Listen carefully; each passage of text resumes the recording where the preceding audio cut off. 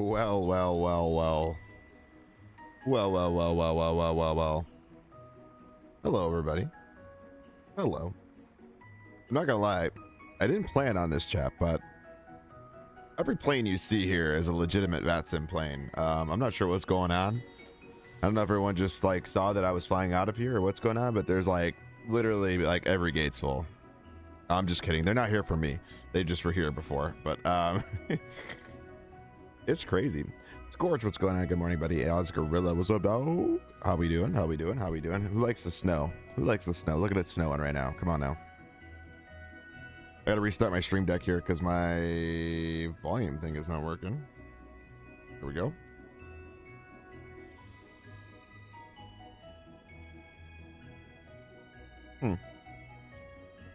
Audio things is not wanting to work. I don't know.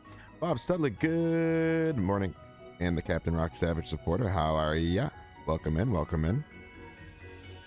All right, so we did just have an aircraft apart. Yeah, we're going to be doing Shenix 18 Lima is going to be our call sign today. JET2 holiday, you know, JET2 holiday. Let's go. Going to be flying from Katila to Manchester. Katila's up in Finland, northern part, pretty far up there. But that should be a lot of fun. Standard stream deck activities. I know, I don't know what's going on with the volume thing. Isn't like everything else is working fine, but my audio like volume thing is not working, so I'm not sure what's going on with that.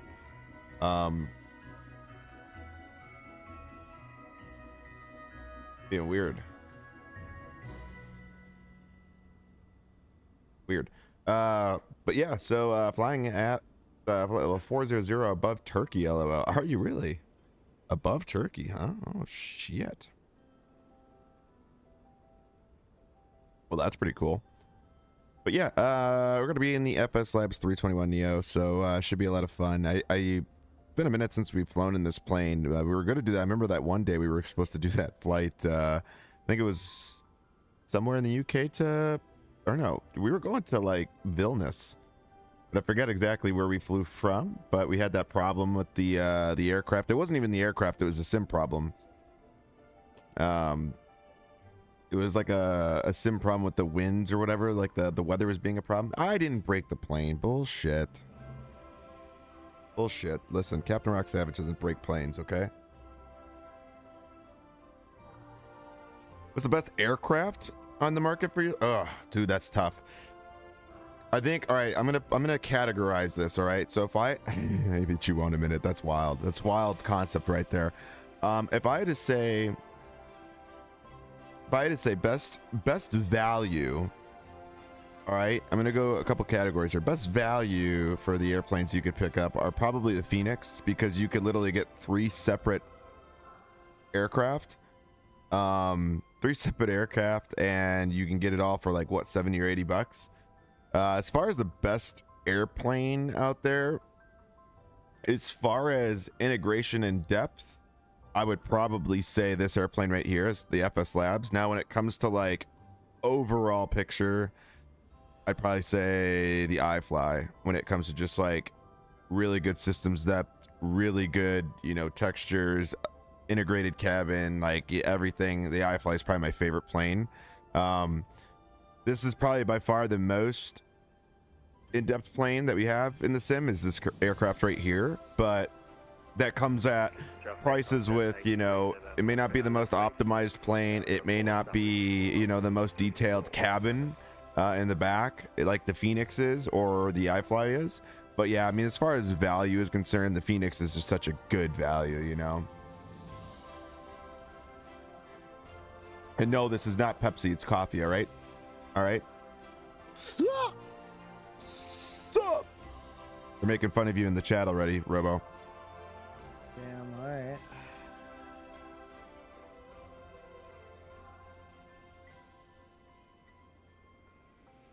Let's see here. All right. Well, You liar. let's hop into the cockpit. We'll get going. And By the yeah. way, today is my dad's birthday. I will tell him happy birthday. Oh, by the way, you were right about the control sensitivity of the A350. If you handle it gently, it's a completely different experience. That's the truth right there. Yellow Polo, what's up, brother? That's what I keep telling everybody. You know, you gotta. I'm gonna have to do this like manually. This really stinks. Just gotta funnel it. Gotta fondle it.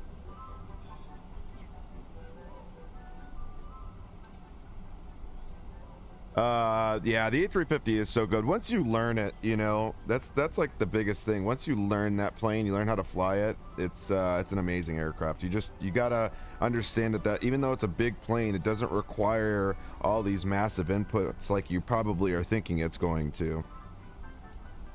All right, into EGCC 23 right. ILS. So Rocco, you like my profile picture? I do. I saw it. Very festive. Very festive. I gotta work on my I realized today. Get them ready for Christmas. Get my Christmas What? package going. Why?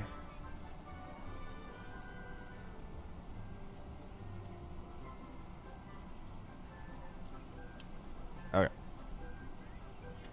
I'm good. Cleveland Hopkins. Hopkins. Flying Frontier. I'm good. I had Frontier.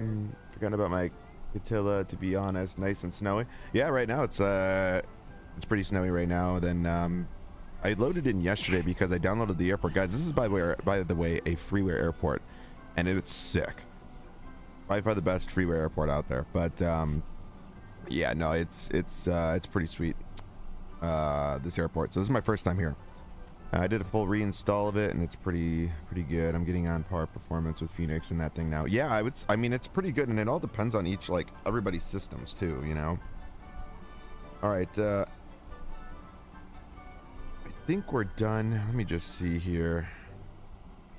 Slow traffic, Tom Jet 83 November, currently fully established, runway 34, 10 miles. Kiss the traffic.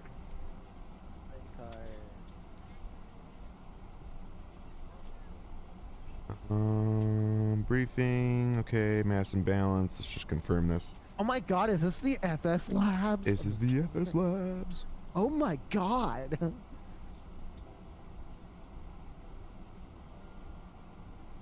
Okay. Wait, are they fueling still? No. System. Wait, no. I need to go into the leafy section. Yo, Cage, what's up, brother? I did a Frankfurt to Catilla back in early April. It was still snowy, and combined with the beautiful sunset, it was the most scenic approach I've ever done.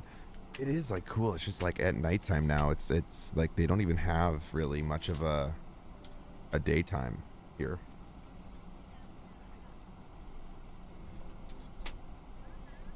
All right, we confirmed the block performance.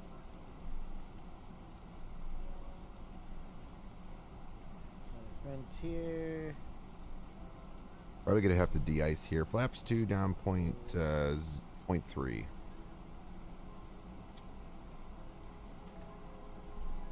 But we don't need the APU bleed on. We're gonna need to turn the bleed off.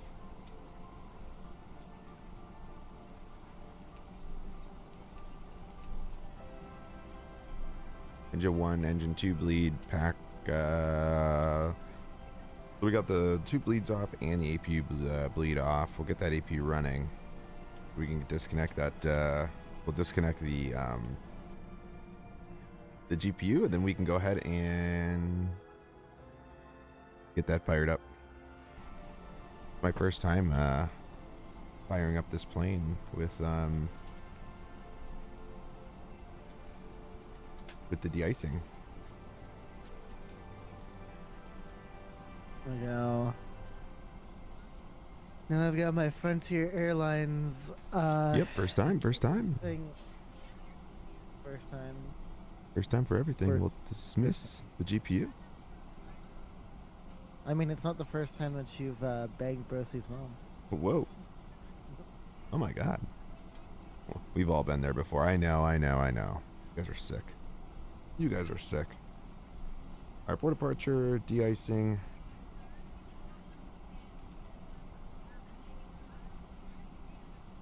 Kiss the traffic, Tom Jet 83 November, currently short final, runway 34, 3 miles. Import. Sorry, flight.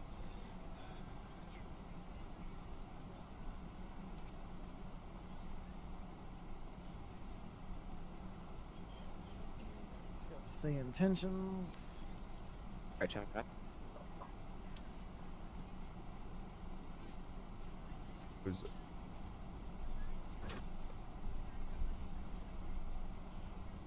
coming into isolate MacArthur. There is no such thing. 1321 pushing back from stand 16. 15. No.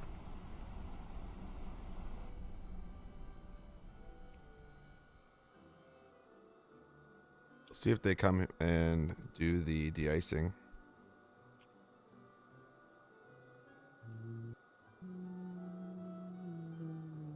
5 streams, why do I endure this? Come on now. 5 stream streak. My biggest gripe is the GSX integration. I wish I could turn it off like the 340. What do you mean the GSX? Oh, yeah. Nothing beats a JET2 holiday. And right now, you can save £50 per Persian. Per Persian. Per Persian. What? Per Persian. That's crazy. You don't know that? You don't know that? You don't know that one? Yeah, I do. That's fucking awesome.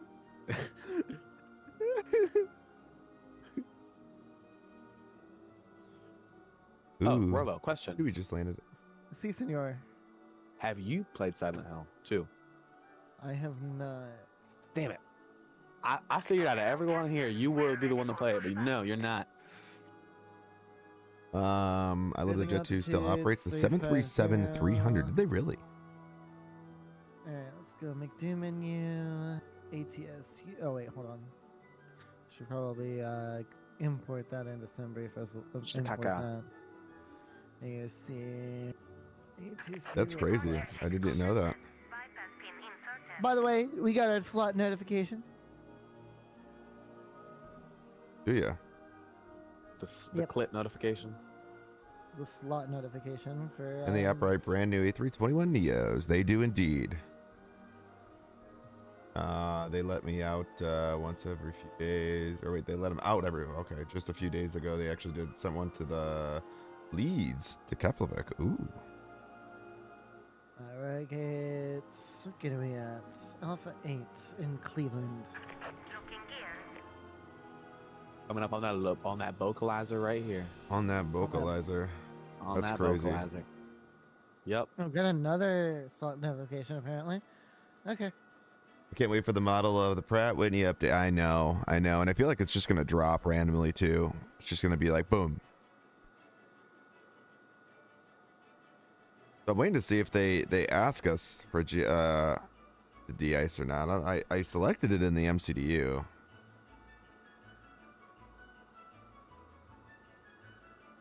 But it's fine because we have an aircraft that just pushed back, so I don't necessarily hate if it makes us wait. Just the traffic, Tom Jet 83 November, vacated from 034. You should. You're done. Let's just push back on the map. Another Frontier right next to us. Nice. Flaps 15. And then Flaps 30.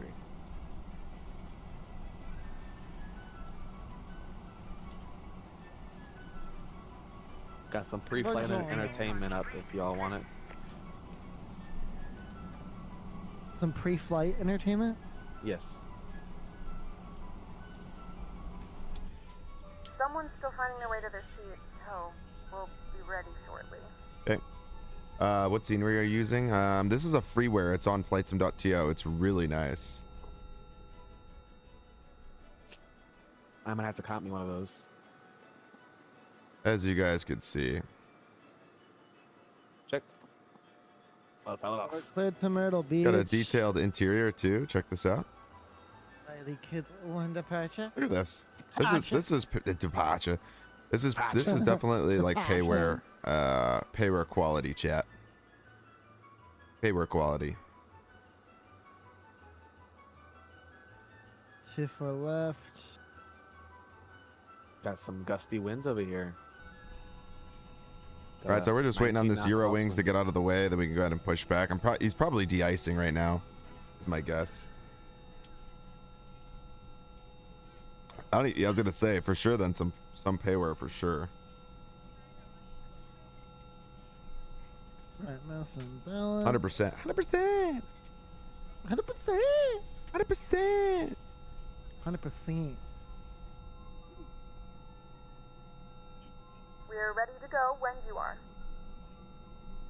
Yeah, it probably was, but the Euro Wings was parked next to us, so I don't know how we would have been able to power out of here. And welcome aboard flight 18, the service to. I guess maybe we had Our room. flight time will be roughly 3 hours and 18 minutes. Please note the Make cabin sure door that is it now has- okay, closed. cool. We ask that you make sure that all devices are in airplane mode and your larger devices are now shut down and Just stowed. warning. If you have Is not there a already, way please to- fasten your seatbelt and verify it is low and tight across your lap. Your tray tables and seat backs must be in the full upright and locked position for departure. Cabin crew, prepare cabin for departure.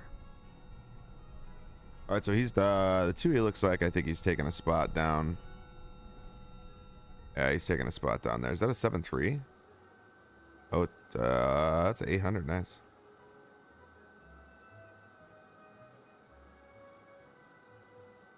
It is 100% a power out stand, but I maybe we could have made it. I don't know. All right.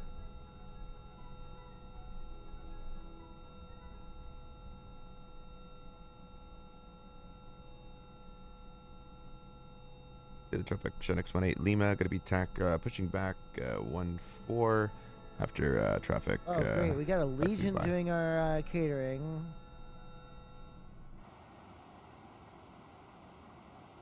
Oh, I got one of these fancy, the new fancy ones. By the way, Rocco, What? my start switches for my Airbus that I was missing come in Are here? on Monday Nice. for the what's it called? For All right, let's go. Nice. exciting. Nice, nice. All right, we I'm won't getting start. bricked Well, wait. Just thinking Oh, about it. yuck.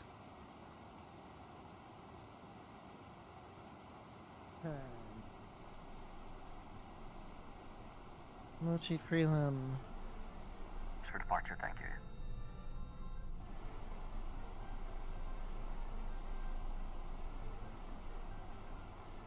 Ladies and gentlemen, please direct your attention to the front of the aircraft for a safety demonstration.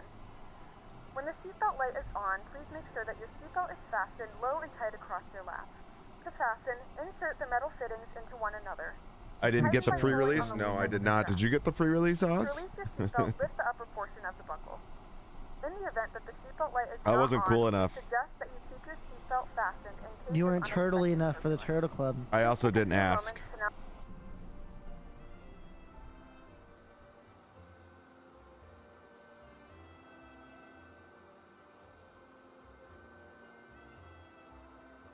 All right, so I totally told them to push me the other way. I'm not sure where they're going with me here, unless my plane's just gonna do like a 360.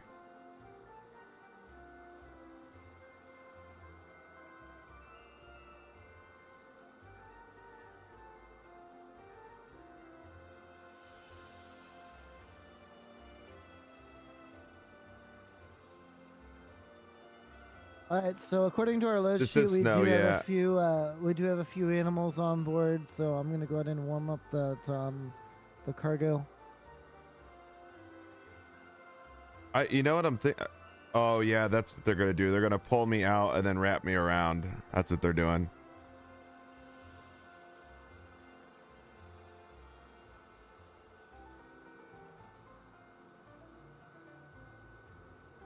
Itla traffic Finnair 639er starting push on from stand. Oh, that is so and cool. facing south. Itla traffic. So say intentions. The wing walkers are another all over the update. place. Yeah. There it goes. Just don't mind my beautiful Subject to slide. Non-smoking flight. Tampering with, disabling, or destroying the smoke detectors located in the lavatories is prohibited by law. All of this information and more can be found on the Whoops. safety card located in the seat back in front of you. We suggest reading this and let us know if you have any questions. Thank you I mean, for flying you know with us what? When and they're we that hope you efficient, enjoy your you know, flight. like they're that efficient.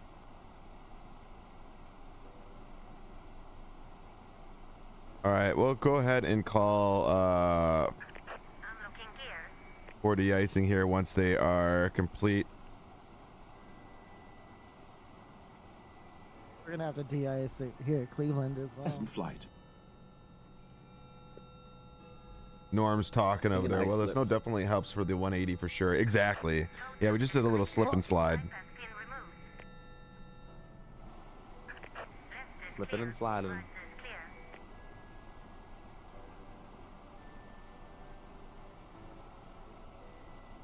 Yeah, that was wild. Oh, look at that. Look at that, chat. Fuel pumps on. Look at those northern lights. Good condition. Whoa. Nice. We got a hot air.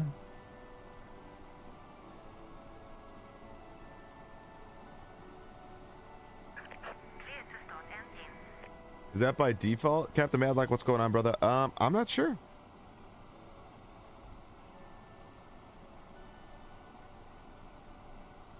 Whoa, dude, that's crazy. Look at that. Wow.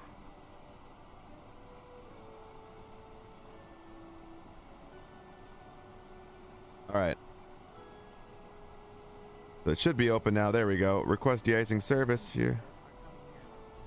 So this plane is supposed to have de-icing liquid show up on the plane. So I'm kind of excited to see this. But I've yet to de-ice with this plane because we got it in the summer, right? And I don't think because we got it this. When did this plane come out? Now I'm drawing a blank. Okay. Huh? I think it came out in like May. Yeah, okay. After, like, there was no de-icing really for this plane, but I saw that was this the one or was it their CEO? It was this plane.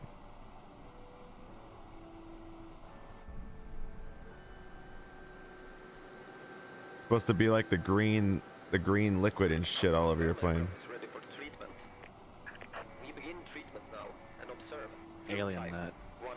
Concentration at 50%. Oh, see, I already did it on the MCDU, so let's see.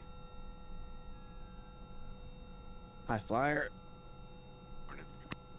Morning.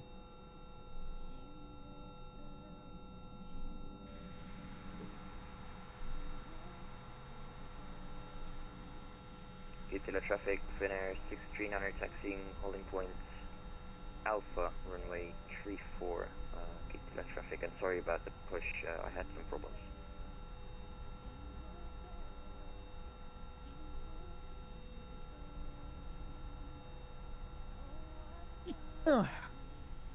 Bless you. Kittilä traffic, ET 79 Juliet Lima. Behind company will follow holding point Alpha, runway 34, Kittilä traffic. I'm waiting for this to be complete. See if we get some liquid on there. Maybe I'm seeing. I don't know if I'm. It looks like you are getting some liquid on it. Some liquid booty. Liquid booty. Yeah, you are. You're getting the liquid on it. Yeah.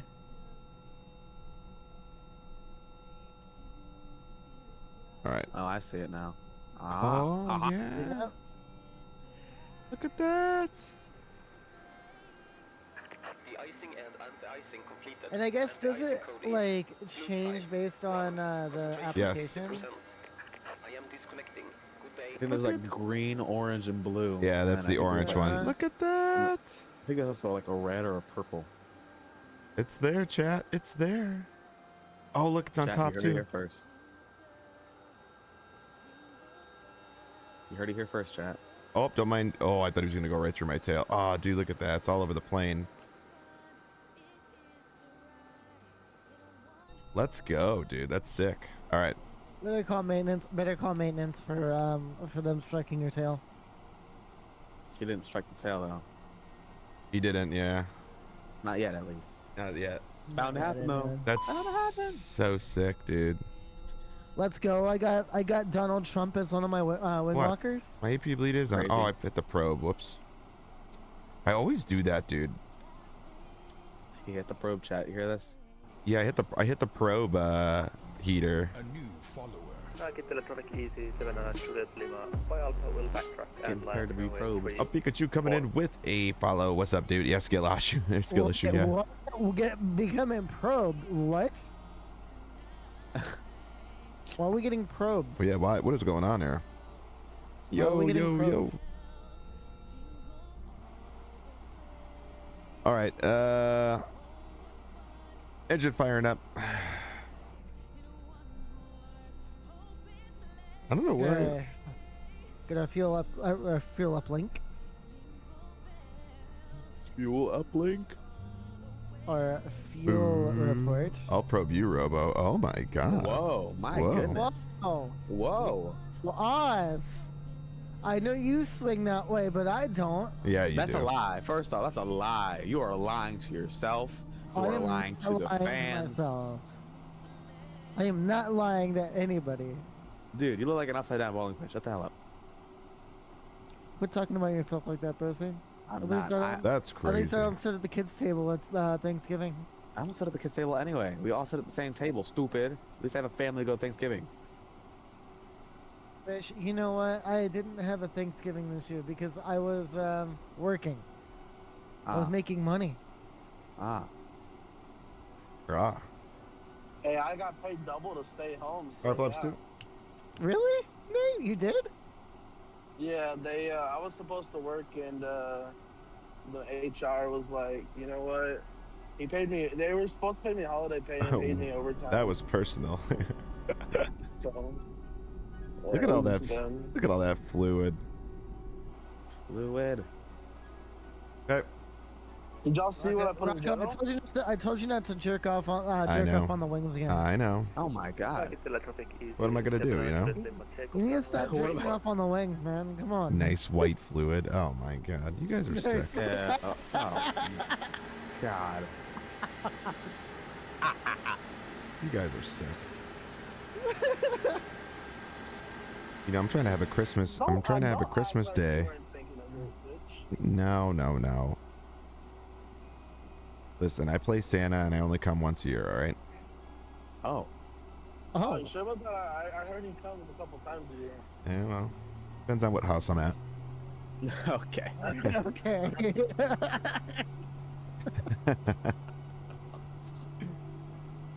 Alright, 633. Alright, firing up on the here. TCAS. Down 0.3.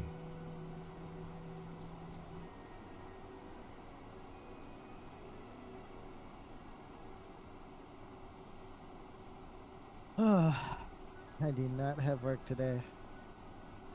Damn it, I was hoping Hey, he was Rock. gonna leave. Yes, sir. When you are done with stream, send me a message. I gotta talk to you about something. Roger. Right, left, Uh-oh. full left, full right. Well, we're only doing one flight today, so won't be that like it'll still be like a 4-hour stream, but free and clear. Where are you flying to? Oz, you gotta realize something is you come into this Attila to Manchester. you come in this stream, you are signing a waiver as it is. See, that's what I said.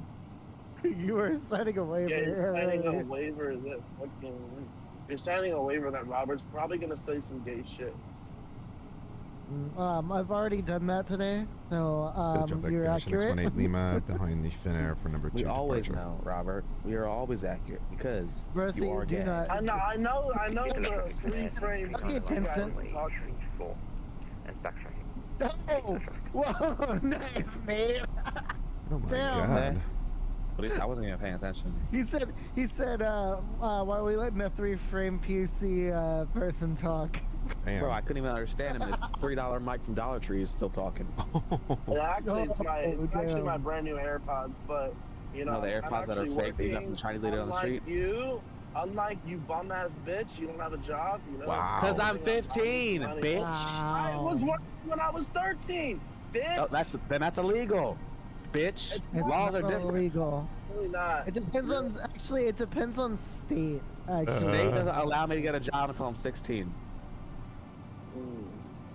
Yeah, but you could do something other than sit on your ass all He day. goes, okay, children, settle down. Well, why not take advantage while you have the Alright, chance park to your take brake advantage? on, turn that taxi light off. That's funny. You guys are fun. Thank you, I tried. How long is the flight today? It's about 3 hours and 15 minutes. Oof. Bitch. It's a longer one for sure, but it's cool. Nicholas, what's going on, brother, by the way? How are you? How Saint are ya? Nick. How are you? Hey now. Come on. You're an all-star. Get your game on. Go. We're not Hey. boring. Has the snow melted over in Chicago yet? No. Hi, How are you? Yeah, it's still. We got 5 inches yesterday, and it's still on the ground. Like nothing happened. Oh yeah. It's fucking. I mean, it's fucking 18 degrees. Traffic on 639 taking off from My mom had texted me yesterday and was like, 'cause she's trying to get Permini Brothers delivered for my dad for today, for his birthday. You have your And- brothers delivered? Permini Brothers. It's a sandwich shop up in Pittsburgh. 18 degrees and warm. And- Damn. And the Alright, take it off was green delayed normal. because it was supposed to come in today, so that way we could have as his birthday dinner, but no, it's delayed. So now he's like, now we're To the trying to traffic figure out something else to X18 do. Lima going to be back taxiing runway 34 for departure. You All work right. tomorrow, Rob? Nope. The way you said, oh, it's supposed to be 18 tomorrow, like you were going to work or something. No, that's what Oz said it was. Here. I'll see you later. All right, see you later, buddy. Oh. See ya. Now that Boarding the has child been is gone. completed. Boarding has been completed.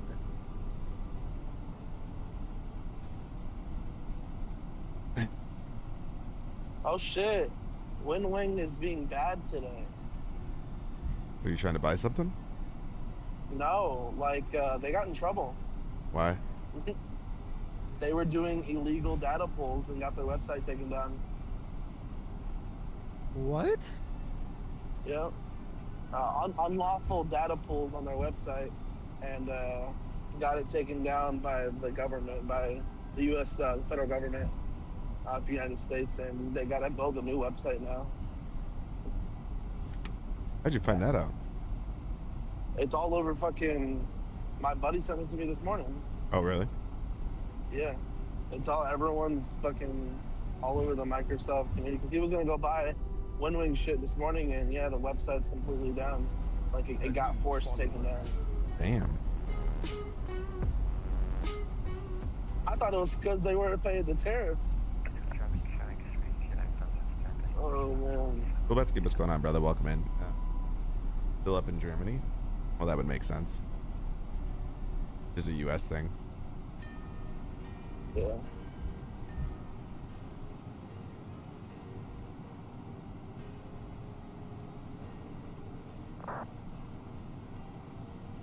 How was your Thanksgiving, right? Good. How about you, dude? Oh, fucking chilled with absolutely nothing. It was amazing. Worked a half day last Wednesday and I was off till Monday.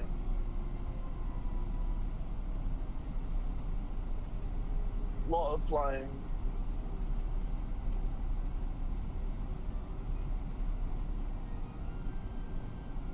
All right, guys, here we go.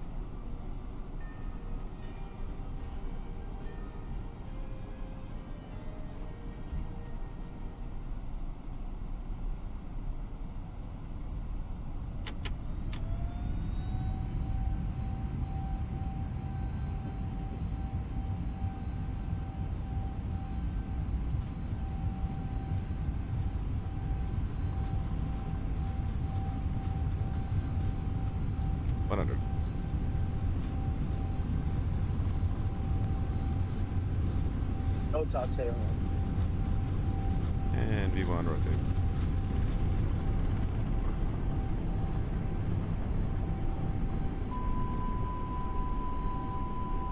That's the break.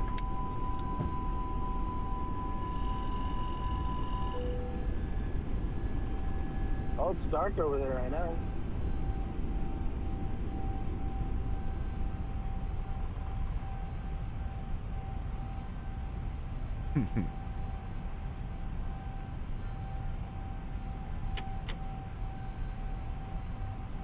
How many miles is it? Like 1,000-ish? I think.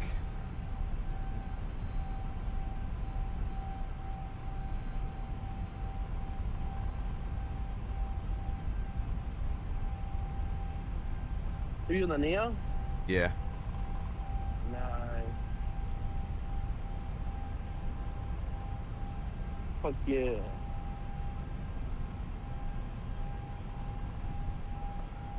And look at those.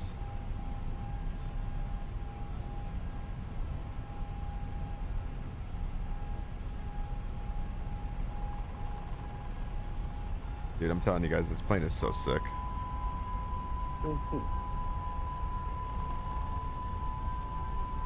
Yeah, I plan on getting one once I get my Airbus side flip.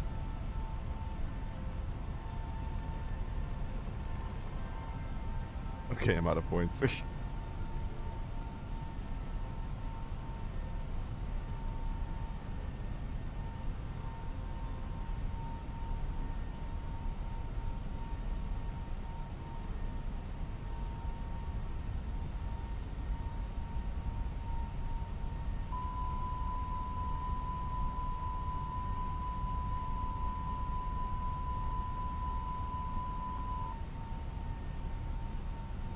Yeah, I can imagine. It's very VRAM heavy. If you want the A321 Neo. Yeah. Yeah, this plane is like very, very, very VRAM heavy.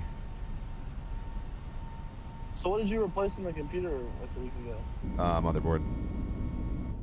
Which one did you get? I went with the Asus ROG 870, the X870E. How much was that one? I'm looking to upgrade mine because I got a couple. Mine is used. I got the B650 Pro, and I'm just trying to. Yeah. I got some of the ports aren't working in it. Some of the ports are fried.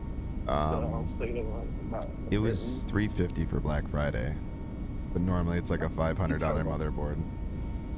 That's not too terrible. No. How's it running with the new motherboard? Beast, dude. Amen, brother. But my previous motherboard didn't really run that great with all my parts that I had on it because it's just like, it was almost like not powerful enough, if that makes sense. Yeah.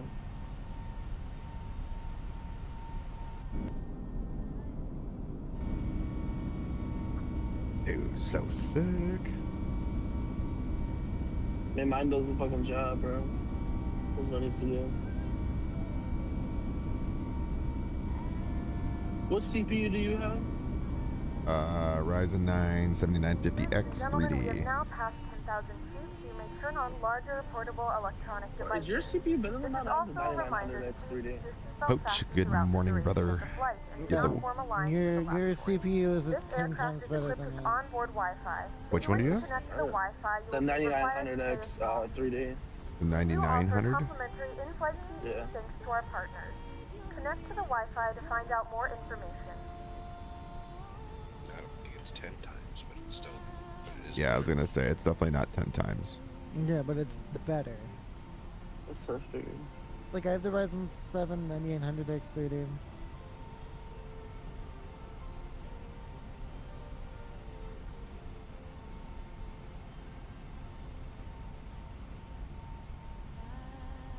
I don't, to be honest with you, I'm not sure if that CPU is better or not.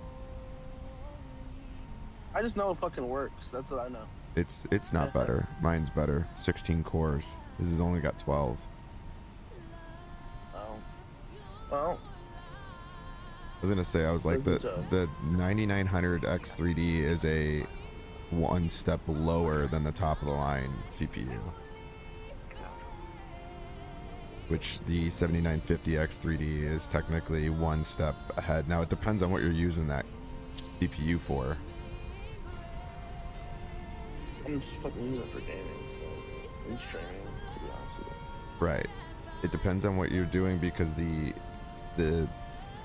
16 cores, you can literally use Process Lasso and control everything that it does and what it runs off of. So that's why I like that specific CPU is like really sick for operating off of a single PC.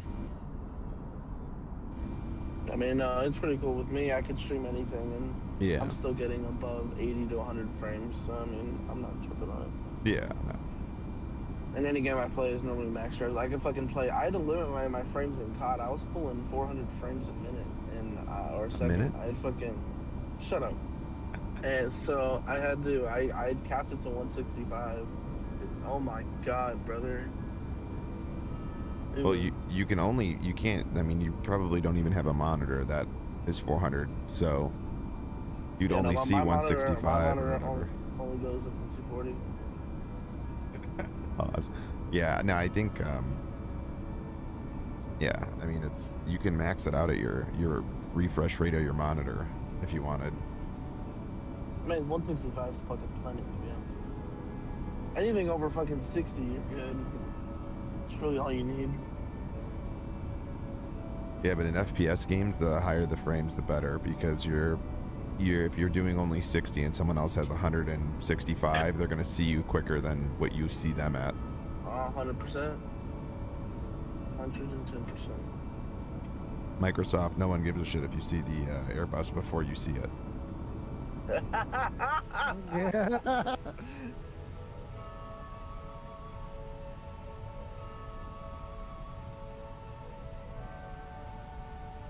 We are on the way. What's the cruise today? 36 thou wow. Ah, wow. Nice. Fucking nice, mate. 36 thou wow.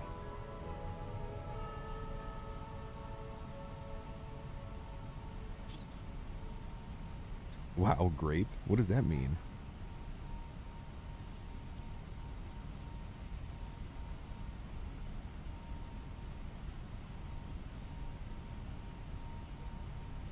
DLSS is still so bad at 2024. How so? How so? What? All right.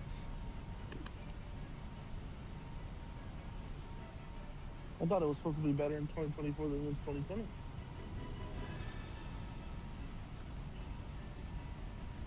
I mean, Mertz, what do you think of my my setup? What'd you Beanie, say? nothing beats a JET2 holiday. Pakistan, Nicholas. I mean, I'm running DLSS right now, Mertz, and I have 0 problems.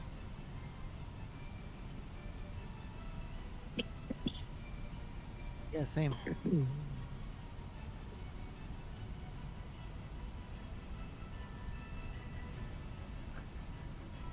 I mean, what people need to realize too is, Why am I already contacting? Oh, I was like, why am I already contacting Tower? well, DLSS, a lot of people don't realize like what exactly it does, and what exactly DLSS is.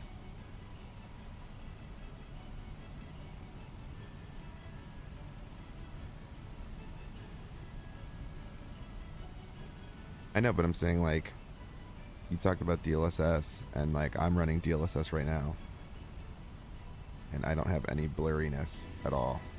The only time you're gonna get blurriness is when you're moving quick across the ground and you get, you know, shadows like ghosting. But yeah, on PFD.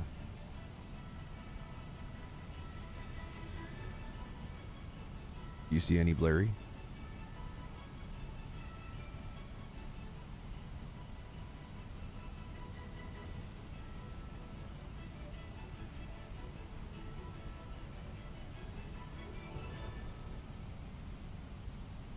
Yeah, I'm looking at it. What about it?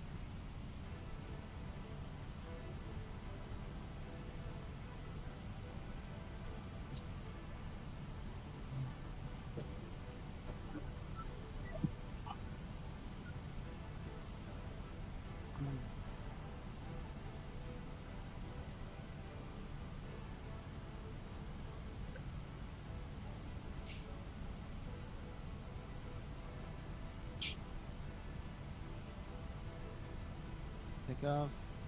Min, flex. Man, I know, flex but, like, 56, that's the rest runway. Oh, that's what Mertz, you need to understand like what DLSS does.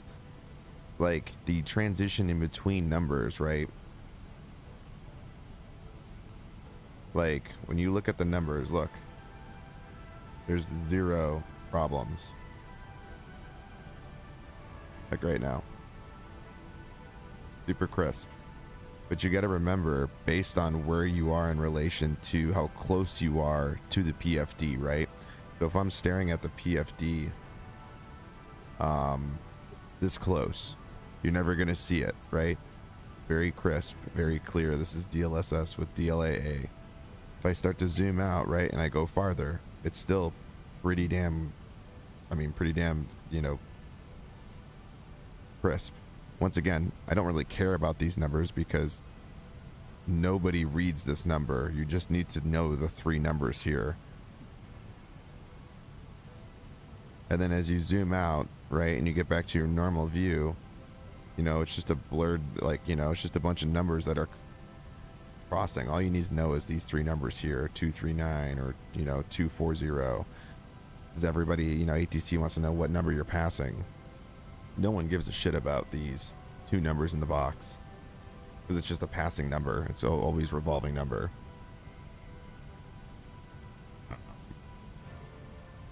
But that's, I mean, DLSS is always going to, I mean, there's, whether you're playing Call of Duty, Battlefield, whatever, DLSS is meant to do that because it's easier on the GPU than TAA. The problem with TAA is that it creates too much sharpening. But yes, like your screens may be like very sharp in the moment, but you get a lot of shimmering from like light posts, buildings, you know, certain vehicles and certain sceneries. Like there's just a lot of shimmering that goes on. But I think at the end of the day, it's still a preference, right? Some people really like TAA and some people like DLSS. I use DLSS with DLAA. And that's just what I use. So I think that's like, because it still incorporates TAA into it, but then also you know, well, yeah, DLAA incorporates TAA, and that's what I use in Microsoft. So what you see on here is DLSS plus TAA, which is DLAA. So if you use the DLSS with the DLAA option, it'll be a lot sharper. But TAA is great. I mean, it's yeah, like it's going to give you the most sharpest, you know, screens, but personally, I just like, I don't prefer, I think my sim runs smoother with DLSS also rather than TAA. But yeah, TAA sometimes I just like, the only thing I hate about DLSS is the ghosting. I think we've talked about that. The ghosting kind of stinks. But I think they said they were gonna fix that too over time. Yeah, I mean, I don't know if they're like, it's gonna take a while to do that, because not only does the sim have to fix it, but then like you have like devs that need to like update their aircraft to be like part of the new SDK, like, and you know, even like this FS Labs 24 or FS Labs 321 Neo, like it's not even 24 native technically, like a native built for this sim. So you run into still compatibility things, like, you know, there's the aircraft is not as smooth as it could be. It's not as smooth as it could be. Let's just leave it at that. Yeah, cool. Yeah, me personally, when I use because I use the same thing you do, and it's very smooth. Very few in between. Yeah.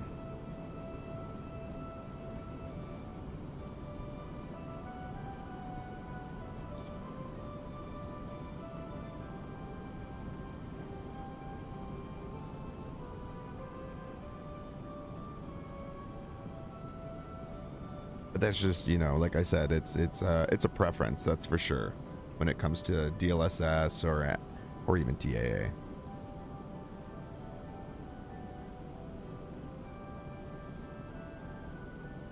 But I would never tell you like which one you have to use by any means. I mean, that's just, like I said, it's completely up to you. Yeah, Mertz. And to be honest with you, Mertz, like with DLSS, sometimes some people's monitors just don't look good with it too. But if you're saying BF6 with DLA looks good, then odds are it could just be Microsoft. Because DLSS in a lot of games like Battlefield or even Call of Duty looks really, really good. So I do think partially it is on Microsoft. Like, it just doesn't look the greatest in Microsoft right now because they haven't really done much work on it. So like what Nate said, they could be coming out with an update that will make it look better over time, but who knows? I mean, I use DLSS for COD and it looks pretty good. Yeah. Pretty damn good. I mean, maybe it could be the monitor. It could be a lot of things. You know, I just always say, like, do what you think looks best. That's all what I say. I mean, performance wise, there really isn't, like, if you look at like FPS, at least for me, if I go from DLSS to TAA, I don't gain anything. Literally gain 0. I just think the sim reads better, like from performance standpoint of like me going from point A to point B with views. It just seems to run better with DLSS versus TAA, but that could also just be in my head. So, JET2 holiday.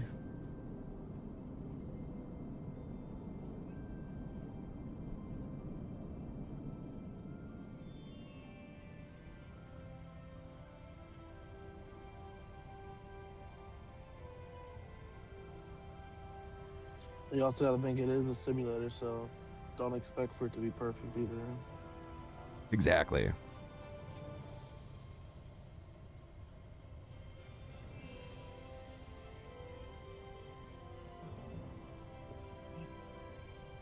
You like it? You like it, Oz?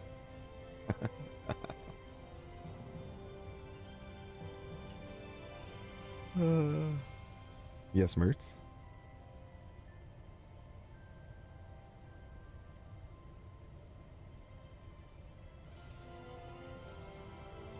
Oh my god. You know what, dude?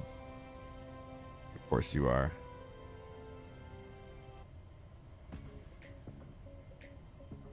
No, it's fine. You know what? We're gonna change it for you just because, you know. Alright, I'll be back in a few. Alright, buddy. Why do people not using Active Sky for 2024? So, Mertz, I do use it, but I use it in passive mode. And the reason why I think a lot of people don't use Active Sky in Microsoft is because Active Sky, the way they have it designed is that it's built to only use the METAR of your current location. So for instance, if there's a storm, right, that's 20 nautical miles out to my south and I'm flying north, but you know, normally in the sim you would see that storm still, right, visually. With Active Sky on, you won't see it because it's going to take the METAR near you, which maybe, let's just say it's scattered clouds in the area that we're in, but the storm, there's a massive thunderstorm just south of us. You're not going to see that because it's only going to show the weather near you. So that's why, like, I use Active Sky, but I use it in passive mode. So that means that I use the real life weather that's coming through the sim, and I have it inject the real life weather, but then all the winds, turbulent layers, all that stuff is being ran through Active Sky. So I kind of use two different things.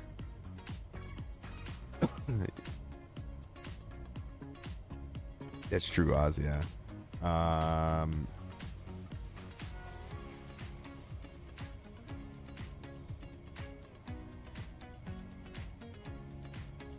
Yo, hero. How are you doing, Rockin'? Currently in cruise in the 343 between Auckland and the Arctic. Ooh. Landing about 4.5 hours. Cool, dude. That's sick. B-Pilot, what's up, buddy? How we doing? That's Christmas. We had 49 degrees Celsius. Damn.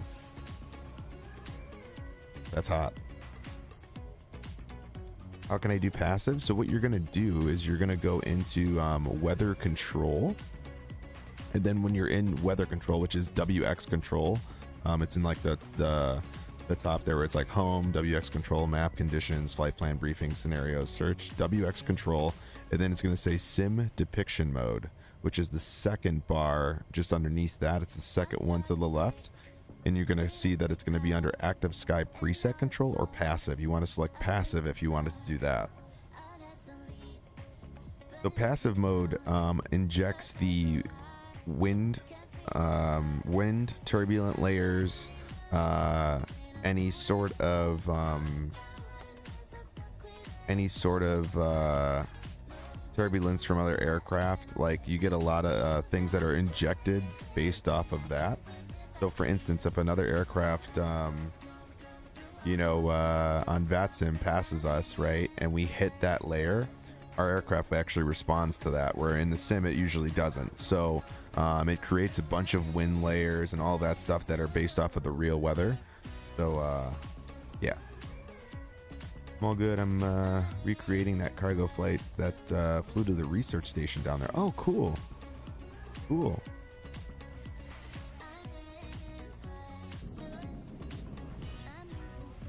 All right, we're at cruising altitude.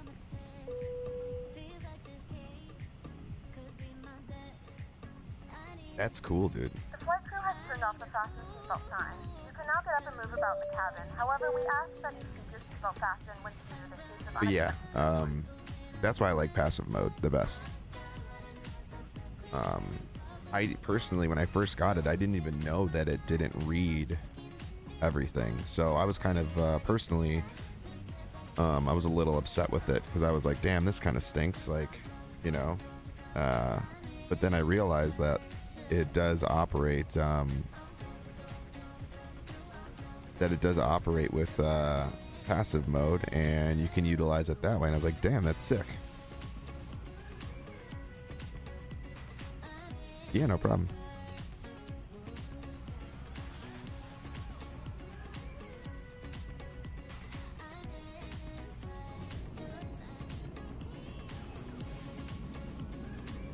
We're gonna be chasing the sunset the whole way.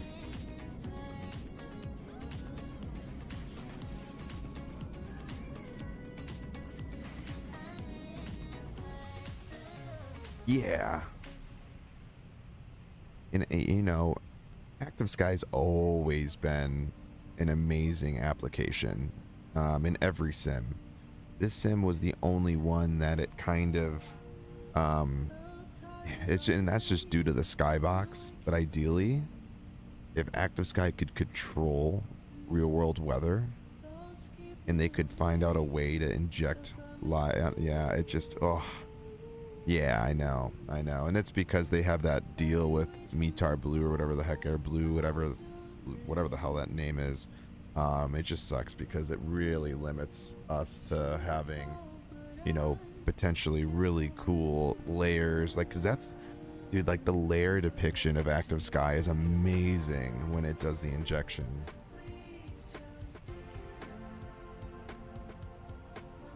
But it is what it is. Yeah, I know, same. That's where like X-Plane shines with a lot of their new weather looks, and their like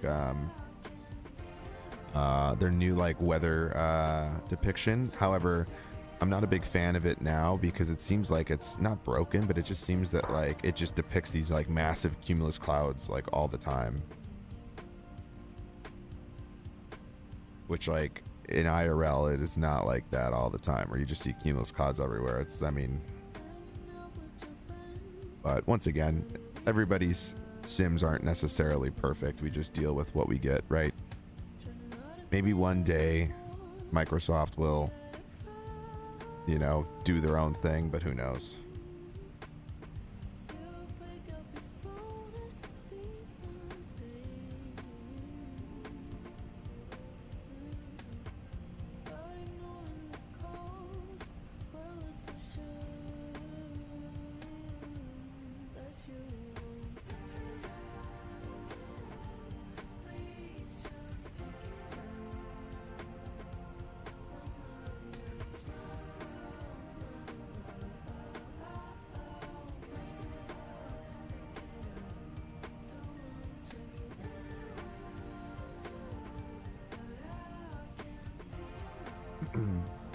I'm off to bed, sir. Happy landing. Good night, all. Good night, Oz. Appreciate you dropping in, buddy.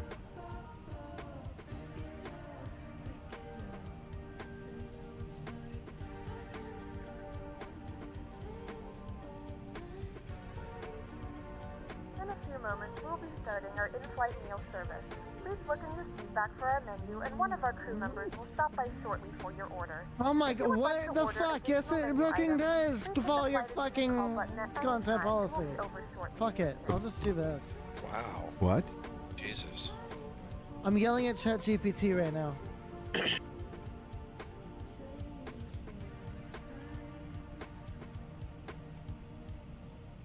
a second there, it sounded like you're bonded.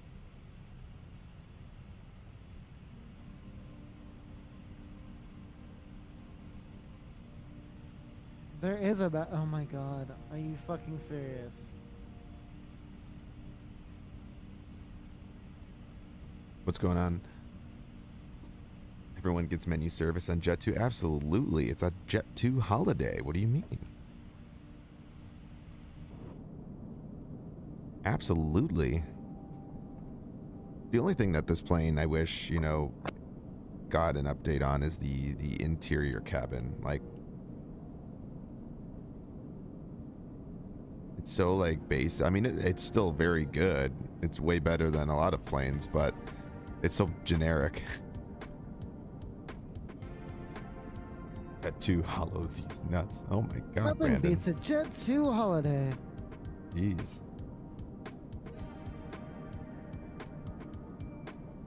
Ain't no EDC required.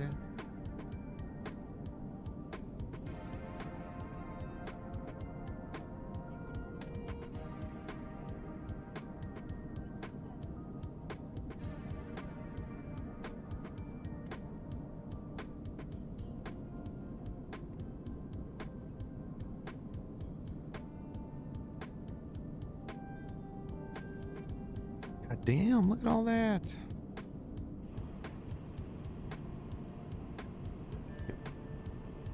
Are there any add-ons that show passengers loaded? Yes, GSX. Now, question though, for those of you guys that are in here, if you guys use the GSX passengers, is it still past 10,000 feet? They disappear, or are they there the whole time? Do we know? I've been working as a salesman for 20 years now, and a while back a customer said, "Oh wow, I guess that means that you are a very special person who loves to be around people." Me, nope, this is my job and I love it. I love it, but on my spare time I barely say a word. I met as few people as possible. Surprised look on her face was priceless, and the socializing I mainly do is to talk to my wife and chat and streams. That's about it. There you go.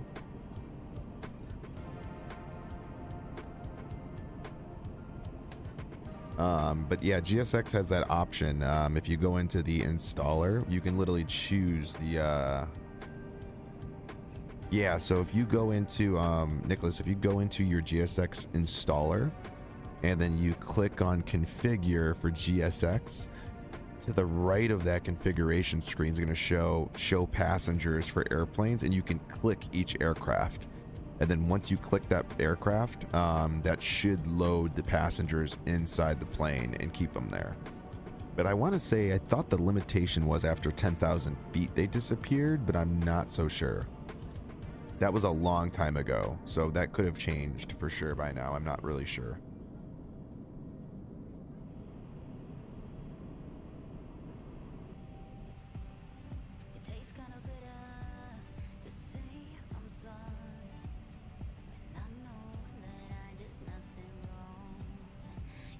I need another coffee.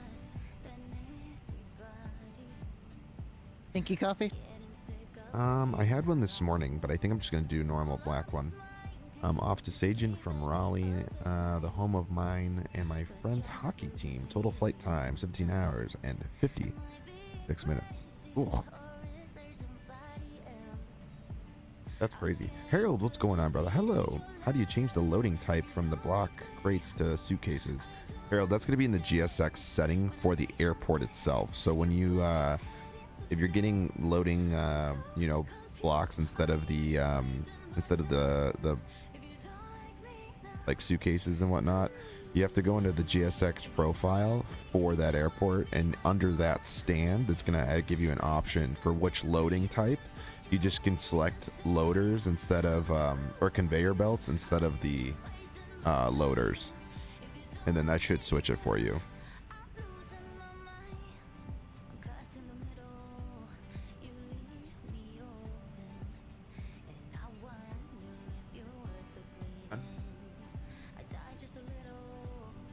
I just want to get a coffee, but I didn't want to go down while you were like midst phone call. Sky Command says, help, my mom wanted to, hold up. Says, help, my mom wanted a bottle of Rock Sauvage, but it's sold out everywhere. A bottle of Rock Sauvage. I don't even know how to respond to that. That's crazy. Good morning, buddy. How's it going? A bottle of Rock Sauvage. Oh my God. You got to say it like that too. You know, he doesn't put all of those in without the morning, King. Morning, morning, morning. I guess evening over in Finland right now, but yeah, good morning. Hey, you know, it's probably not even that late over in Finland. What is it? Probably about 5 in the afternoon, 6 in the afternoon, but it's just dark as shit. I literally, when I loaded into Katila Airport, yesterday, after I downloaded it, I was trying to get like a good visual because of like, I was trying to get a photo. I think it's like only sunny there for like 2 hours. Because I was like bouncing around the time frames and I was like, holy cow, like if I go just a tad bit too far, it's like sunset. If I go tad bit too far the other way, it's the sunrise. I'm like, what the hell? Like, this reminds me of Alaska.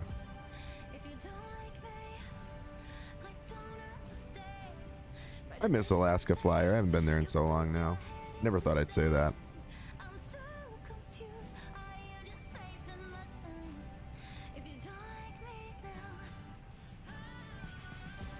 Shit. Text.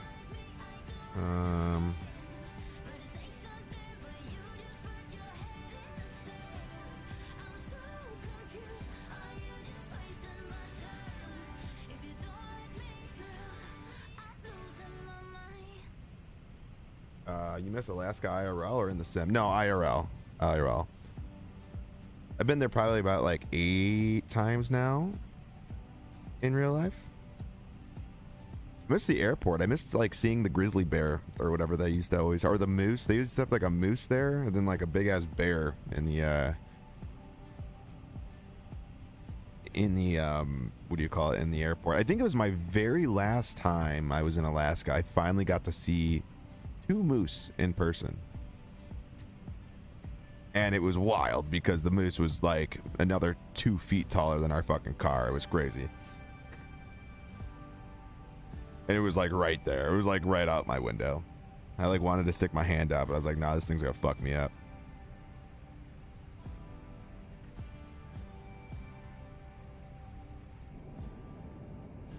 Yeah, I don't know. I mean,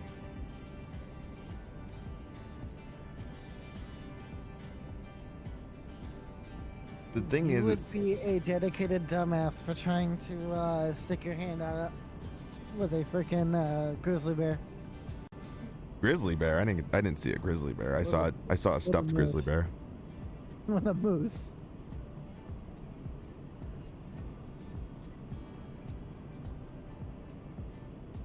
You could probably you could potentially get away with it, maybe with like a baby moose, but I'd watch out for mama moose. Yeah, Mama Moose is overprotected. Mama Moose about to come fuck your ass up. Yeah. Pretty much.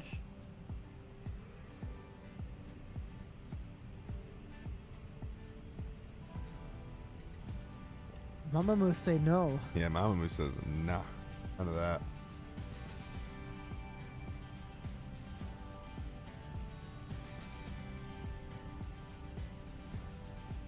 Man, so much cloud cover right now.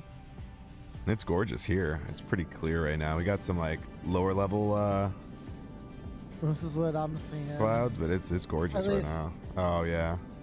Cause I'm going from Cleveland to Myrtle Beach.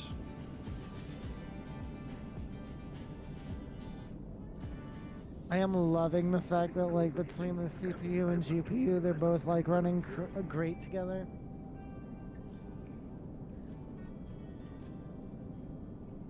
And the best part is, Skyway 9058, hello, screening control. I'm getting better FPS now, especially with having say intentions traffic injection all the way up to 11. Mm-hmm.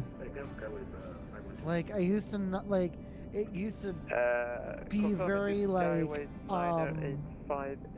it used to be very stuttery, but Well, yeah, and the AMD CPU is just gonna run a lot better when you have multiple things going on. I mean, that's just like Intel was always really good for single processes, doing like, you know, let's just put it this way, the least amount of stuff that you're doing on your PC, the better with Intel. If you're trying to do a lot of stuff on your PC, AMD is definitely your go-to, because it's just, it runs all of its cores at the same versus Intel running only like up to 4 to 6 cores, depending on what CPU you have, obviously.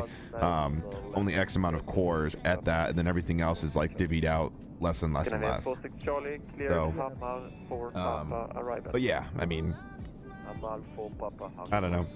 It was the best decision I ever made moving to AMD, because it just, like I said, it was one of those things that you could totally tell, you know, a massive difference in performance when going to it. And I had different AMD CPUs between the one, like, to the one I have now, but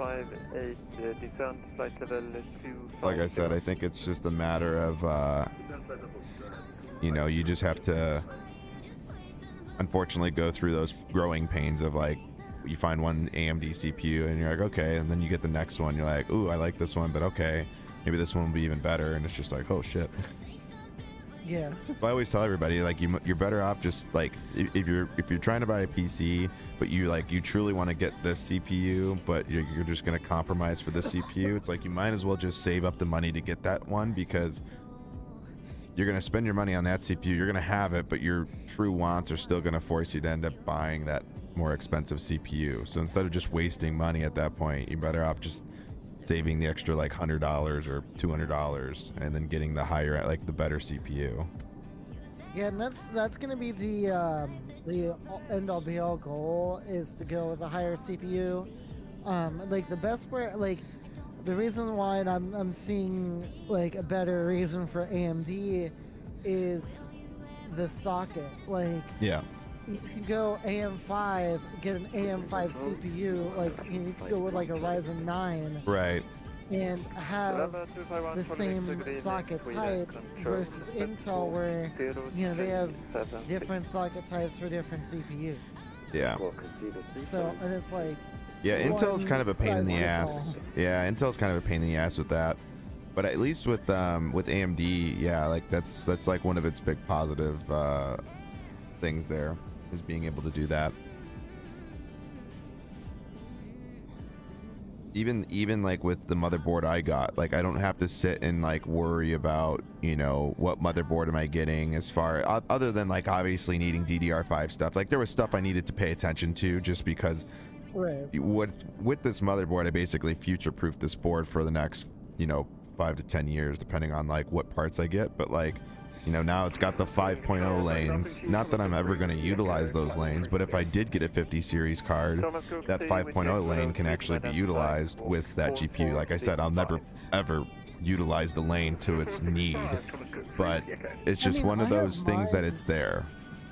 I have my 5060 connected into the 5.0 lane, and granted, I actually have the because with this case has the vertical GPU mount, so and that supports 5.0 already. So I mean, like, obviously you're not really gonna notice a huge difference, but you know, it's good to know that I'm actually running it, you know. I just love the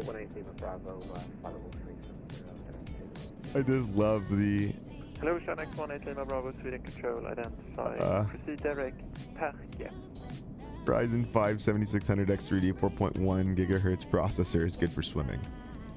I know you mean simming, and I know that you put simming, but I want to adjust. I want to. Shannon 18 Lima Bravo, proceed direct, Perke, Papa X.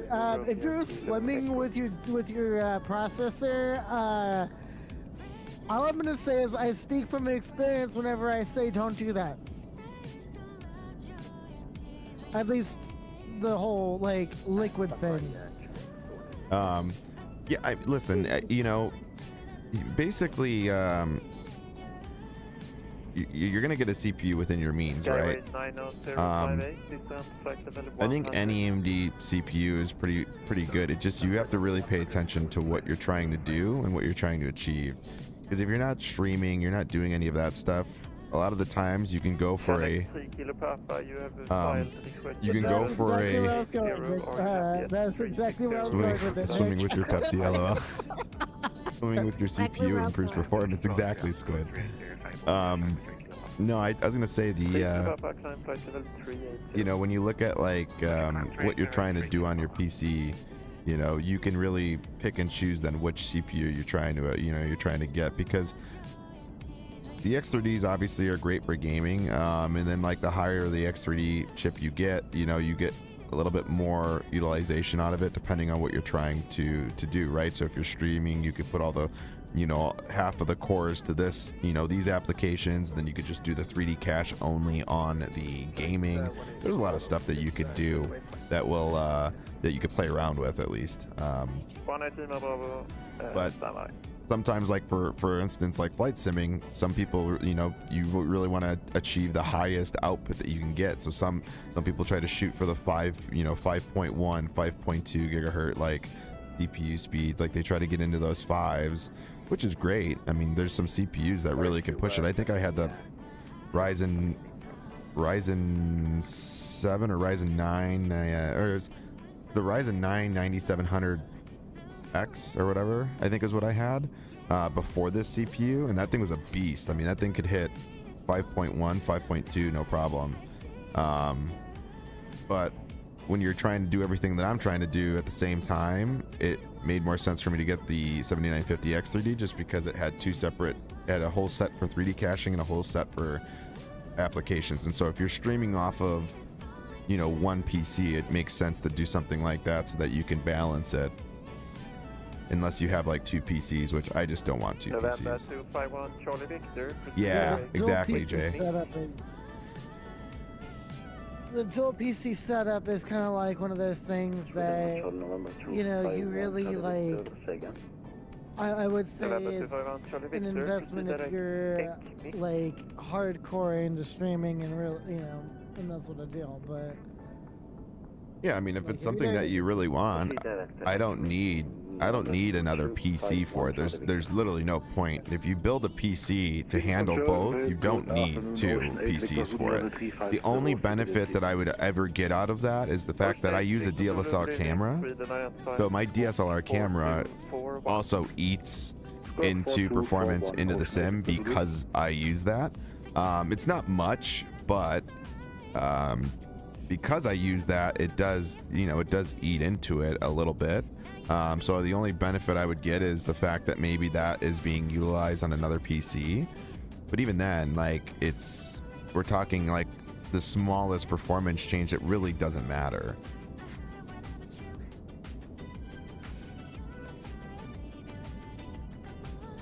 So like that's kind of like where I'm at with it. It's like you really have to play out, you know, what you're trying to do on your PC, and then build your PC around what you're trying to achieve. yeah, Because some people just buy PC parts because they see a streamer or a YouTube creator or something like that, you know, this is what they use, so I got to use the same thing. It's like, well, no, not necessarily. You may not even need those parts if you're not trying to do anything that they're trying to do. You know, a lot of people don't need a 7950X 3D or the 9950X 3D just to play Microsoft or just to play Battlefield. Like, you don't need a CPU like that to play those games. I mean, like, with the stuff that I do, there's like a lot more on like my stream stuff than like you do. Like I mean, you've seen it. Yeah. Like I have streamer bot up. I have, you know, obviously Pilot's Life. I have like different programs up that, along with my OBS, that a higher end system is better for what I do. Like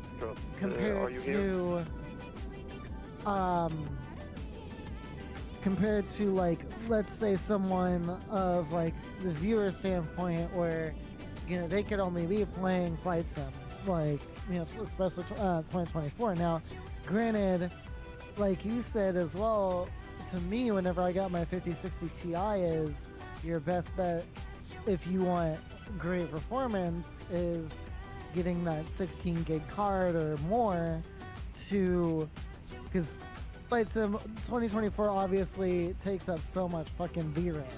Like, even though that I'm not even hitting that now. You have to realize every game that you're playing, you have to know what those games require. So a lot, like, and that's once again, like, you have to build your PC around what you play. So if you love playing Flight Sim, you love doing that, you have to take into account all the videos, all the people that are out there, what is being utilized the most in those games, right?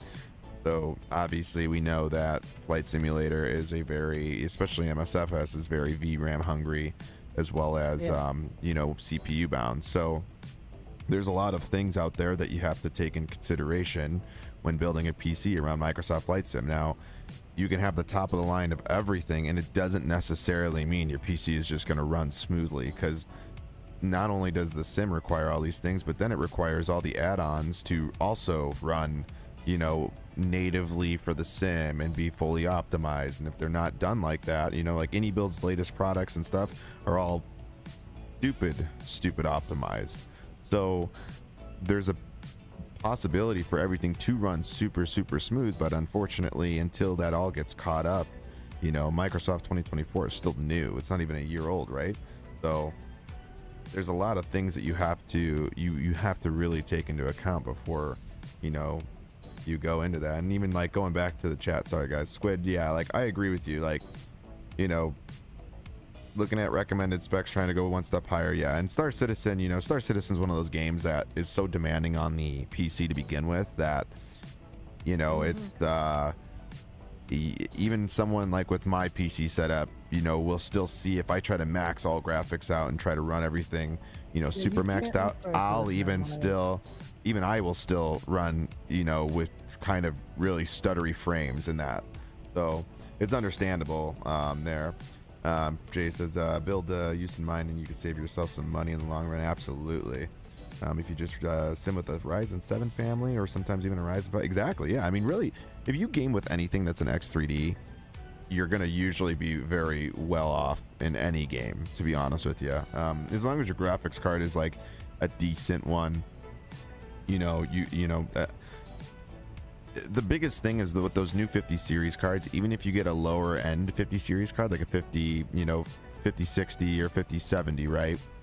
Those two cards are a massive bang for the buck, especially if you get the 16 gig ones, because the 16 gig cards, you got now 16 gigs of RAM, and you get the new DLSS technology, which gives you the ×3 or ×4 in a lot of games. So as long as the games are built to do it, so that's huge. Like, you have the ability to really achieve a lot with those I call them lower end cards, but when you consider the 5080 or the 5090, that's what I'm using for comparison.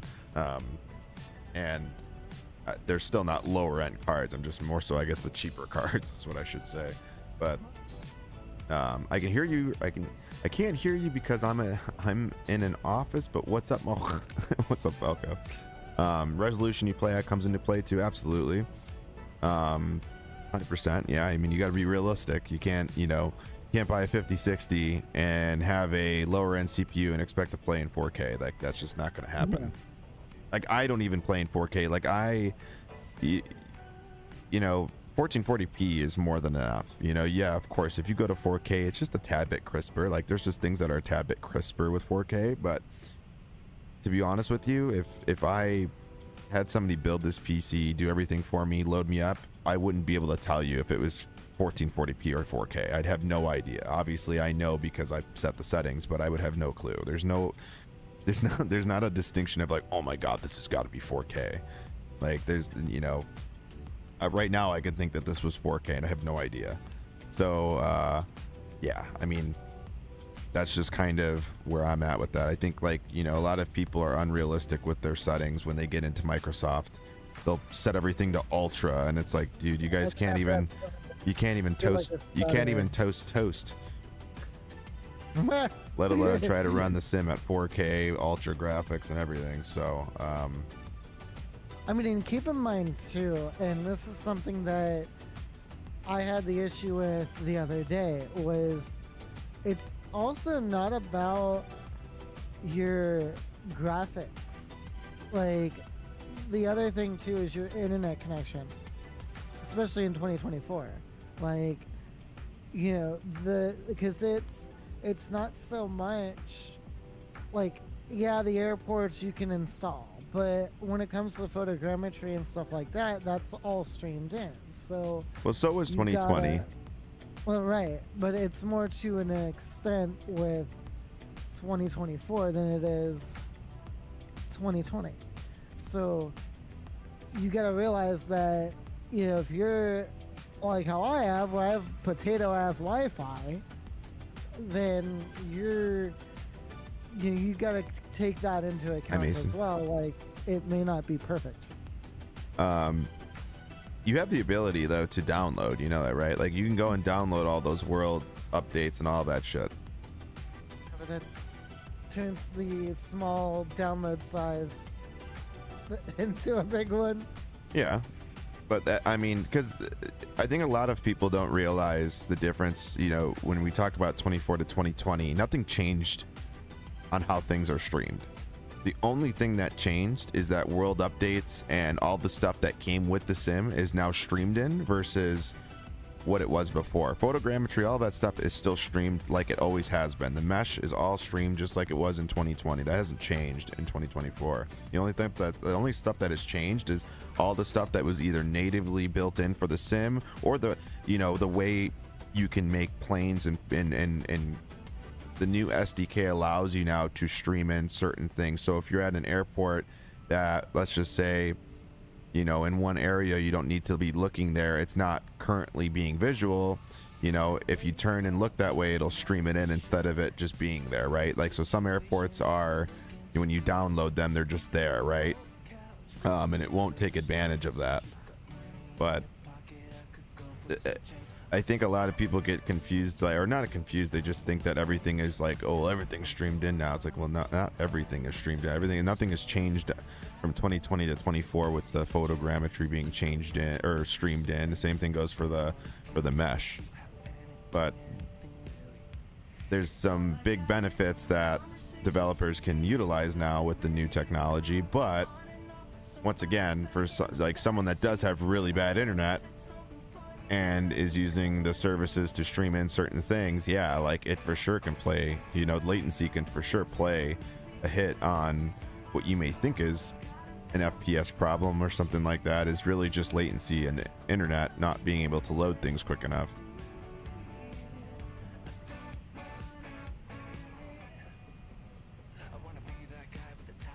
Ooh, 4K. Give me better lighting at lower resolution and all the FPS. 1080p is still fine. Yeah, I mean, 1080p, if you have a monitor, like, you know, 1080p could still be fine 100%. If you have a, it'd be different if I was on my monitor now and tried to run 1080p, it would look like ass. But Mason, I don't know if it's here. Yo. Where are you flying? I'm 700 miles from top of descent from doing a pillow flight from Narita to Los Angeles in the ANA A380. There is no substitute. Taking the turtle there? What the hell? What is this? Yeah, taking the turtle. I know they don't fly the turtle to LA, but I'm doing it anyway. Yeah, they I fly like the turtle. They fly the turtle to Honolulu. Yeah, what the hell? So yeah, I'm You just being a rebel. unrealistic son of a bitch. I'm just out to kill your immersion. Got, you know, the immersion's gone, chat. Yeah. That's it. I'm selling all my flight sim stuff on sale, 50% off.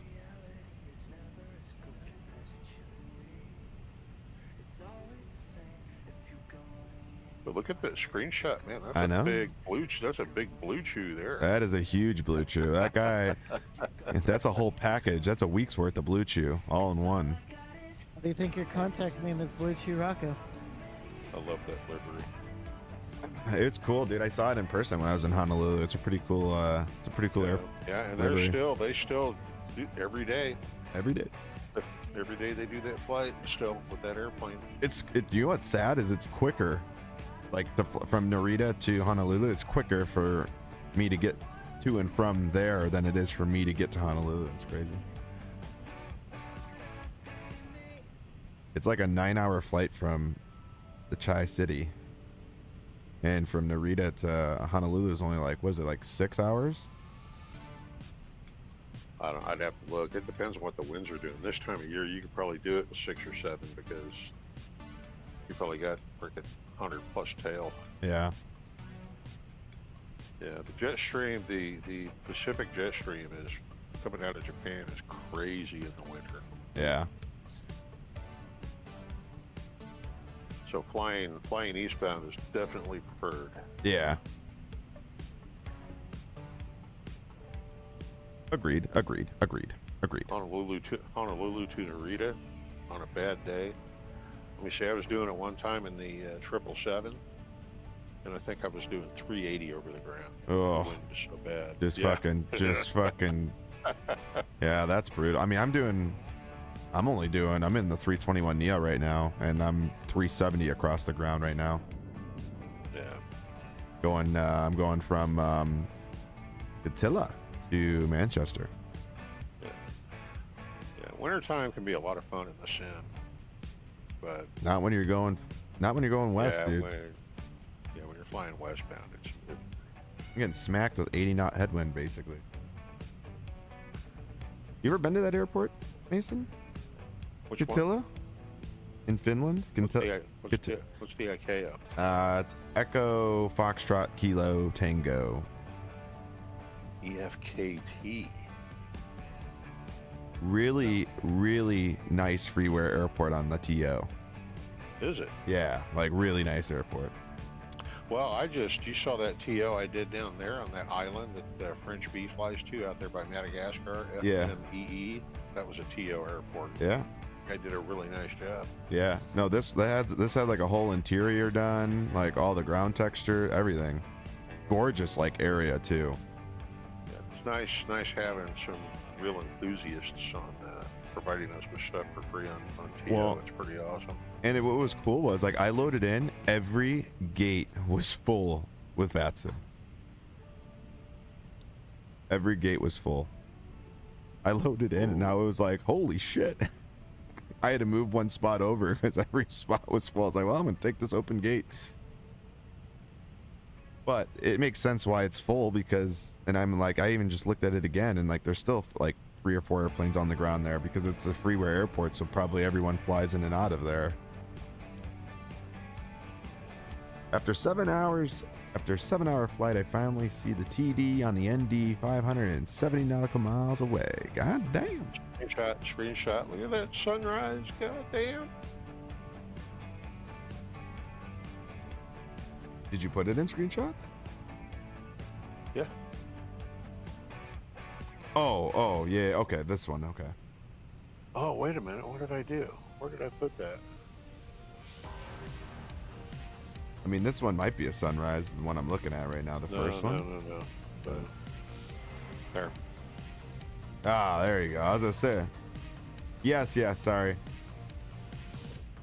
Yeah. Take a look at this one. Hold on.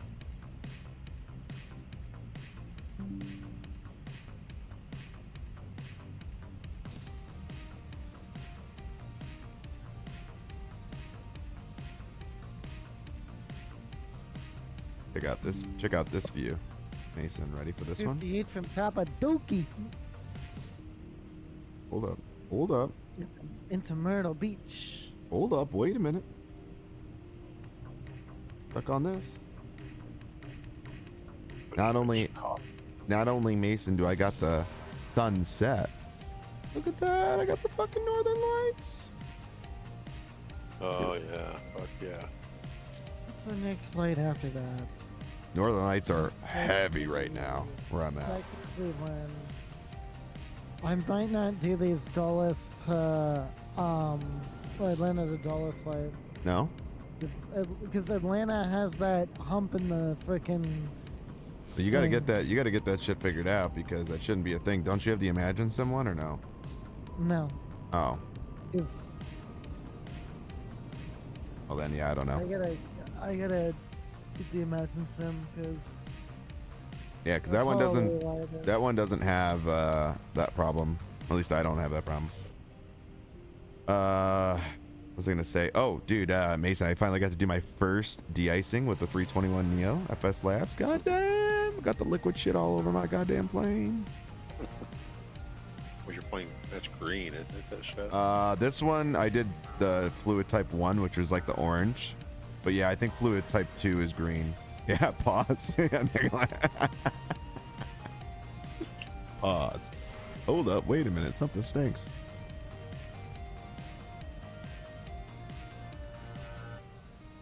But yeah, so sick, dude. I don't know why the developers don't add that shit to their play, 'cause that like looks so sick. I can imagine what it looked like during the day. You probably see the fucking orange like liquid all over. It's cool because they do it on the tail, the top of the aircraft, and on the wings, and then it's gone. Like right now, it's gone off of the aircraft now that we're like up in the air and flying. It's just little things like that, you know, little things, the littlest of things. All right, let me go make a coffee. BRB. It'll be quick. It's gonna be a black coffee. Turn the waist down.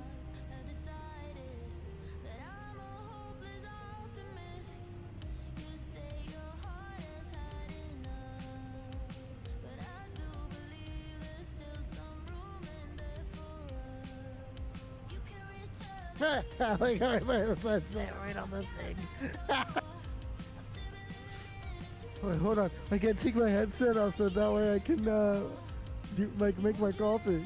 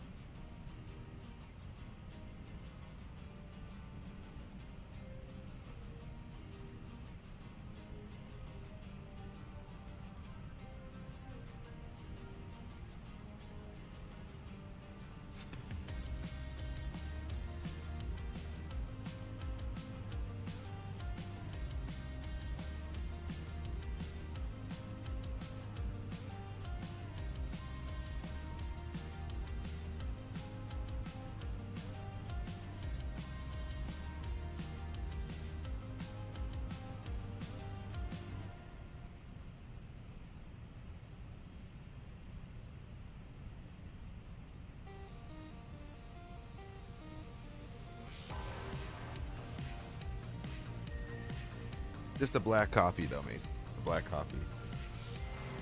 Just a black coffee? Not feeling festive today? Or? I had the festive one this morning. Oh, did you? Yeah, I did. Well, what up, my man? Damn, look at that.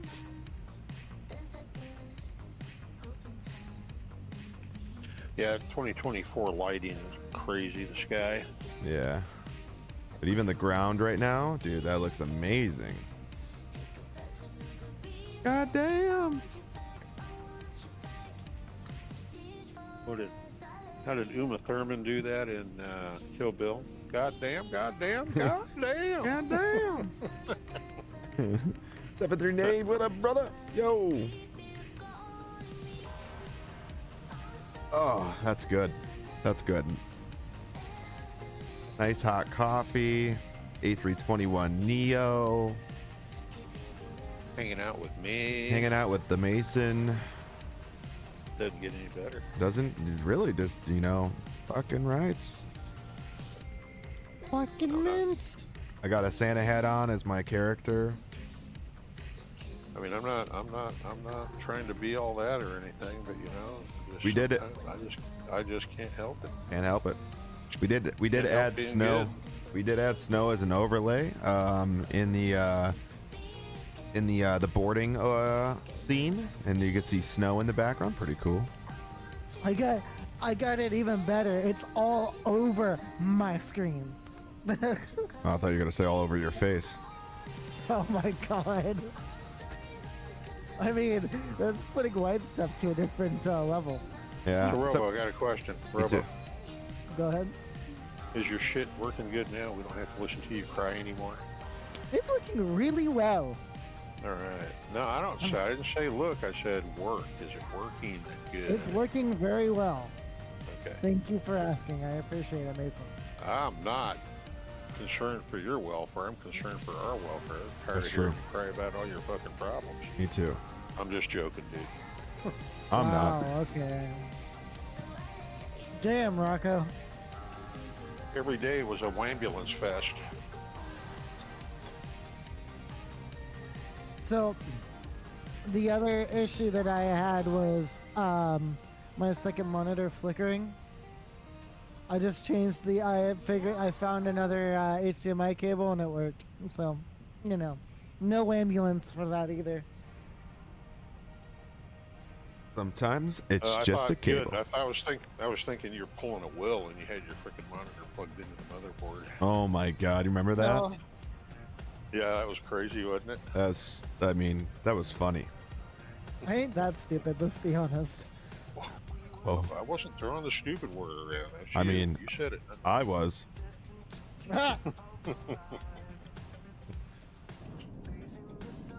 God, you know, flying this plane is like honestly so nice with my like new motherboard.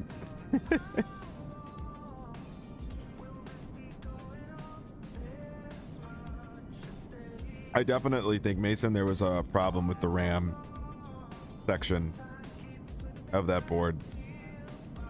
RAM or the M.2? I think it was the RAM. I think the M.2 also. I don't know. There could have been a power thing. I don't know. Because that's what you were. I thought you guys. That's what you and Thomas decided was the M.2 is why it was black screening. No. The we thought it was the RAM sticks. Like we thought it was RAM sticks. Yeah, I remember the RAM stick. Yeah. The M.2 drive just started disconnecting randomly, which then made me start to think it was the motherboard itself. That's what I'm talking about. Yeah, like it was just the motherboard itself starting to fail, and I was just like, I don't know, something's fucking weird. Like there was no reason why I couldn't run XMP, you know, on the motherboard. There was no reason like why I couldn't do that. So I don't know. I mean, I get to run XMP now and do this fucking unreal. What, do you have 6400 memory? Yeah. Okay.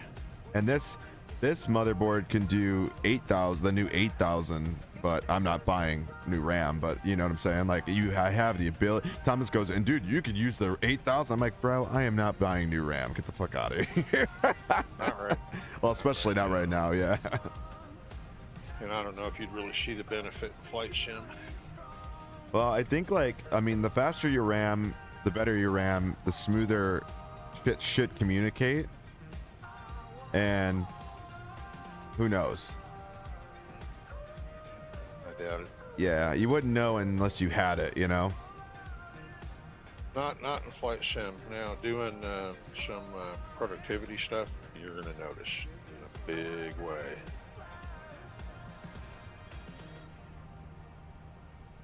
RAM prices almost got tripled. Yeah, I know, Scorch. It's insane. It is insane how much RAM is now. Micro Center got restocked with some 5090s. Look at that. Yeah, I started pricing out the B850 upgrade in my case and fucking got to the RAM and I was like, what the fuck is going on here? It's insane. $900 for RAM? Like, go fuck yourself. Yeah.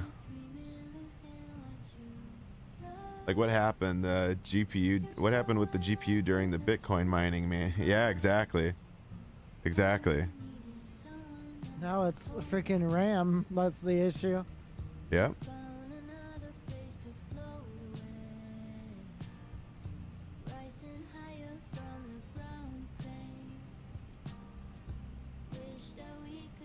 Oh shit, I had the wrong one. I remember whenever like the CPU and stuff used to be like the most expensive thing. Build a PC is not it's not a cheap hobby. No, it never has been. It's worth it in the end, I'd say, for sure, but it does stink. The upfront cost sucks.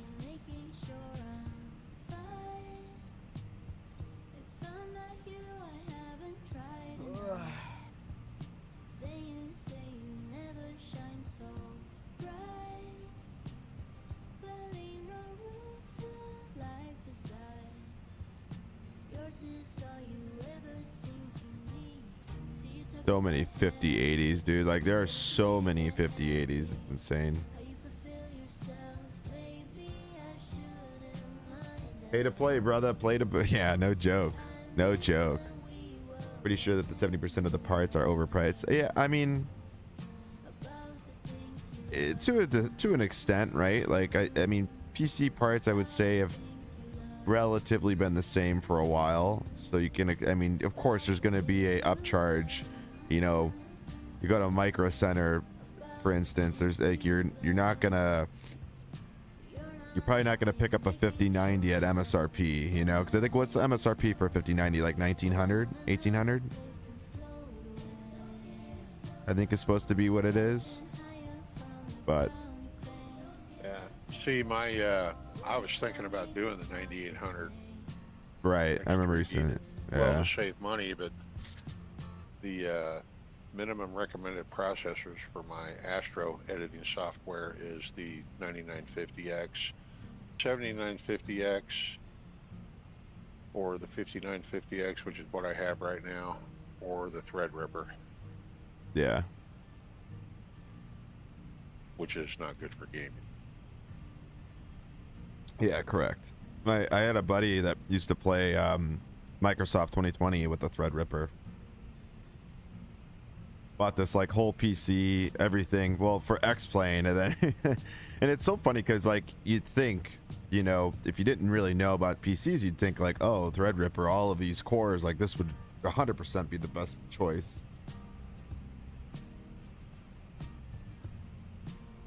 Wrong.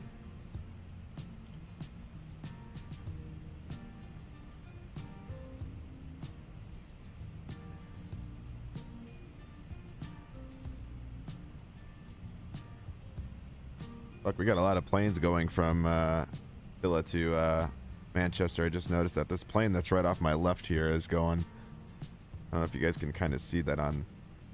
News team, assemble! Gadget FPV coming in with the raid. What up, dog? How we doing, buddy? How's the stream? Thanks for the raid, buddy. Appreciate you.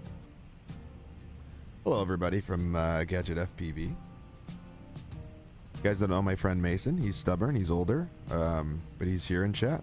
Say hello.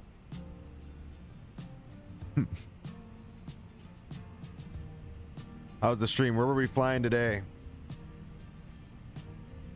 Believe it or not, when I woke up this morning, I did tune into the stream for a tad bit, but I didn't even look to see where you were flying. I just was watching like in the background.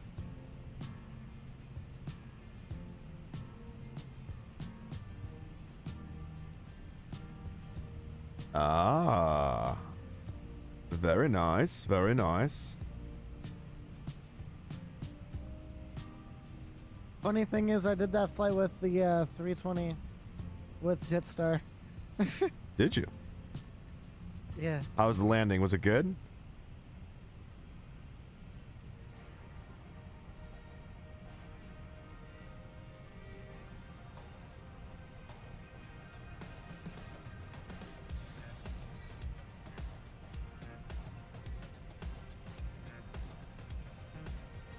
I still think the VDBS is one of the best sceneries out there. Really?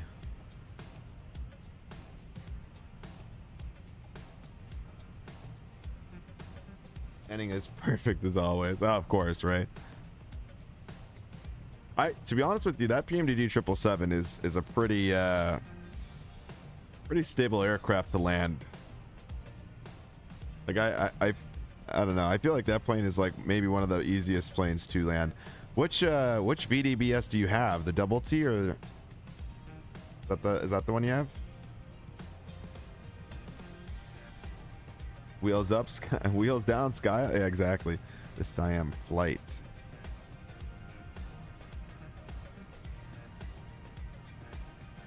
Yeah, true. True.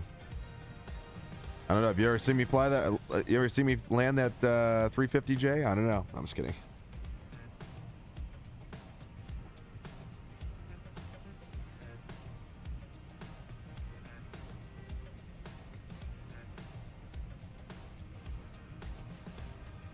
Weather permitting, exactly.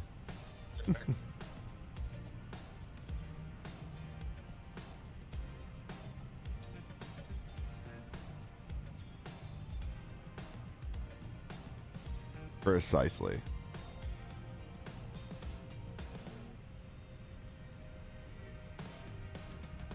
It was a joke. I mean, it's not the A350 is not so bad. The 340 sometimes can get a little like right at the last minute. You can get wonky.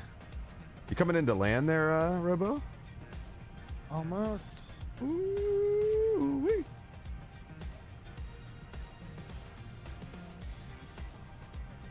Hey, you'll be my good entertainment for time being. Where are you coming in at? Myrtle Beach. Myrtle Beach. Ooh. The 346 from Tolis. Nice. It's a nice plane. I mean, the 300. I just did a flight the other day off stream. I went from Chicago here to Frankfurt, and landed in Frankfurt. It's nice. I mean, a lot of the times, it's so much easier, right, to fly and land a plane when you don't get any stutters or any bullshit like that. But once you start getting like any stutters and shit, it's like, ah, damn it.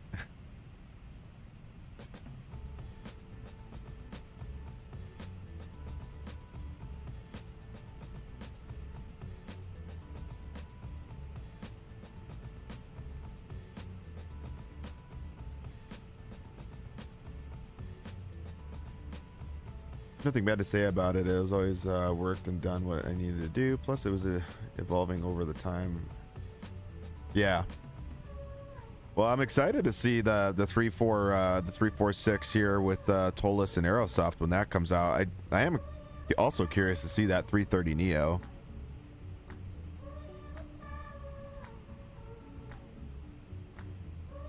Should be interesting. Yeah, I'm curious to see the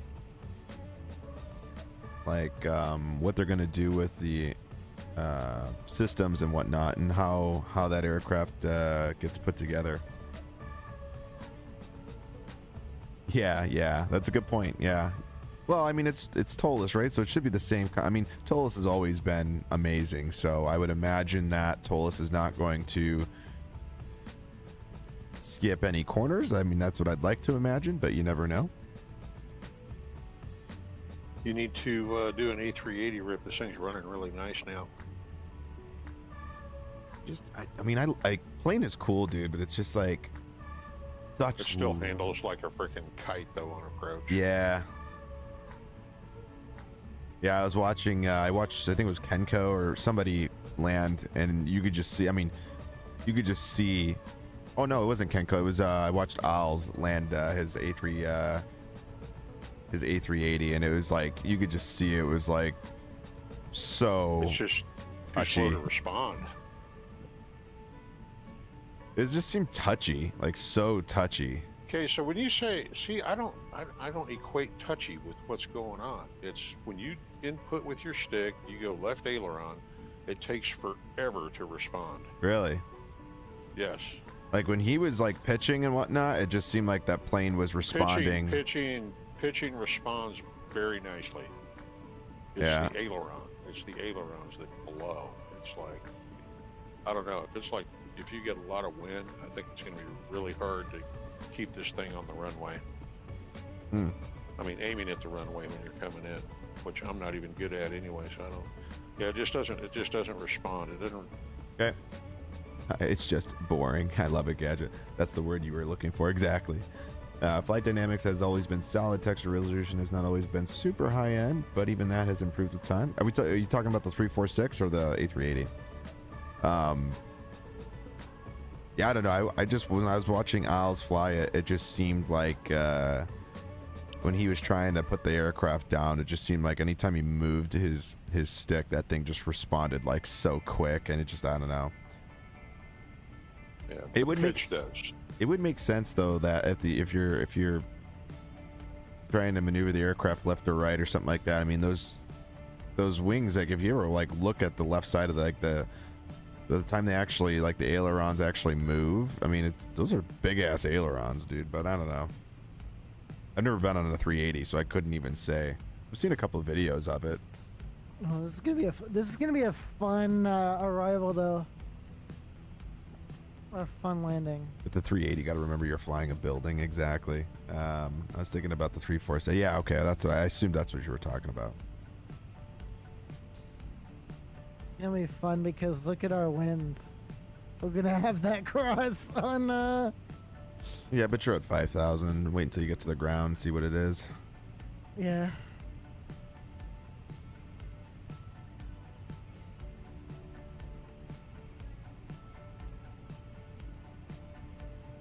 But I use that. I just use like a A380 profile I have set for the side stick. But I'd be curious to see like how it responds now. Yeah, I had to turn my sensitivity up pretty high. Yeah. Like I think I'm between 0.6 and 0.7. The problem is with some of those aircraft, like if you don't adjust it, it's like it's just so unrealistic sometimes. Are you gonna give me a turn, or what are we gonna do here? Come on, Science Options.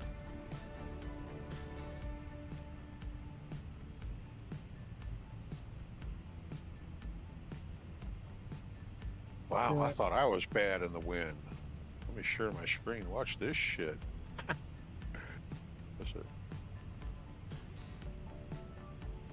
You know when you're watching? I am watching.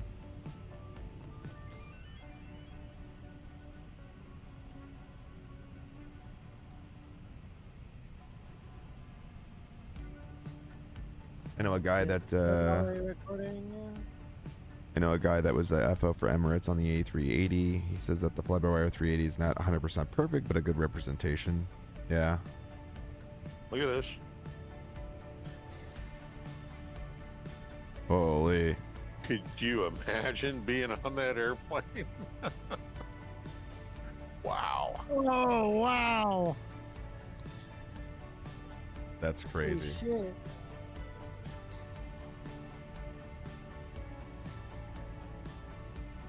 Yeah, storm it. Yeah, fucking figures Germany, man. Dusseldorf is always windy.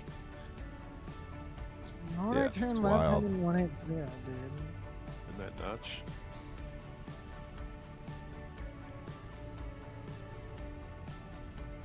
Two commercials. Oh.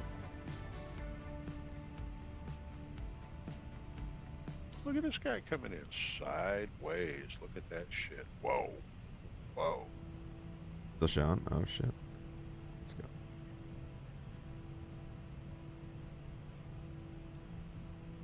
Look at that. It's just so like 15 from what's it called, so it's been in. Well, I would imagine that. 3 Polaris control, wind is calm, runway 1 and right, clear land. I would imagine that this plane, like when you turn left, right in it, it probably does take a while for the ailerons to actually respond, considering how big it is. Well, it's not the ailerons responding, it's just the airplane responding to the ailerons. 'Cause you Right. got- I didn't get anyone. Look how much surface there is, dude. Look at those wings.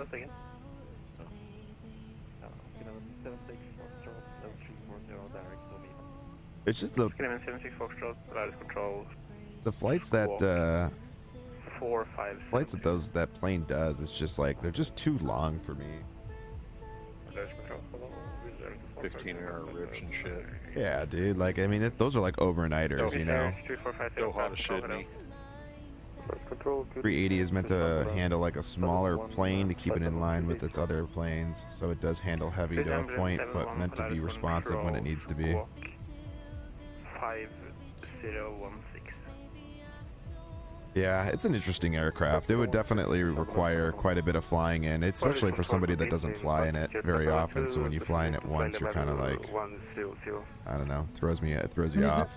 So obviously it's so high up too, so like your perspective. I don't mind that. I don't mind that part, but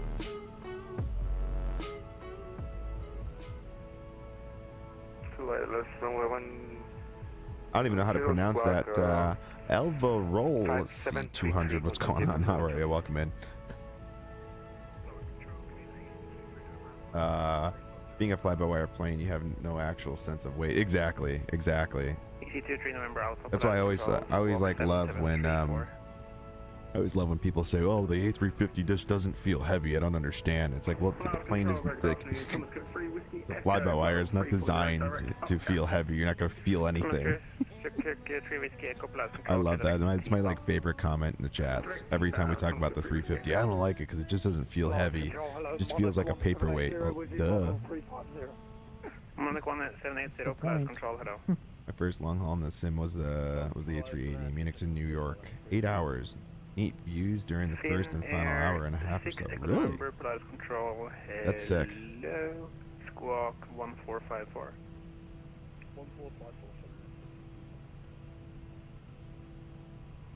Good evening, EG228. Airbus pilots I talk to, regardless of size, tend to fly with thumb and forefinger to manipulate the side stick. Yeah, that's like, I would say that's kind of what I do. I do my index finger and my thumb. Commercial BRB. I'm sorry. 303, top of descent. I've been in the air 816. Ooh, I got 655 miles. Till I'm in lovely Manchester. Yeah, see, I've got 77 knots on my back right now. I'm doing 550 over the ground. Okay, back. Yeah, no, I just said like that's usually how I fly my Airbuses is with my thumb and my thumb and index finger. 346 Juliet, flight control squawk 2115. PPR, second autopilot, 2500. Control Scandinavian Cat 3. Inbound Alpha. Flaps 2. 1040 Foxtrot, flight control, cleared Aluva 2 November arrival. Expected at Whiskey Runway 17, squawk 3702. About to get contacted here by Polaris Control. Expecting Alpha. Just came online. 2 November arrival. Runway 17. Polaris. Wow, wow, wee, wow. All right, chat. I didn't look. Where you flying to? Flying to Manchester with JET2 Holiday. 153, taxi November, Papa and Romeo, 1073. Manchester craze. Me? Everybody. Oh yeah, it just came out. I know. And it's by INIBUILDS, so the airport's like, oh my god. sick. It's gonna be 1472. It's smooth as butter. That airport needs a better taxiway system because they get backed up. Well, apparently the airport itself is just kind of a shit show to begin with. That's what I'm talking about. Yeah. IRL. Yeah, I mean that design of that airport's I was stupid. watching Manchester Live the other day. Damn. Even when I flew in and out of there, it was like, what the hell is going on? Unit for Mike arrival. Polaris Control, good evening, Emirates 63 Quebec. 6,000 feet inbound Titla. Emirates 63 Quebec, Gosh, Control, hello. look at these variable freaking winds. 19 Only 8 knots. Emirates 63 Quebec, No, it's kicking though. Like 8, 10 knots. Alright, 1,000. Via Titla, clear ILS 19 My airplane. right, Emirates 63 Quebec.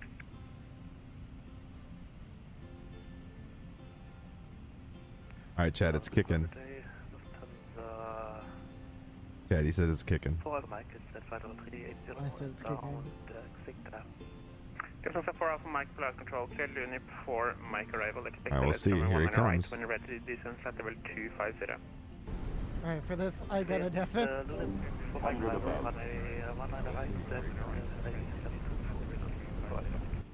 Okay, that's weird. I got ice stream in the background in his thing, so I don't want to do that pilot shit. Scanning 42 Foxtrot identified, clear direct Nepam when ready to descend flight level 100.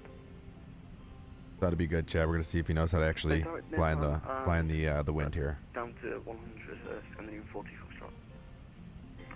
And Quantum 5512, confirm cleared Adobe 3 Mike arrival. Expect ILS, runway 1 on the right. Whoa.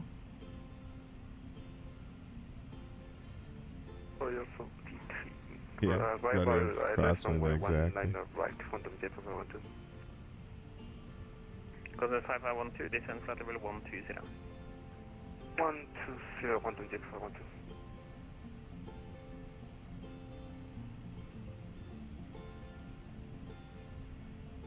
Uh-oh. Uh-oh. Polaris Control. Uh-oh. 7 Tango Echo.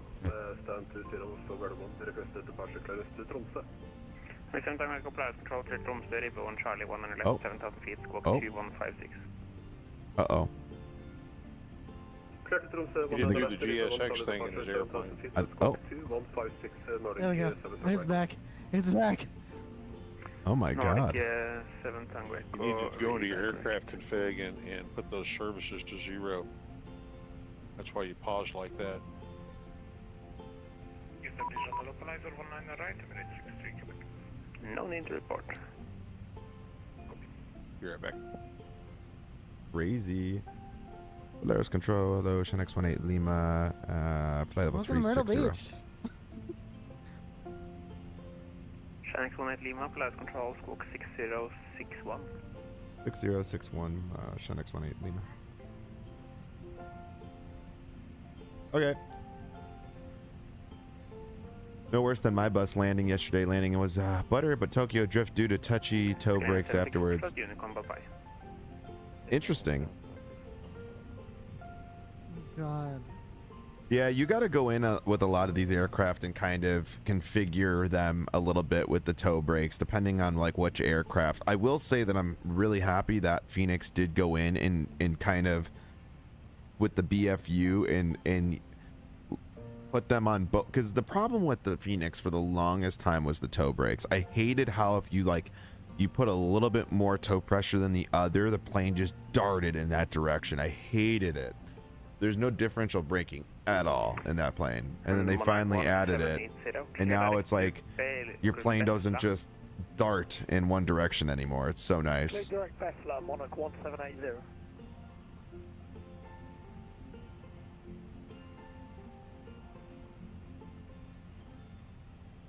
Yeah, that was my biggest problem with the Phoenix for the longest time. I hated how their braking system was. It was like there's just zero differential braking, so it If you had a little bit more toe pressure on one side, it just darted to it. Yeah, I feel line 0229er, flight control. Flight control, hello, Linda 0229er Yeah. with you. Okay. Line 0229er, flight control. Cleared Belgium 3 mic arrival. Keep forgetting since I haven't flown it as much. Right. As 11, yeah. Okay. 5113. Spec ILS runway 19 right, Belgium 3 mic arrival, and squawk 5113 in interception plane. Check the weather and see what the. Polaris control, hello, easy. Would it be 7 Juliet Lima, flight 340. Easy 7 Juliet Lima, flight control, hello. Yeah, as I say, we're kind of going through an area here. Descent 4,000 feet, QNH is 1006. Descent 4,006 and QNH 10. Overall, a nice flight yesterday, though. That's nice. 1006, scanning 40 for shot, apologies. I'm at 6-3 Quebec. The wind is calm and we want to right. I keep the seatbelt sign on here until we get kind of out of this turbulent layer that we got going on right now. We're kind of passing through a section right here. Correct, Papa, Oh, I wonder if it's connected to PACX. I didn't realize that. Whoops, my bad. Who likes my do you guys like my Christmas decorations? My gingerbread man's. My gingerbread man's hanging on.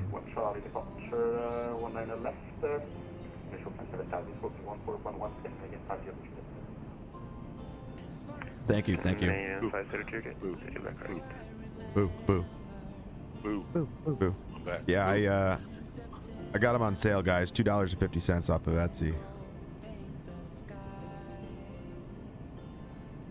What a great deal. $2.50 for Blue Chew? No, for my festive decorations.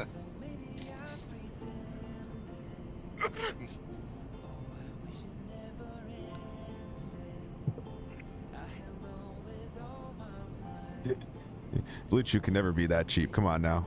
I still got to make my commission.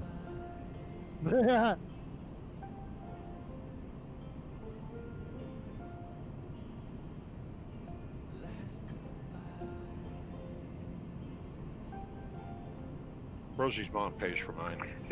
Yeah. Well, I'm sure she really wants, wanting to make sure that things are, in the works. Yeah, She wants to have a good time. Came 4 to Foxtrot via Nepa, clear LS Whiskey, runway 17. From the phone. Oh, yeah. Look at that. A little past the halfway mark at this point in the flight. Love to see it. Good old Elevatex.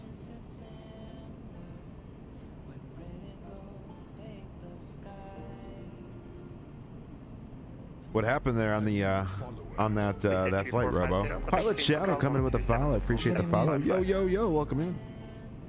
What happened with that with the landing there? Wind hit it. 450, Sweden control 127.755. That's all we got there. Just wind hit it. Yep. Jeez.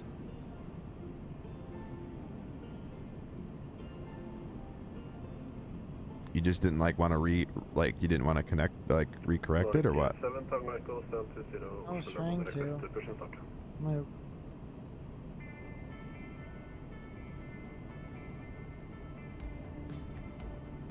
Nordic 7 Tango Echo. Damn, Kenko did a flight from Dubai, or that's not Dubai. That's Emirates 6-3 Quebec. Taxi. OMDB. Is that Dubai's airport? That is Dubai. Yeah. Okay. Dubai to Manchester. 9 hours and 15 minutes of a stream. Damn. Is this the 320 or 319? Pilot Shadow, this is the A321 Neo. Scamming 1472. Descent at 900. Yeah, 321 Neo.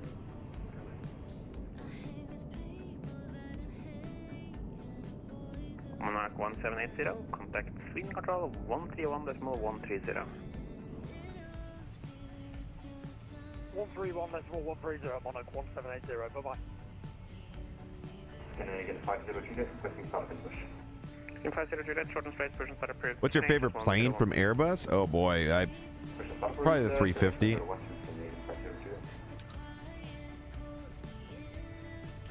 I just think it's a really nice looking airplane personally. Ooh, yeah, the 340. Yeah, that's a good plane too. I still think the 350 is my favorite though, just like overall look. But no, that 340 is sick too. But it's cheating though, because I have like a soft spot for the 340 since I've been on one. Or instead of cheating, bias. You're biased towards it? Cheating.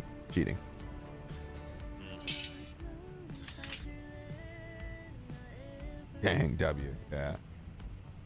340 is sick though. What's the airport look like there? I don't know if I have Myrtle Beach Airport, but Robo. Is it just like a small terminal? Because I think I gotta figure out which one I have first, because then I can. And Quantum 5512, speed 250 knots or greater. So this one's the vertical sim Myrtle Beach, by the way. Maybe I do have it then. Scan 40 Foxtrot, confirm descending to 3000 to establish. Do they have like an interior, or is it just like glass? Oh, it's just glass. It's glass. Yeah, it's just glass. And, this is a vertical sim airport? Yeah. Really?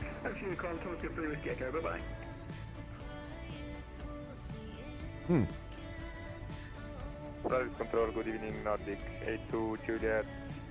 Information Bravo, stand 61. Other than the fact, obviously, I wish that they would do a raise. Yeah, that just doesn't look like his quality of airport. Yeah, it's vertical I sim. think you logged in as observer. I like the 340 because I always see it fly by my house like at 8 or 9 in the morning. Really? God damn.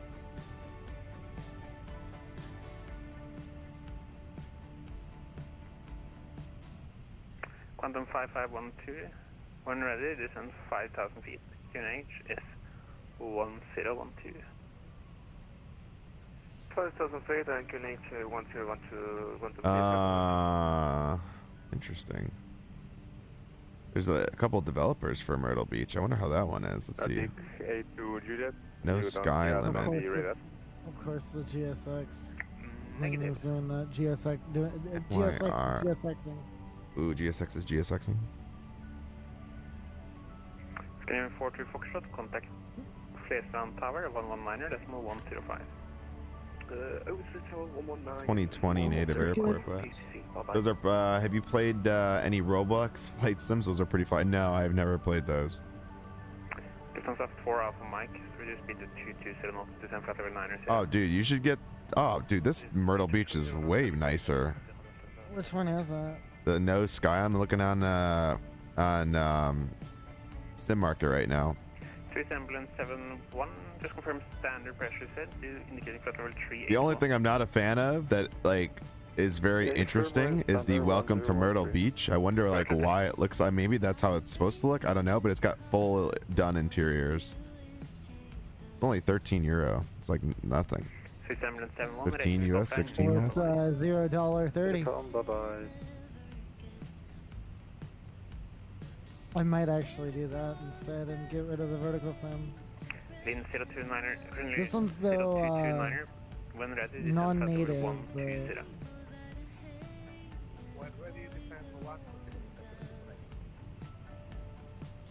Yeah, it's definitely not a native airport. I doubt Vertical Sims is native too.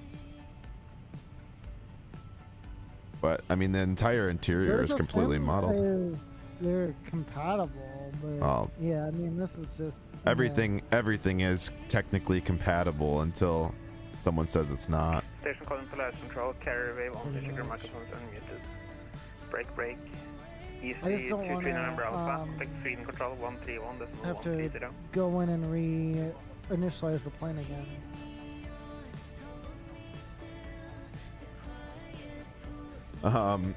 I was gonna get MSFS, but you need to pay to get better planes, and it's so expensive. I mean, that's just how any flight simulator is, though, to be honest with you. I'm gonna go take a shower real quick, and then we'll get this next flight going.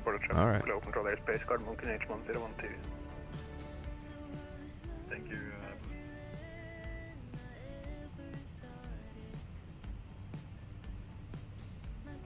Nordic 7 Tango Echo, ready to taxi. Hello, everybody. How you doing? Hello. Hello there. Holding point 1 left. Left turn, Delta, Victor, Sierra, holding point 19 left, Nordic. Explain add-ons cost more. They do. They do. Especially the plane. Nah, not really. Did somebody just say X-plane? What you talking about, Willis? What you talking about, Willis? I mean, a lot of the planes, dude, are very equivalent. Yeah. I mean, there's a select handful of planes that might be a tad bit more, but yeah, I mean, you can't really count the Phoenix pricing, because the Phoenix pricing is definitely they went with a different business model than what the norm was in X-plane. Because if you take the FS Labs, for instance, the FS Labs pricing is very equivalent to what X-plane is. Correct. Canadian is 1006. So it's not surprising, you know what I'm saying? Temperature 09. Copy the weather, and we will report. But I think average pricing is probably a tad bit higher than what Microsoft's is. I bet you it's probably, what, 15, 20 bucks more on average for every plane in X-plane compared to 2024. Next turn on Gulf, Delta, Papa, to warning points, Bravo 7, runway 19, Mexican Canadian departure. It's going to be 1472, clear direct Titla, descent 5,000 feet. Come on, PMDG, when are we releasing this plane? 1012. Titla, 5,000 feet.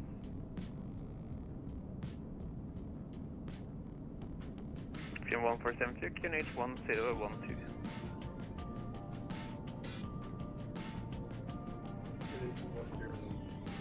The only cargo plane that flies here? What do you mean by flies here? What are you referring to? Speed 220 knots or greater until Babad. Via Babad, clear left, runway 1 on the right. 220 knots, clear ILS, runway 19 right, quantum jet up 12. Quantum 5512, 220 knots or greater until Babad. Until Babad, 220 knots or greater, quantum jet 512. Oh, got it. Okay. I was gonna say, I was like, what's the context here?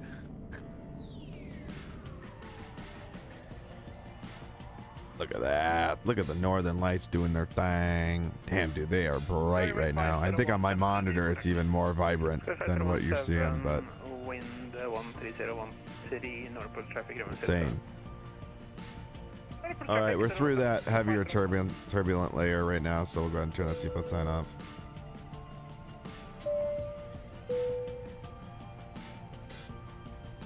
Whereabouts is that, if you don't mind me asking? Whereabouts is that? Oh, you're talking to him, okay. I live in SA, so A380s and 74s don't fly here. Oh. This is Nordic A2 Juliet. Information Bravo requesting gas clearance to Icon Member Tango Charlie, and do you see now us on radar? Once I get 20 PNDG 2024. Negative. I still think you're connected as of What's that? 2020. Okay, thank you. So once I get the PNDG in 2024, bye 2020.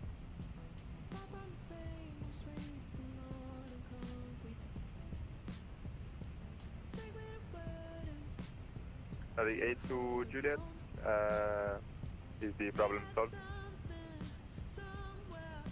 Okay, so Juliet, you cleared to Tromsø via the Ribbehorn Charlie departure, runway 19 left, initial climb 7,000 feet, squawk 5274.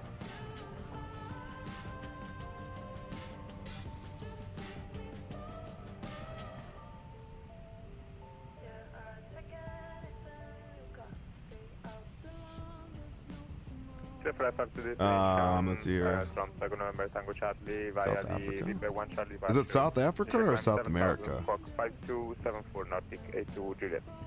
Okay, to Juliet, feedback correct. Scan 1472, speed 220 until Titla via Titla, clear LS, runway 19 right.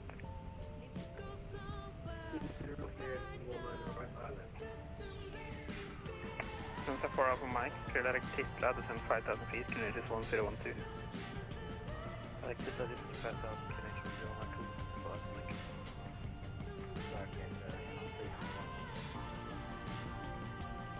And we're not 3911 flight control, clear direct Dipma to join BAD up to November arrival, expect LS Whiskey, runway 17.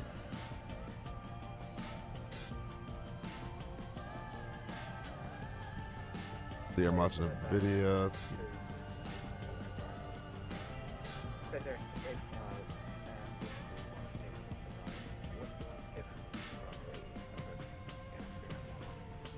No, 3911, just confirm clear direct Dipma.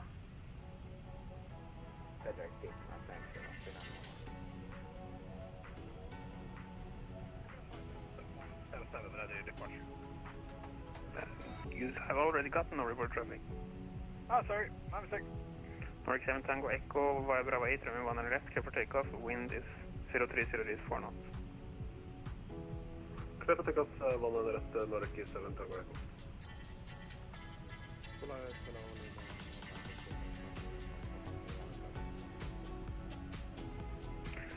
Lima Fox Tango Tango, flight control, Notodden, wind 310 is 2 knots.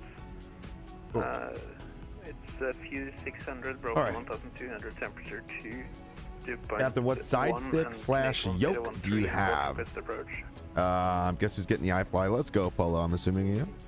But yeah, the side stick. Currently, we are rocking the Windwing Ursa Minor. So that's what we use here. And then when we aren't using the side stick and we have the yoke, we use the honeycomb alpha yoke that goes right here. So, no way, hello, Channel 6 Delta, yeah. fast shot by level 3, Zerner, instant. Channel 6 Delta, focus on polaris control, hello.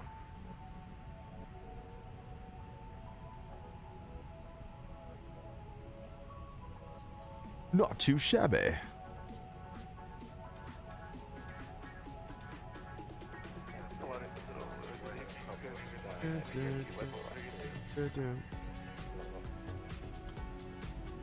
Game 182 Yankee, polaris control, hello, break. Quantum 5512, runway 1 on your right, clear to land, wind is 030 is 4 knots. Clear to land, runway 19 on your right, quantum 5512, thank you. Scanner in 50 Juliet, via Bravo 7, I have the PXN. Okay. The time has come. Definitely Polo. Definitely at this point. The PXN 2113 Pro. What is that? I'll look that up.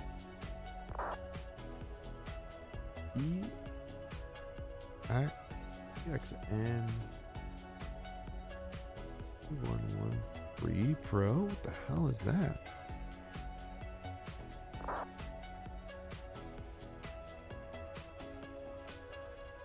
Polaris control, hello, Shanix 4. Ah, okay. That's just like a side stick, Shanix 4 essentially. Juliet Mike 4350. Never even heard of it. Shanix 4 Juliet Mike, polaris control, squawk 6003. Squawk 6003, Shanix 4 Juliet Mike.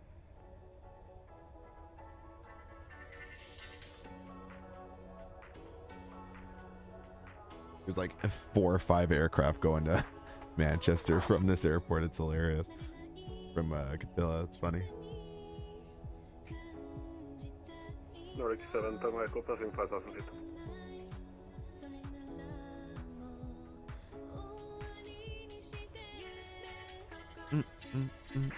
Nordic 7 Tango Echo, identify the climb flight level 370. Climb flight level 370, Nordic. Love to see it.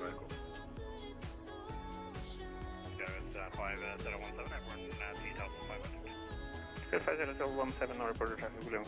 at all these planes. They get over here too. US is lit up with oh, I guess not. I'm surprised there's not more people online over here. Yeah, LA Center's usually on. Just Tower and Addons is on right now. Yeah.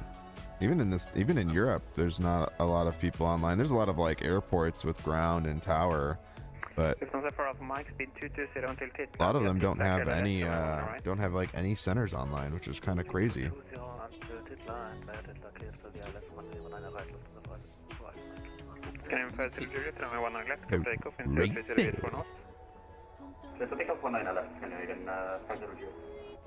Alright, let me go pee real quick.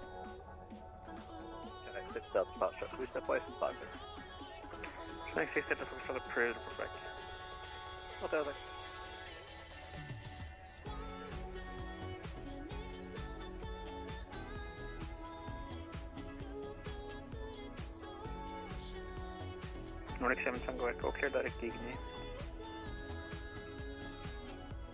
Clear direct Gigni, Nordic 7 Tango Echo. Okay, then runway 19 right, 143, completely covered.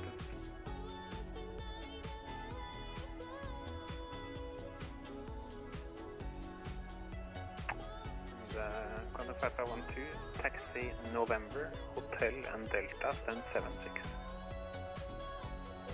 I am pumped, guys. I did fix my wheel.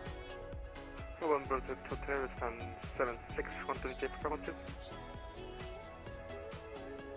Gotta kind of. It definitely went in. Pioneer 6 2nd November, Unicom, bye bye. Unicom, bye bye.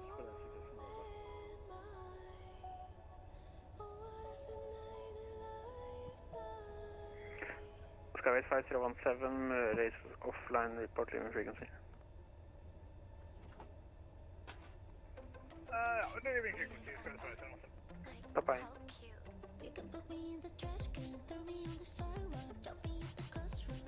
And Quantum 5513, you need to exit the runway completely, so your tail should be past the red whole short line. Alright, we're 1472, runway 1 on the right, clear to land, wind 03 series for now. Ooh. 13.5 on the VRAM. I'm not even in the populated area yet. You're what in VRAM? 13.5.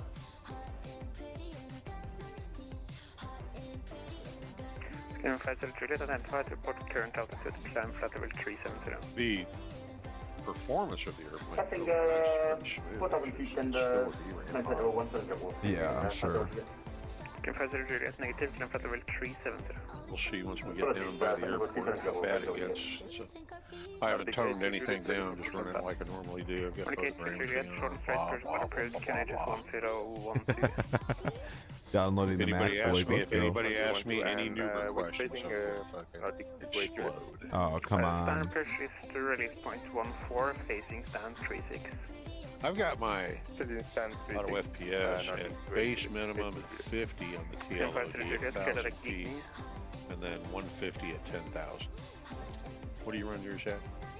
I run my LOD at 100, the lowest, and then 150. You're at 100 sitting on the ground, huh? Yeah. Let's see what that does to me. Scandinavian 50 Juliet, Kazakh Gigni. Scandinavian 50 Juliet. Scandinavian 182 Yankee, are you able to flight level 390? Apologies, that for 50 Juliet? Negative. Scandinavian 182 Yankee, are you able to flight level 390? Maybe in 30 minutes. Roger. Oh, dude, I bent all of my pins back to being like basically perfect. First there's a mic, then Papa, and... Bent all your pins back? What are you talking about? On my wheel, on my Fanatec wheel, my steering wheel.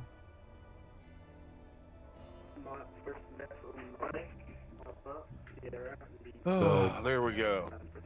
So on the wheel, there's like a bunch of pins, right? There's like a bunch of pins that show, and what ended up happening one day was we just walked by. No, it was no one's fault. We just walked by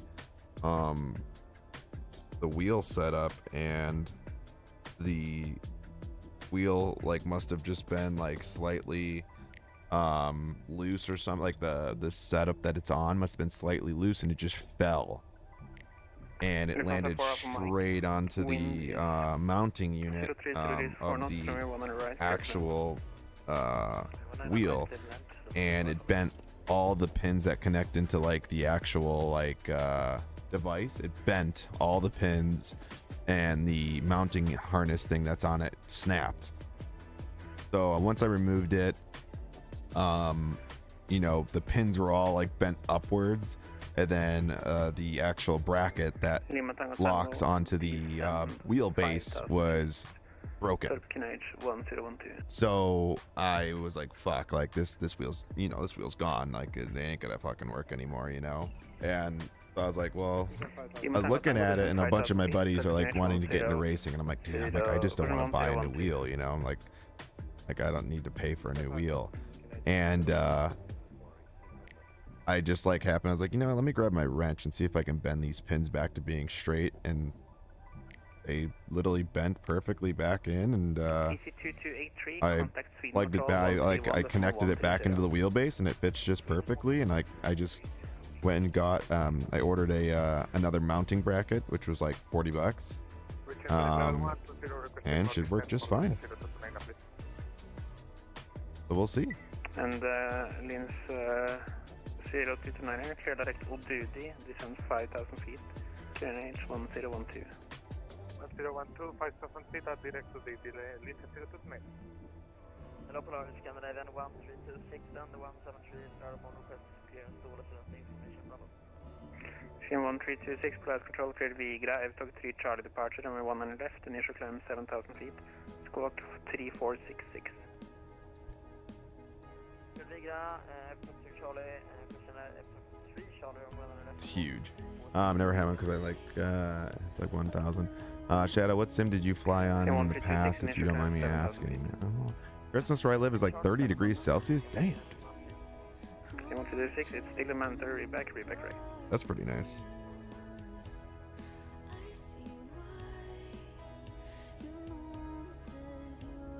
Coming up on top of drop. Fuck yeah.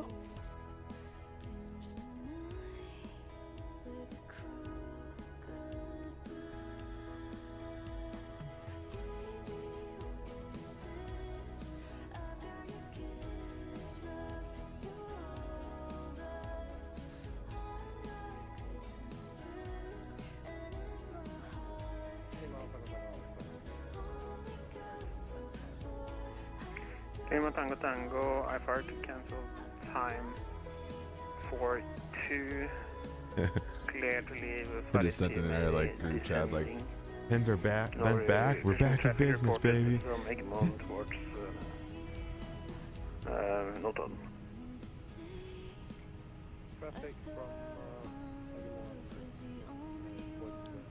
I mean, I've flown the classic. I even flew the 200 in X-Plane 11 a while back. So I should be fine.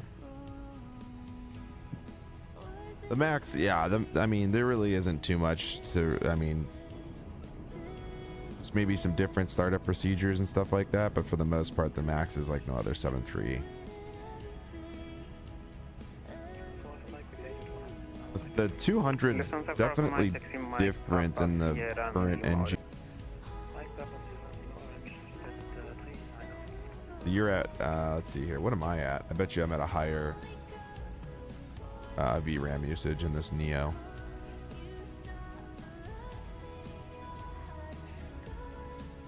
I'm at 14.6 right now. Mason. Yeah, 14.6. Where at? I'm at cruising altitude 36,000 feet.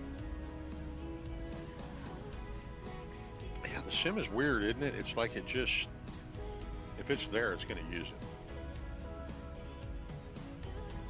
Yeah, that's like where I think the sim will really, like, someone really needs to get in there and fuck with the VRAM. Like, really start to, like... And then it's compounded with the 50 series because the RAM is so fast, the VRAM on the 50 series cards, it grabs even more. Yeah. Good evening, than it does with the 40 series.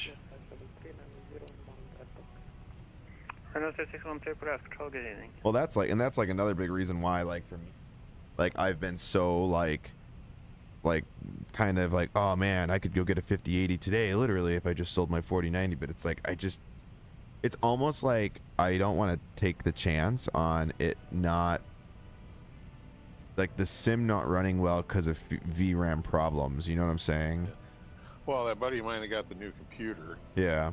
He with his 5080, he turns on 4K and the VRAM just goes through the roof. Yeah, I don't care about the 4K, but I know. I'm just saying that it makes sense. Oh yeah, I mean it does it in the 4090 too. I mean, you throw 4K on, the VRAM's like fucking gone, you know. Yeah. He's dead set on 4K though, gaming. So. Yeah, well, whatever. He thinks a 5090 is going to solve his problems. I'm going.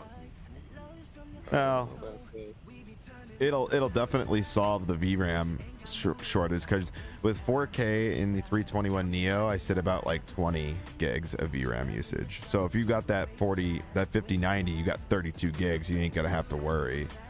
But yeah, I'm not going to spend $3,000 to game at 4K. Exactly.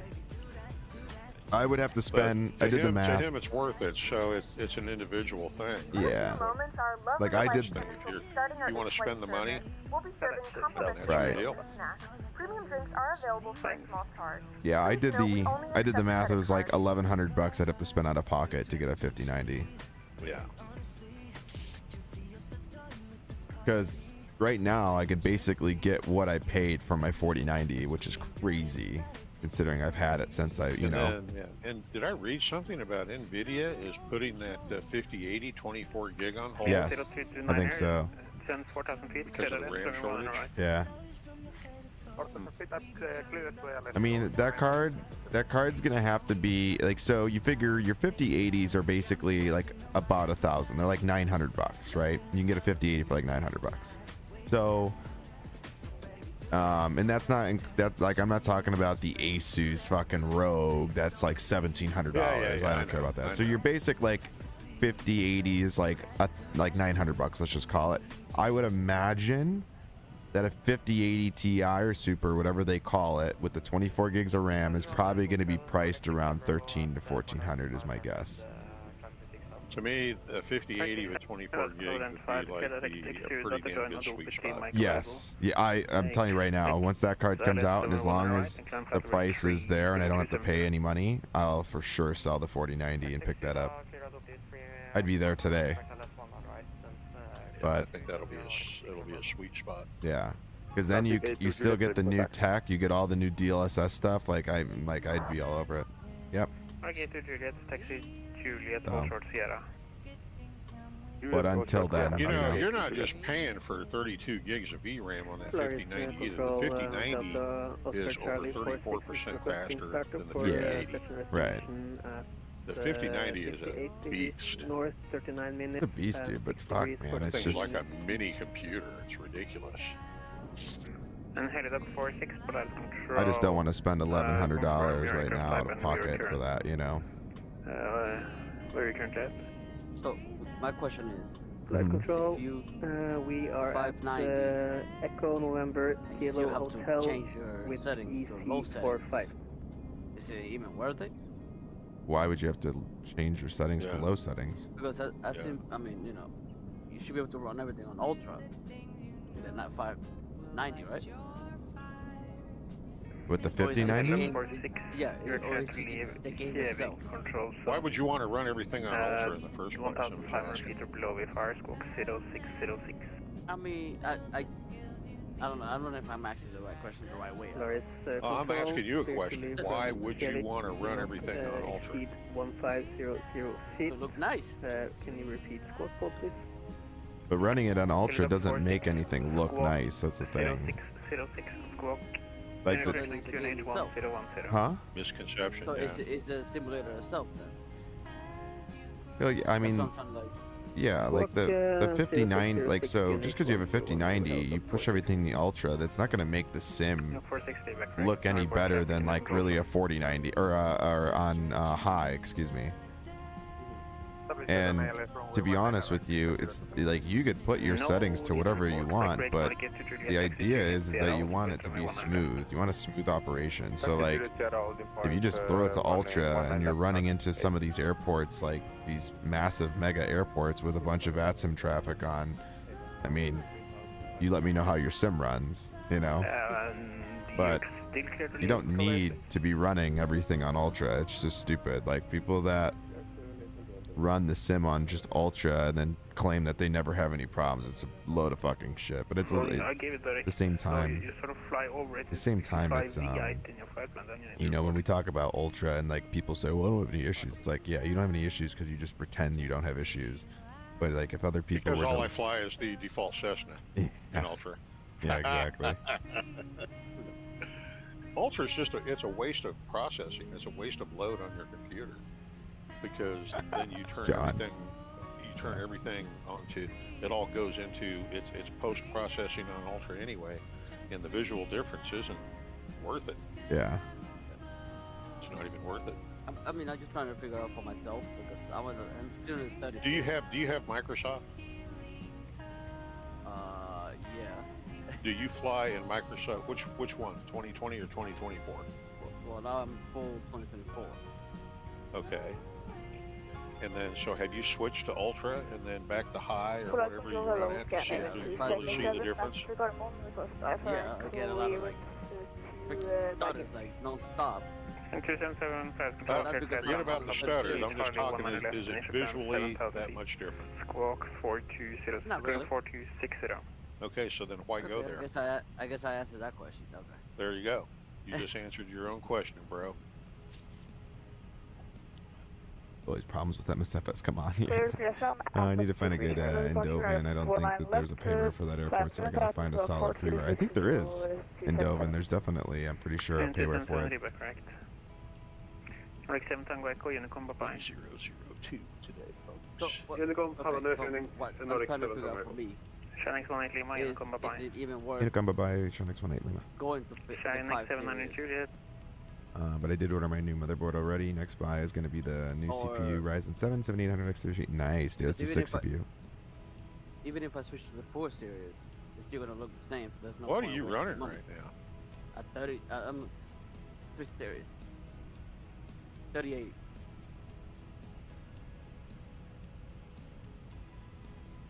Yeah, I mean, 30 series cards were kind of ass. I had a 3082, and to be honest with you, the 30 series cards were just really bad. They were kind of like a bad time to buy a card unless you had like a 3090. I hated my 3080. Hated that card.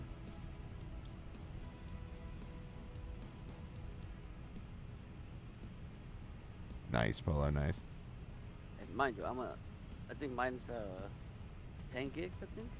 Yeah.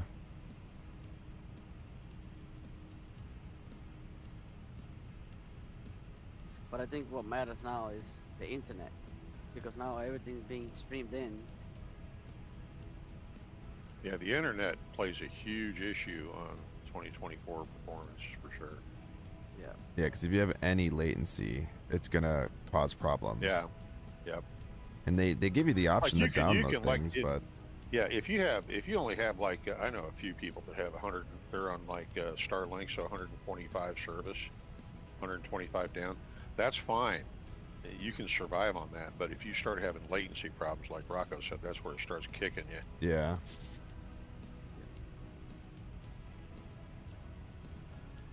Why is the 321 Neo having bugs, Polo?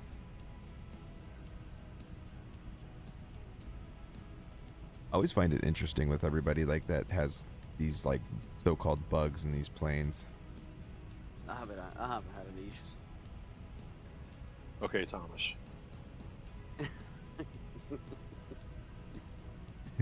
Viper Racing, hi sir, 777 and Max don't capture glide soap, not work approach mode. Well, if your 777 and Max aren't capturing. The max isn't capturing because you're probably not putting the information that you need to put into the airplane. The 777 should be automated, but yeah, that automatically pulls. yeah, so there's something going on pilot wise then that you're not setting or doing correctly. Fuel gauge taking the piss, like it will go up from 6,000 kilograms to 8,000 kilograms mid-flight. Didn't know that thing could do aerial refueling, let alone automatically. Fuel gauge taking the piss, like it will go up.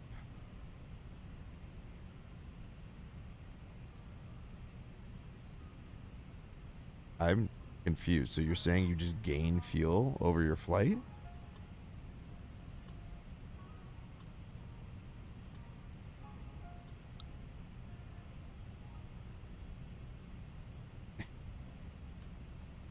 Oh man, I don't know, man. Never seen that issue before or heard of that one. Well, there's probably a reason why it's going up. There's something that you've either hit or done that's putting the fuel back up. That doesn't make any sense.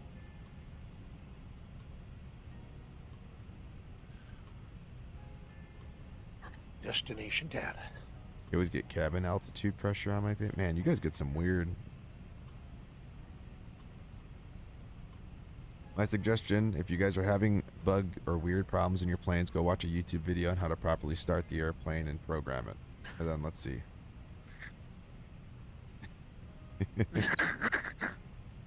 Well, it's 99.9% of the time in these high fidelity airplanes, it's user error. It's not a bug.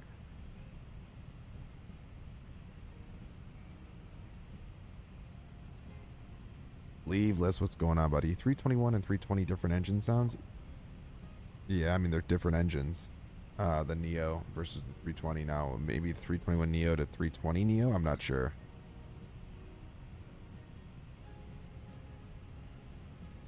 You have to be careful what you use too, because if you use Roy. something called real turbulence, whatever that thing is, cat turb, whatever, that might have a bug and it conflicted with the plane. So sometimes Bro, I it happens. promise I don't know. I don't do anything wrong. I've been over it 1,000 times. Well, if you're getting cabin altitude pressure warnings, then there's something that you're doing wrong somewhere, because you shouldn't be getting that. I'm not touching anything. I might check the assists, but as far as I'm aware, I have no assists on. Didn't have this issue on Sim Update 3.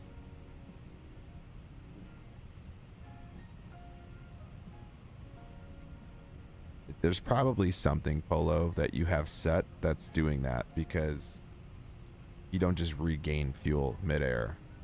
And so like something is doing that in the sim, whether that's yourself with you could also have a keybind somewhere too, dude, that like there's a keybind somewhere that's adding fuel, or there's something in the iPad or something that you're doing that you may not even know but is adding fuel. Go to bed. What do you mean, Falco?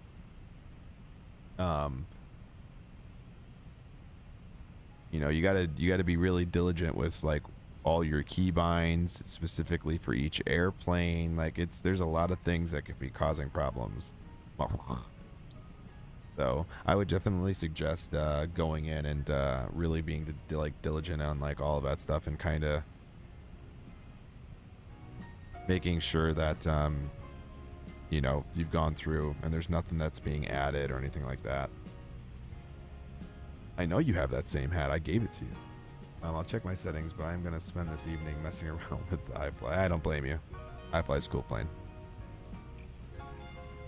Yeah, 90% of the time, like 99.9% of the time, if there's a quote-unquote you think bug or something weird going on, usually user error. Pilot error. These planes don't ever really have those issues unless it's like a common thing that everyone's having problems.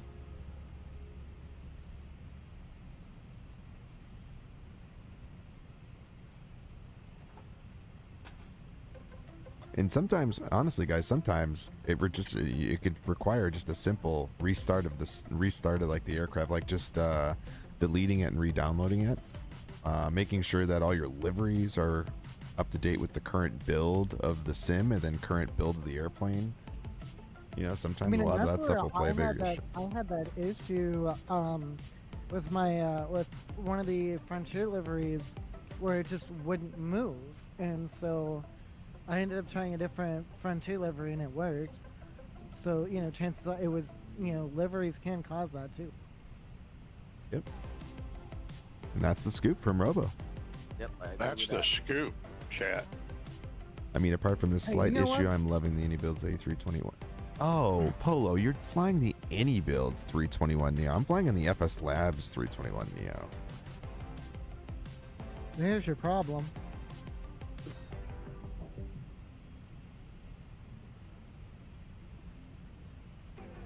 Oh, and you totally did say the INIBUILDS 321 Neo. I just totally overlooked the INIBUILDS part. Yeah, I don't know. I have never flown the 321 INIBUILDS Neo, so I couldn't tell you. I have no idea. Sorry. My bad.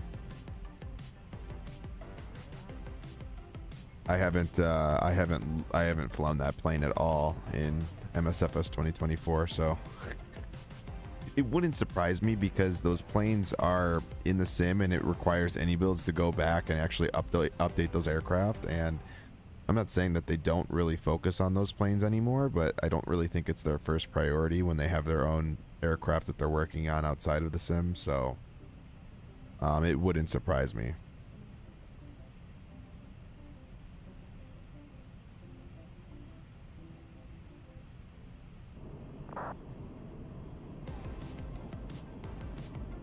All right, so we are approaching. We're not that far out, actually. Let's go. It might be a sim update 4 beta thing that they haven't touched up yet. I mean, it's not a huge issue. I hope they fix it soon. But apart from that, I'm just waiting for the Phoenix 321 Neo to come out. Nice, nice. That's gonna be that's not gonna be anywhere this year. What gave you that indication? The what's it called? The huge update that Phoenix had given us in their blog. If you read, You realize there's only like 20 something days left in the month. but what I'm saying is that it's still it's not going to be this year. Like, Oh, this year. Got it. yeah. You mean next year? Like 2025's 25. Got it. Okay.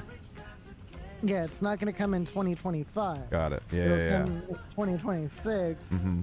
But Because that's next year. Yeah. Got it. fuck you, Rocco.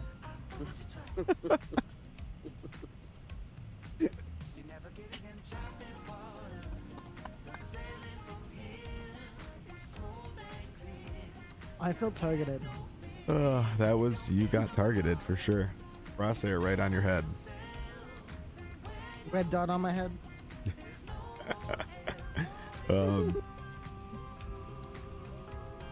Yeah, Polo, it's probably just a beta bug or something then, if that's the case. If it's like the INIBUILDS plane, because it's not...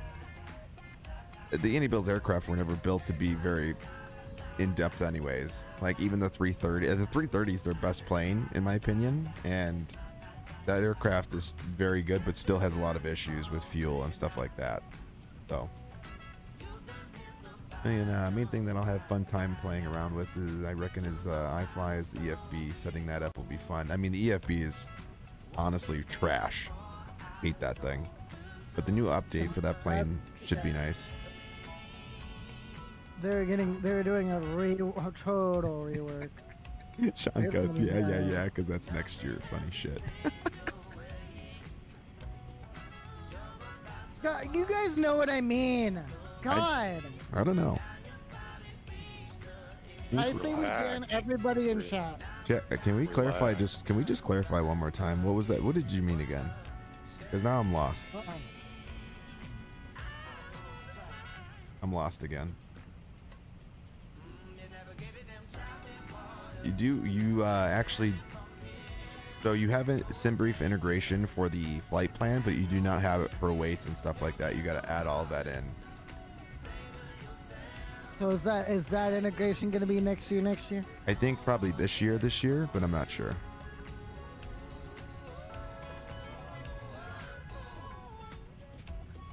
Oh man, that shit's fucking funny.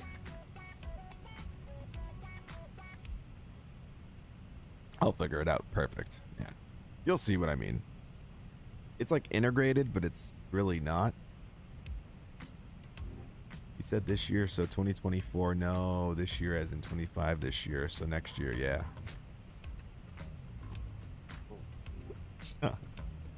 Okay, now you're just confusing me.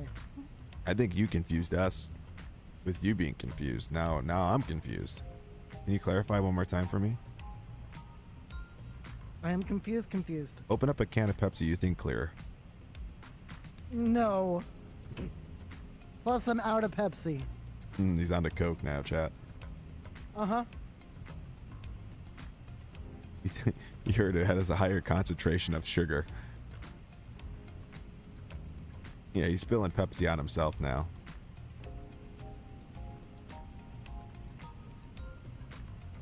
Alright, I have to make a request here. Can we make that dead now, please? That joke's been beaten to the fucking brim. Wow. I Oh, don't, no. Oh. We're going to be able to tell this joke till next next year. I mean... I hate you.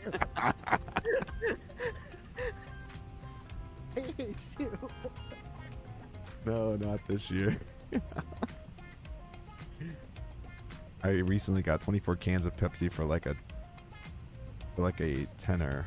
Not bad. Been keeping it on the balcony as temps are nice and low, so I've been enjoying cold Pepsi on the daily. There you go. Just don't spill it on your PC. I heard that gives it overclocking. It really, actually, it did. It gave me a new CPU.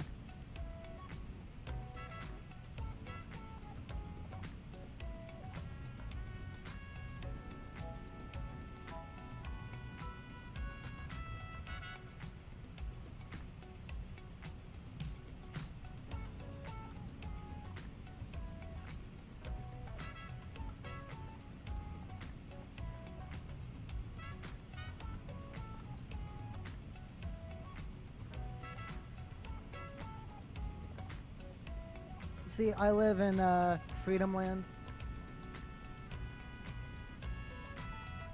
Well, semi-Freedom Land feels like now.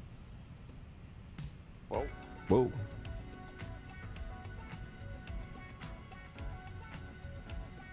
Colder here right now. I don't even know what the temperature is, but it's 29 today. Not too bad. It's 50 here.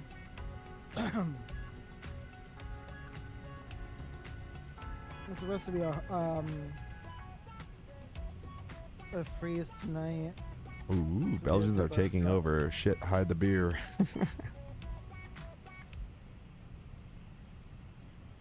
Actually, hide the waffles. Oh, you hear that? You hear that? He just called out the Belgian waffle.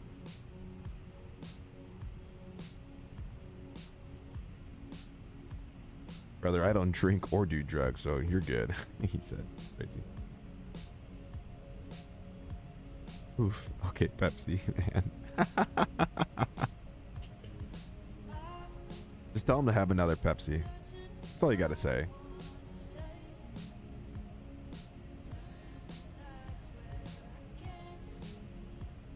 Oh. Crazy, because I honestly thought that was a fresh Pepsi being opened.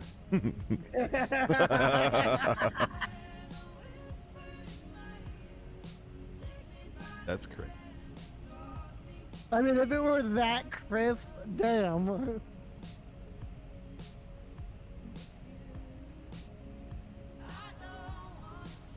Convinced I got these pins like perfect.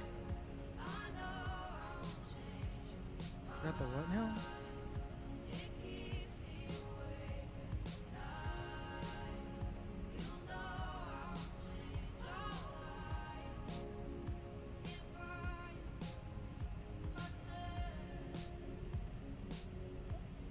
Pokemon Go every day.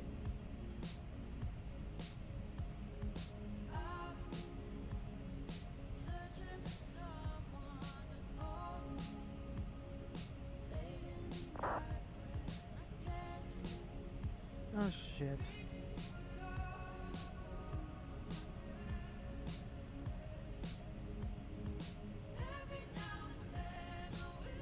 I gotta plug this thing in and make sure it's still like working, but it should.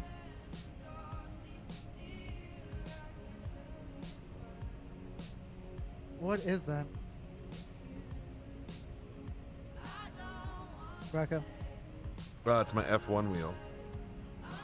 Oh. You know what you should do? If you ever get back into it, there's this game called Le Mans Ultimate. It's really cool. Really cool kind of game. I know I gotta set up I gotta like plug it in, set it up, and make sure that it actually like turns and like turns on. Because it's been a bit. Well, no, because it like the pins were all bent in one direction because they like it didn't like the wheel itself didn't technically break. It was the like housing unit broke. So yeah. Ooh. So that happened this year or next year? Probably this year, but this year's this year.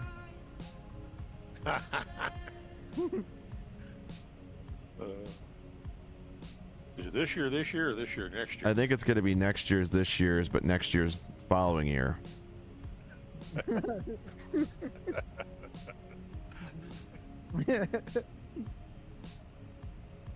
Ooh, we got a new. Oh. Hey, you got to be careful what you say right now because Rocco's on straight up black coffee, man. Woo. That's right. He's also black from the waist down.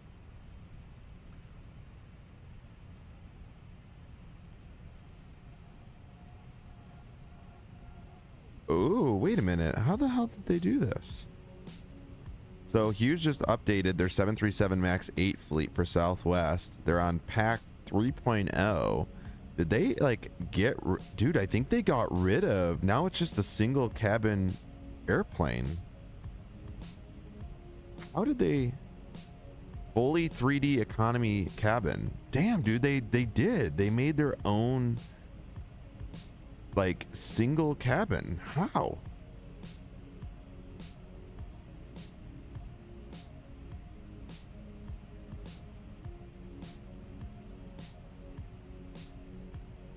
Dude, and that's sick. They got the new ones, the new seats too.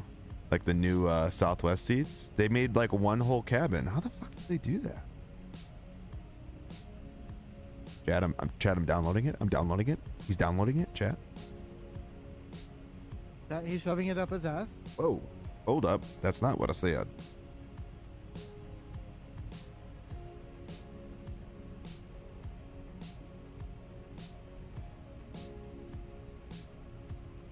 So accurate south. Okay, so new redone comps and textures, custom comps and metallic, smart decals are new, and full 3D cabin. Oh. Wild. I'm about to buzz. I mean, I'm about to right now. That's pretty sick. They need, you know what, Hughes? Oh yeah, I'm bussing. God, I'm bussing. They need to. What they do need to do is come out with like the specialty liveries, Hughes, because like they don't do the specialty liveries. They just do like the primary one, like the standard Southwest livery.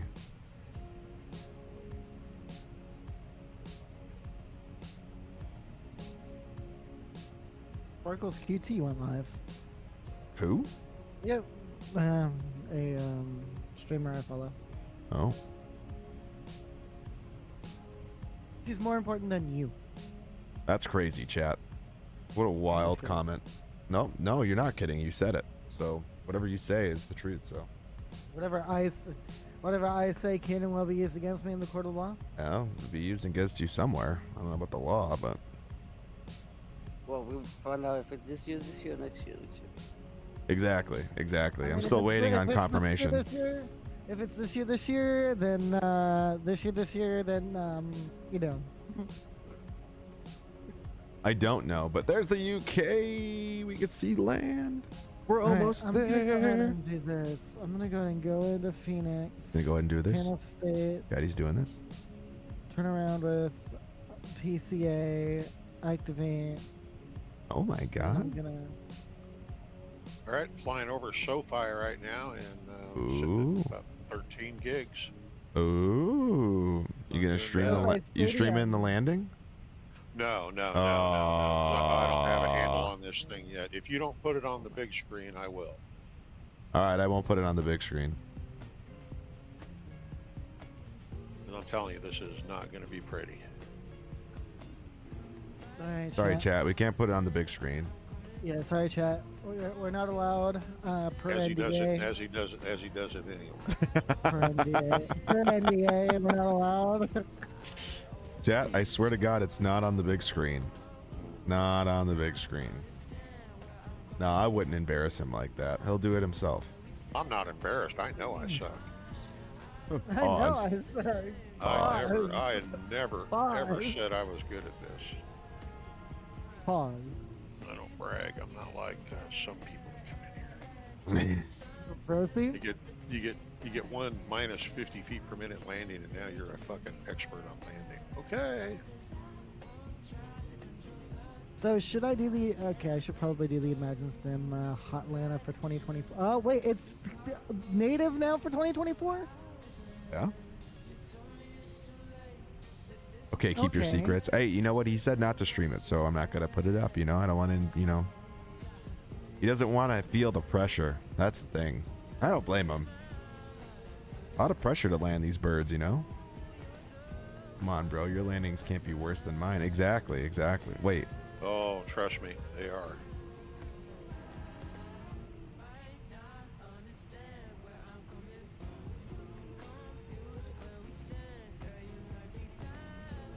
So tell you good luck, we're all counting on you. Tell you good luck. We're all counting on you.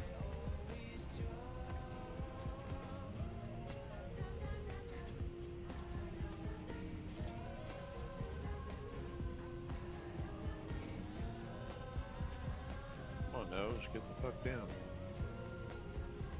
Good landing. Yeah, you're bitching about you can't land the bird. You fucking great landing. What the fuck? Yeah. Yeah. That shouldn't even shake. Like that's ridiculous.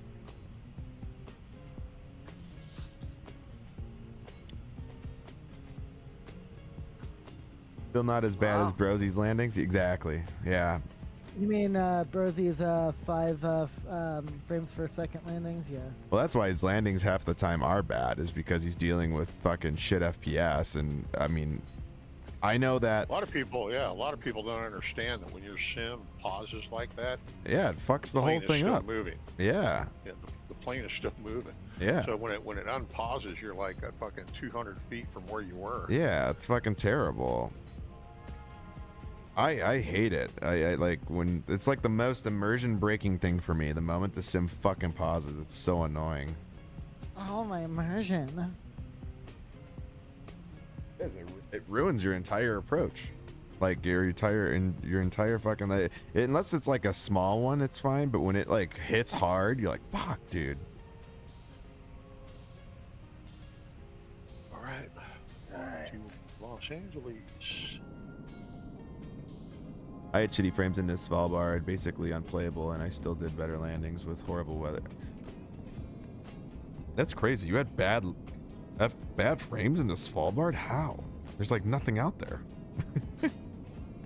Minus 358.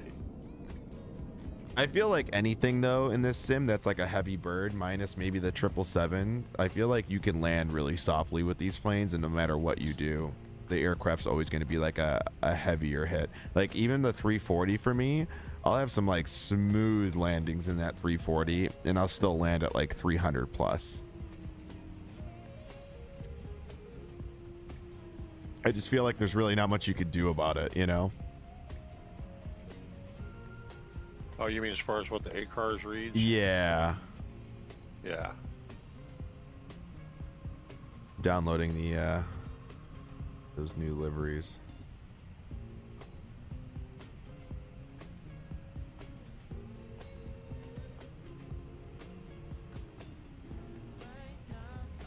Yeah, this airplane's hitting harder than the fucking A350 does.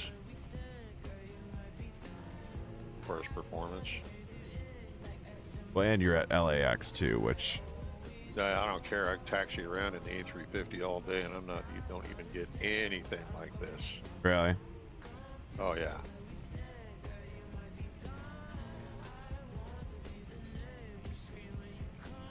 Wow, there's like so many like options you can do. Damn.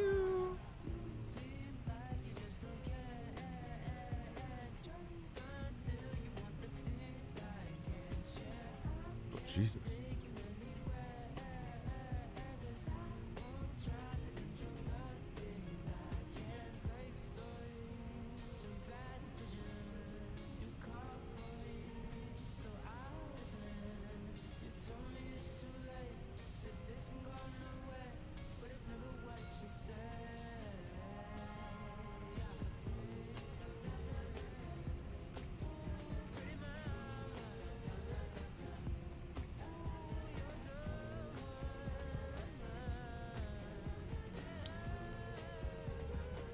Alright, sorry, I'm let's see here. It's flight simulator packages.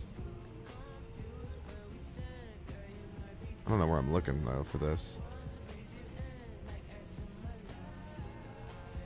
Oh, I found a fix for the Terminal 4 jetways at Madrid not working. Yeah. Some guy on TO made a little thing. You just fucking drag and drop, and both Terminal 4s, 4 and 4S, the jetways work now. Ooh. You want a link? You want a link? I don't even go there, but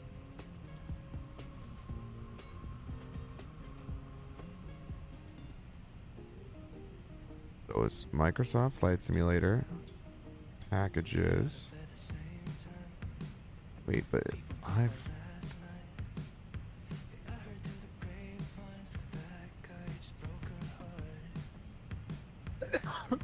You need to stop parking next to request guarantee service. Yeah, they said that this new release was like performing better because they did a lot more native 2024 stuff.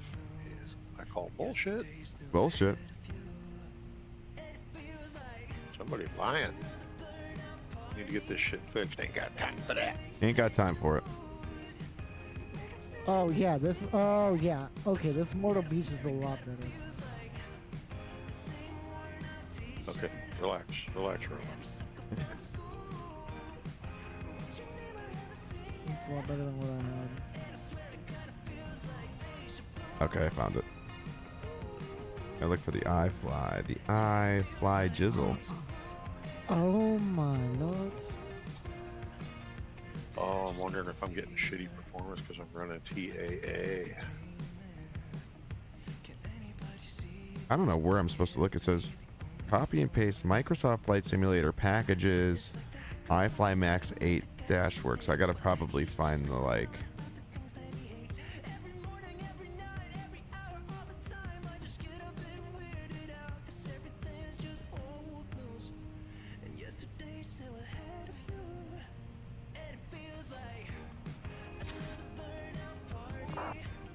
Okay, stand by. We gotta find like the actual thing.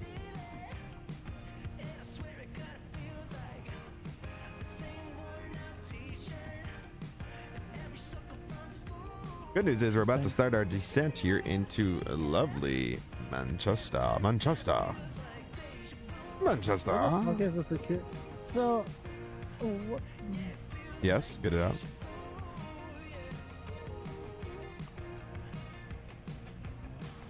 Hello?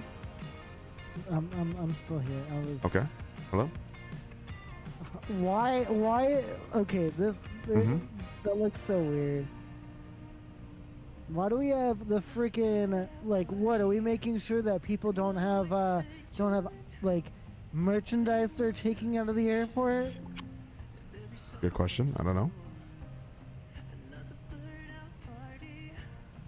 No, I just put it on BLAA. It's still. Yeah, this airplane is like. I mean, it's yeah. Quit trying to defend it just because it's freeware. I think it is because it's I freeware. can hear it in your voice. I can hear it in your voice. It is because it's freeware.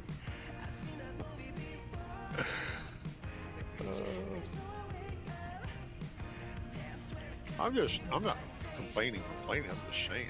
Just stating the fact. It still Not, needs to be you're not optimized. complaining. Yeah, I'm not dogging on them. I'm just saying that they got a ways to go. That's all. yeah. I mean, it's just it is what it is. I mean, Robo's got a long ways to go, but yet we still allow him in here. You know, like fuck.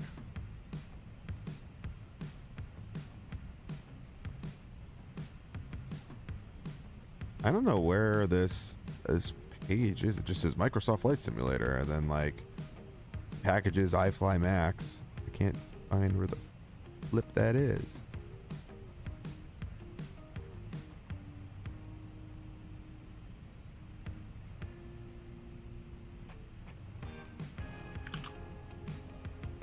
And minus 348 and elevate. That's fine. 348. That's Oh, good yeah. for me, man. Fuck yeah. I mean, just because it says 300 doesn't mean like you're necessarily like that. It's like, oh my god.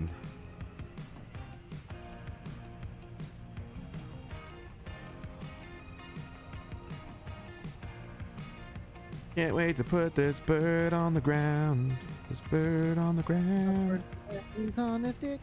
Whoa. Hold up. Wait a minute.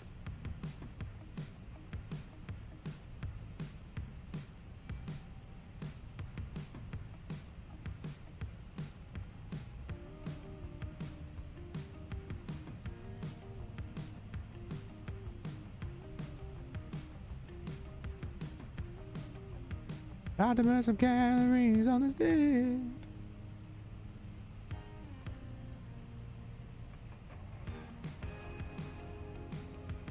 No.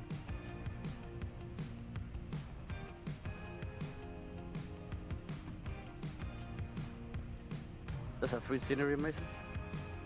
Free scenery. Okay. Did you seriously just ask me that? Man. You doing drugs again, bro? Do we need to have a talk? I think he's doing it again. All right, starting the descent into Manchester. 1004 QNH and temperature 06. 170 at 4. Oh. Boom. Is there freeware?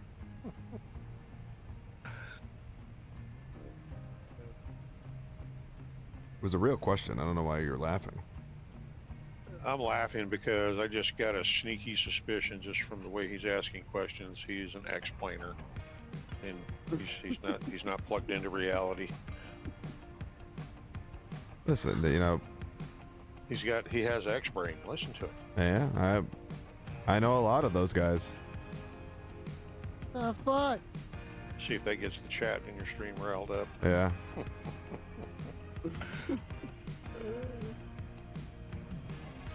Seriously, chat, I don't have anything against people that fly X-plane or X-plane itself. I just think it's a piece of shit. Just joking.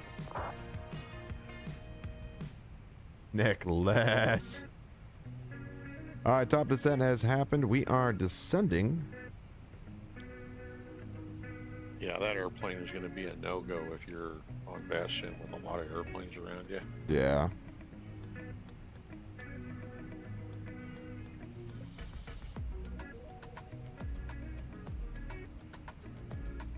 It's all right. We'll leave it installed. We'll wait for another update. I think Sim Update 4 is going to fix a lot of shit. Hey, you can try it out on the beta, you know? Nah, I don't. Come on. Nope. I mean, really, you're like the only person that's not on the beta, you know? It's fine. But it's not fine.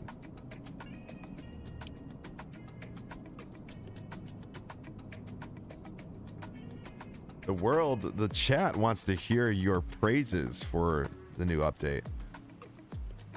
I've been summoned. I poop in Rock Savage. Hello, welcome in. What a name. I can't believe it.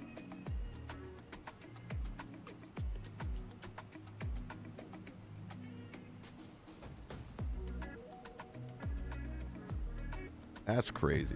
I poop in Rock Savage. Yep. Not even on, in, you know? Like, that's impressive how you could poop in somebody. What a username.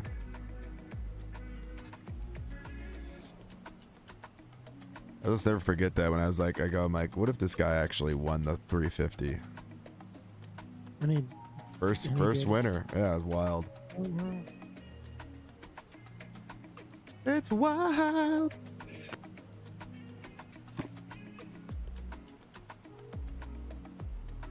That was too funny, honestly. Yeah, that was crazy. What a time to be alive. What a time to be in the chat room, you know?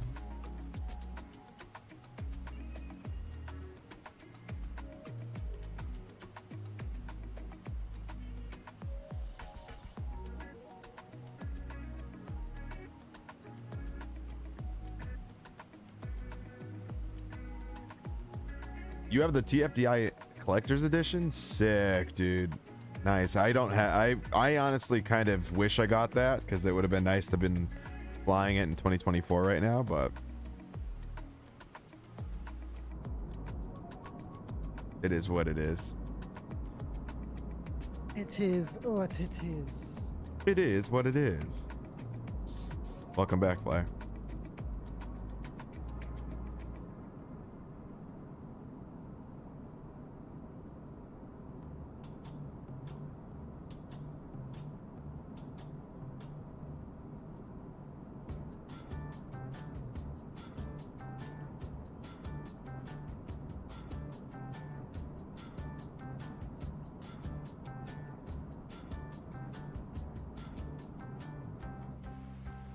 Yep, I got the new update and all of it. It's sick, bro. I'm sure. Yeah, I'm excited for it when it does come out. I own the plane. I don't have the collector's edition one. They only sold like X amount of copies of it. I just didn't want to spend like $100 and something on it at the time. I remember that.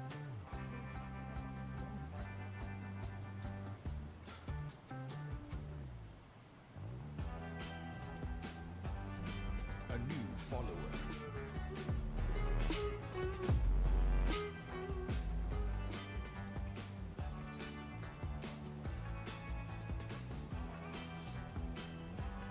A new follower. I don't even know how to pronounce. Bonico Burger Diatus. I don't know if that's how you're supposed to say it. How are you? Welcome in. Appreciate the follow. I bought the pre-release missed collectors by 2 days. There's a way to get the MD into 2024. It's not the updated. However, it works very well in the sim. See, I got my 2020 version into 2024, but I kept having WASM crashes, like a ton of WASM crashes, so I don't even bother. It's the same thing with the Max. Some people like have no problem, or the NGs from PNG. Some people had no problem flying those. I could never fly them. They like wouldn't work. My portable air defense system is so cool. Nice. There's a bug with them out. Yeah, okay. That's what I thought I saw. That there, it's like the center mouse button. Is that what WASMs the planes?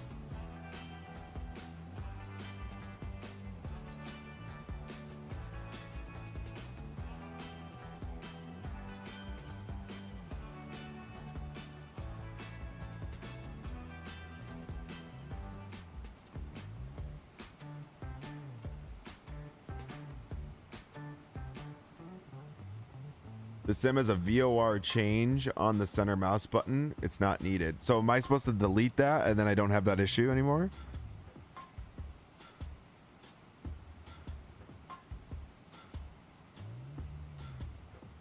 Is that like a thing though? Hold on. All right, I'm just gonna see right now.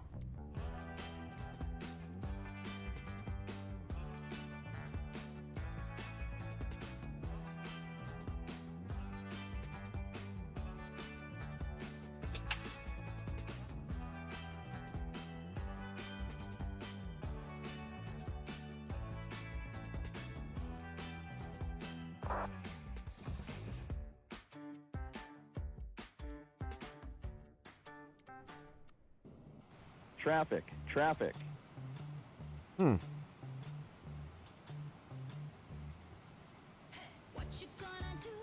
Interesting.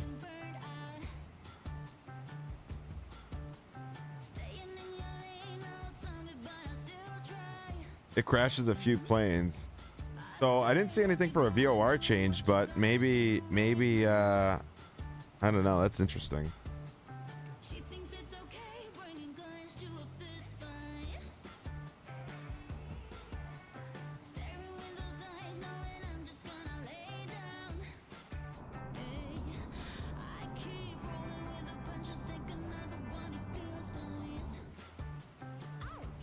I mean, yours is different. It looked like you had a profile. I'll take a pic and pop it in Discord. Yeah, sure. Yeah, I do have a profile set up like for all my peripherals and all my like keyboard, mouse, all that stuff because I don't want anything I don't want anything, you know, causing any problems like that kind of shit. All right, 318,000 feet, lights are on. We will shortly be landing. Please ensure your cabin bag is safely stowed with your laptop inside. Your tray table must be stowed, armrest down, and window blinds open. You now need to be seated with your seatbelt fastened, ready for landing. Please help us by handing in any rubbish, newspapers, or magazines that you do not want to take with you. Any rubbish, he says. No longer in service. No longer in service.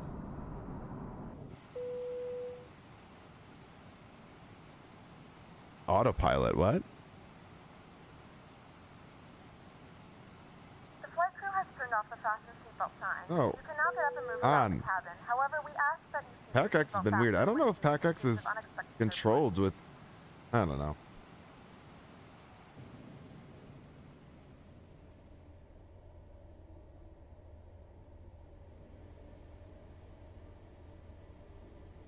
Oh yeah, JET2 holiday.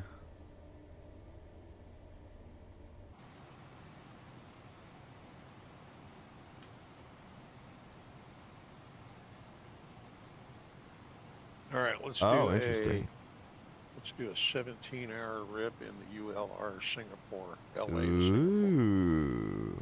Singapore. Do you close out the sim and then go back in? I do. Yeah. I was like that. Those long ass rips. That's what I'd be doing. I do that every flight anyway. Cause every flight? Doesn't take. Yeah, because 2024 doesn't take any time. I don't do turnarounds like you guys do. Oh, fuck. I'm usually, when I do a flight, I'm onto something, either different airplane or a different route. I don't.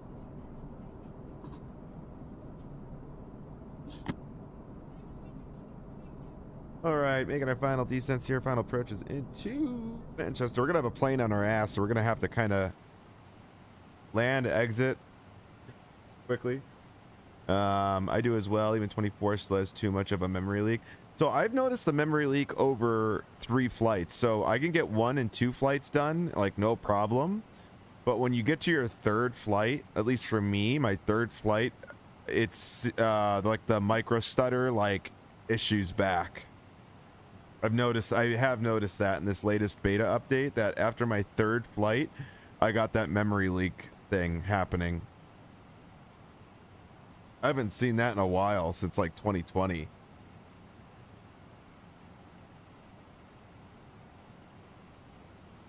But I've noticed now that was the second or third time I've done 3 flights now after like my new motherboard and everything's been running super smooth. But when I get to that 3rd flight for some reason, it just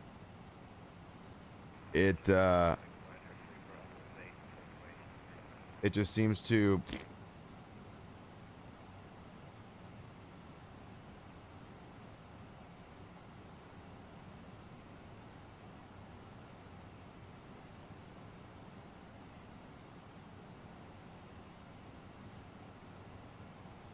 interesting though. Glad that you said that though, Sleeveless, because at least like that makes me happy knowing somebody else also has that happen. All right, down to 7,000 feet, and then down to 3,500.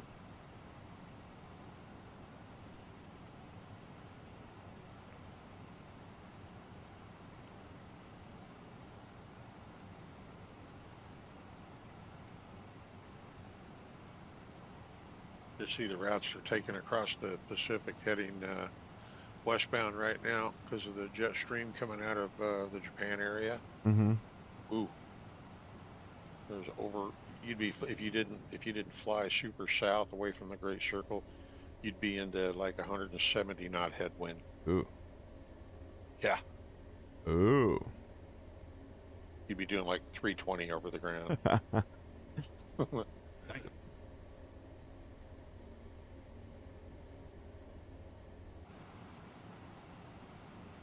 16.5-hour airtime. All right, low brake is set. Everything else looks good. We got the speed brake arm just for now. That's like 4 in the morning. And 1004 is the QNH. I believe QNH is at, is it 5? We have begun our final descent into Manchester. Flight attendants will be passing through the cabin to collect any trash one final time. Transition 5, yeah. Tables are stowed and seats are in the full upright position. Please also store any carry-on items either in the seat back pocket or under the seat in front of you.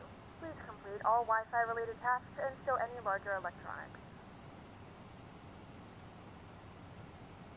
7,900 miles.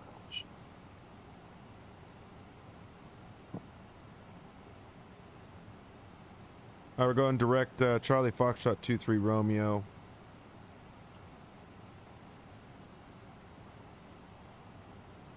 The initial fix for the ILS.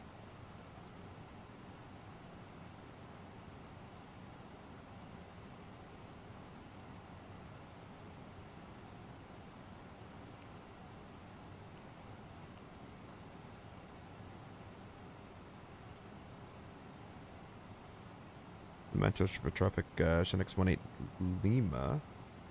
Approximately 21 nautical miles from waypoint Charlie Foxtrot 23 Romeo for the ILS. Runway 23 right.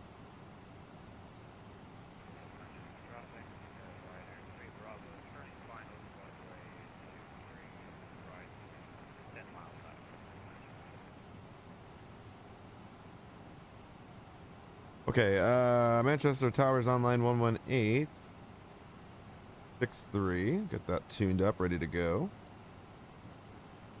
The one thing I don't like about the Phoenix after with London controller's online now. Shit.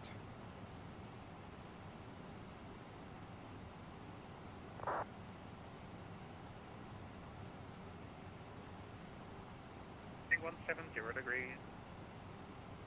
Heading 170 and confirm 190. When's the PMDG releasing? Today or tomorrow? No clue. 190, is this on Probably this week, though, I'd imagine. London controller, though. Shinx 18 Lima is direct Charlie Foxtrot 23 Romeo. Shinx 18 Lima, hello, fly heading 145, descent to altitude 5,000 feet, QNH 1004. 145 down to 5,000, QNH 1004 for Shinx 18 Lima. Shinx 18 Lima, information Bravo, vectors for the ILS 23 right. Information Bravo vectors for the ILS 23 right for Shinx 18 Lima. Control hello, EC700 Juliet Lima, inbound Rosul.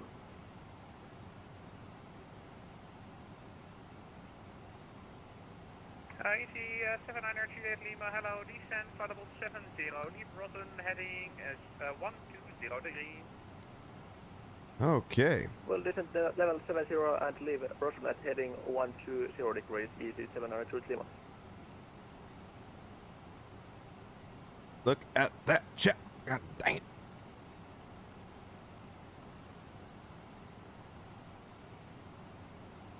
One flight today, everybody knows the rules. One flight today, everybody knows the rules.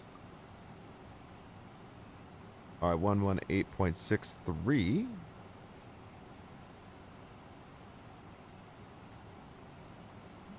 Beast, you ready for lunch? Cool. G94 uniform, allow climb for level 280.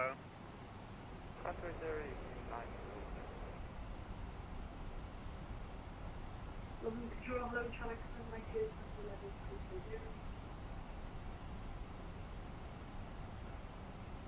7 Mike Zulu, hello, squawk 6322. Squawk 6322.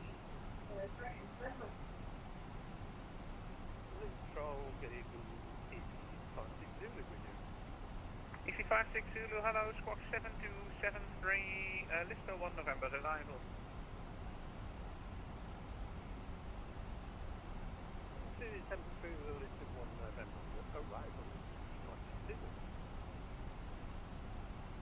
Control, hello, Shuttle 9 Whiskey departing TC right, number 1 Yank, correction 1 Romeo.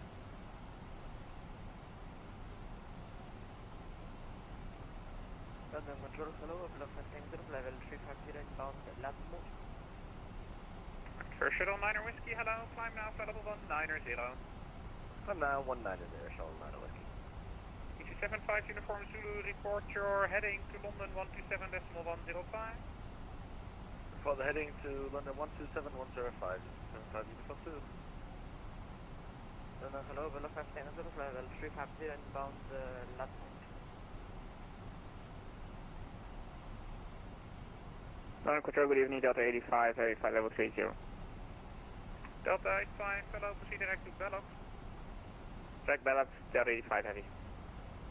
Station calling inbound to Lotmo, saying, oh, there you are, EV5 Tango Zulu, hello.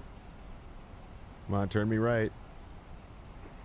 London Control, good evening, it's CTL 6 Uniform Papa, level 32. You designing a plane? No. We just have a bunch of, we have like a collection. Uniform Papa, hello, flight level 350, squawk 6463. We have a collection of the Gemini jets.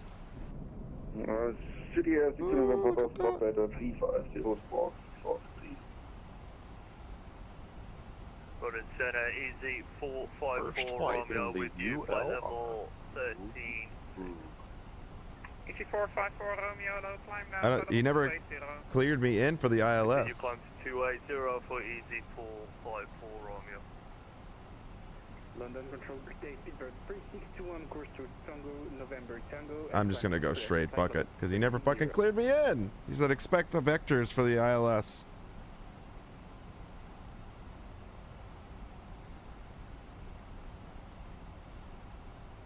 Sugar 3621, hello.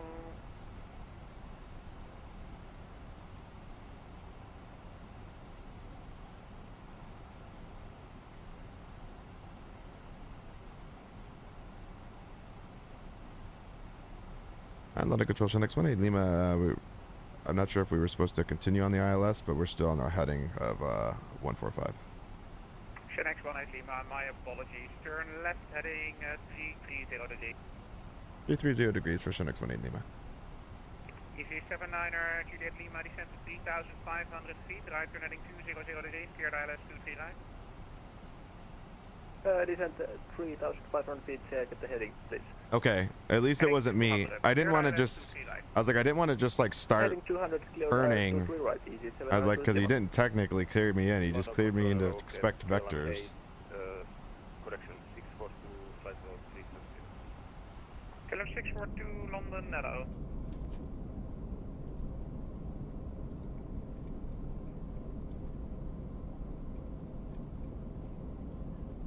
Doesn't that piss you off at times? You know, we're only doing like one flight today, so it's like not a big deal.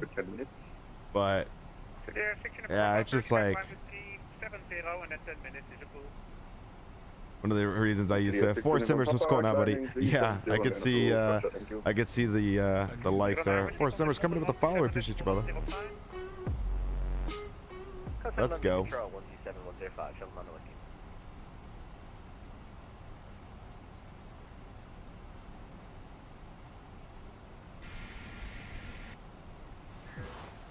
Hello, question Shanx 18 Lima, further left heading 300 degrees. Further left 300 degrees for Shanx 18 Lima.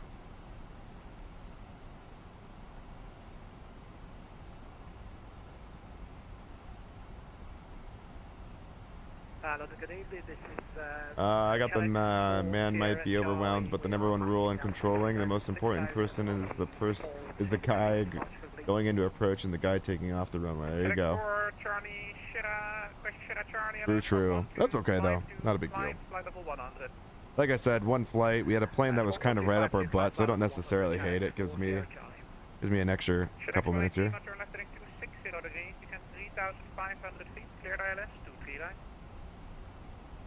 Left 260 degrees, descend 3,500 feet for Shinix 18 Lima, cleared the ILS 23 right.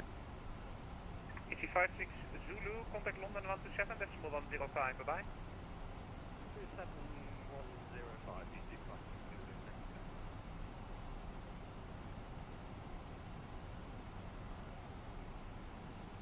27105, He should have been he should have been staring. Yeah, there's a lot of airports too in the area, and it's tough when you're control and there's no approach on, you know. But I get that that's not necessarily an excuse, and I'm not going to sit here and make excuses for him. But London evening, Janet 6 Delta Foxtrot, flight level 250, inbound till deferred to only 1 man.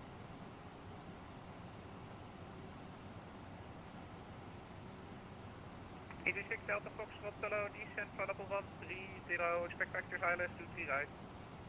I'm going to go ahead and hit the localizer here, and should be connecting with that here shortly. EG79er Lima, question Juliet. Contact Manchester Tower 118, decimal 630, bye. 118, 630, EG79 Juliet. And the other station calling, say again? I'm going to add some speed brake here just ever so slightly. Slid on the aircraft just a little bit. Lufthansa 960, hello, squawk 6362. 6362, Six 4 Sierra Charlie, climb flight level 180. Flight level 180, Challex 4. All right, lined up with the localizer. There we go.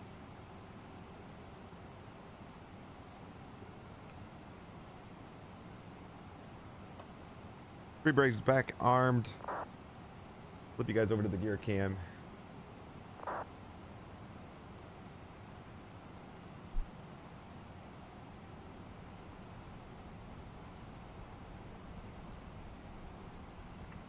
Shinx 180 Lima, speed 160 knots until 4 DME. 160 knots till 4 DME for Shinix 18 Lima.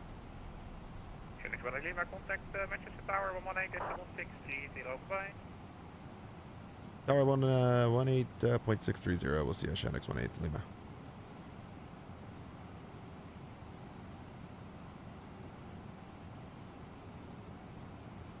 Approach mode. EG79 Juliet Lima, suffering 150 degrees, 49, right, close to that. Runway 23 right, clear to lane, EG79 Juliet Lima. And Tower low, Shinix 18 Lima established. Shinix 18 Lima, managed had a extended approach from receive right, number 2. Hit 34 right, number 2 for Shinix 18 Lima.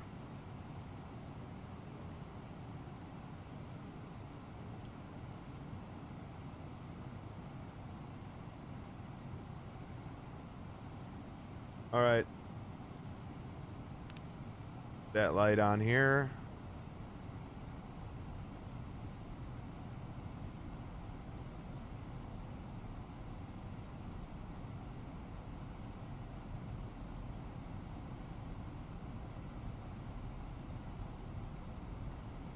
Looking good.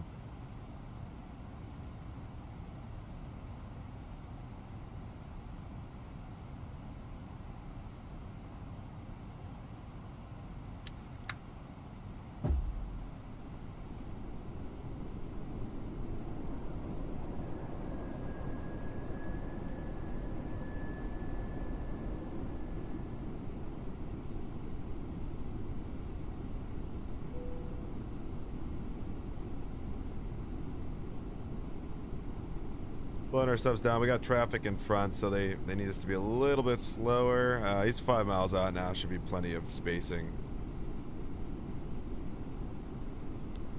Flaps full.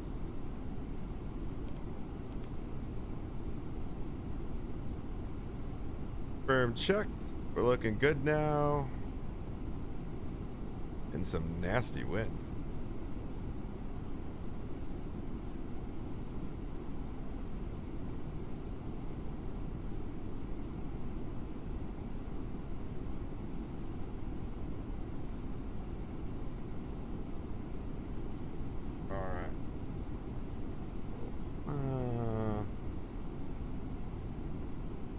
Is this the PMDG? Sure. No, FS Labs.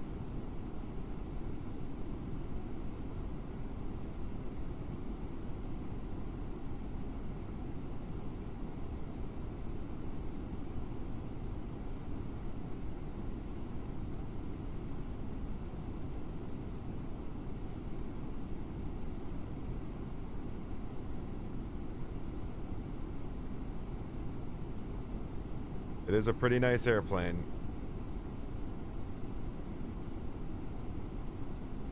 I think it's better than the Phoenix, but Make it right now. Contact message ground. it's only one aircraft, you know. We may getting on 1219908 EG7 Julius Lima. Thank you. Shenix 18 Lima, 7.15 degrees, 4 knots, 3 clear to land. Clear to land, Shenix 18 Lima.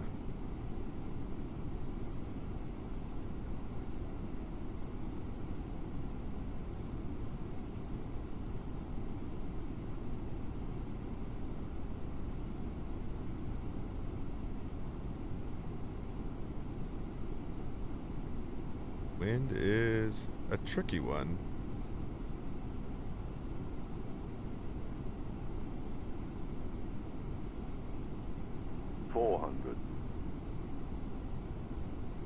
Yep, this is the Neo that we're flying right now for Simmers.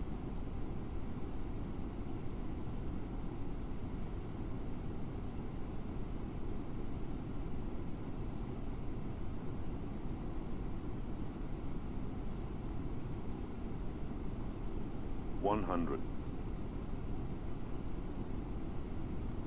50, 40, 30, 20, retard 10, 5.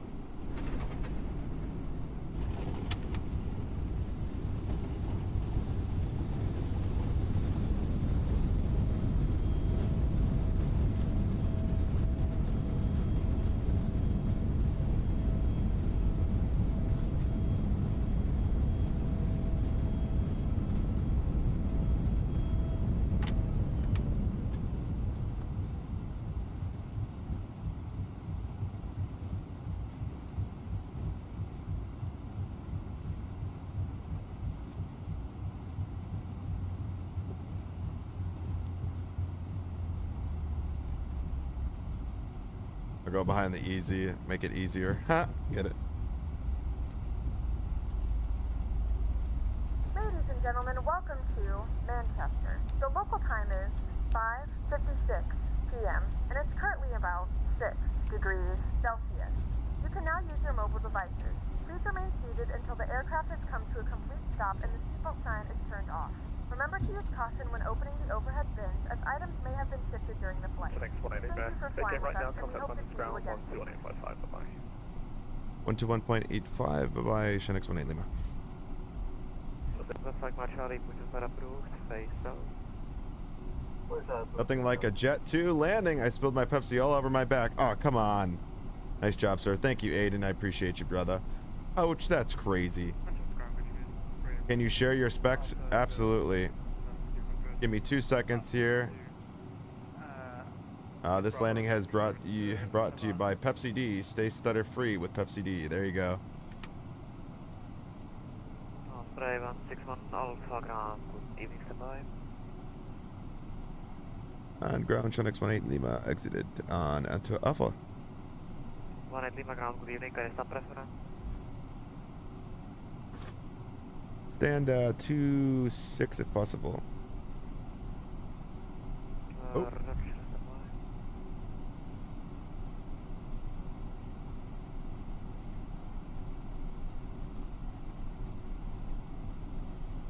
Ground to evening, LM 1254, information Bravo. Well, the nose gear, that's Aiden.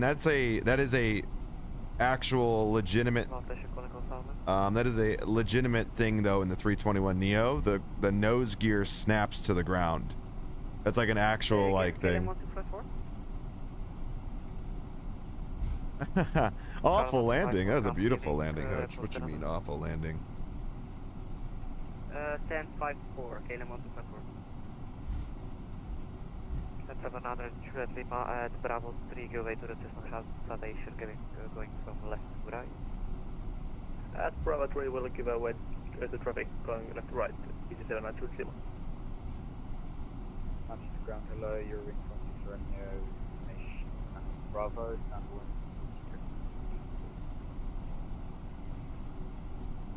16 Romeo, ground greeting, second stand up. Band 106, Delta Cafe. 106.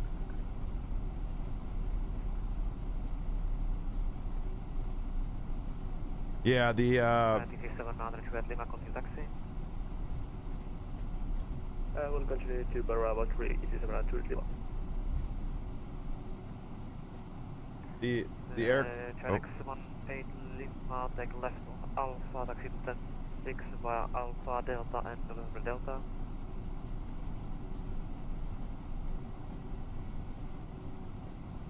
All right, we'll taxi left Alpha Alpha Delta, November Delta for Shinix 18 Lima.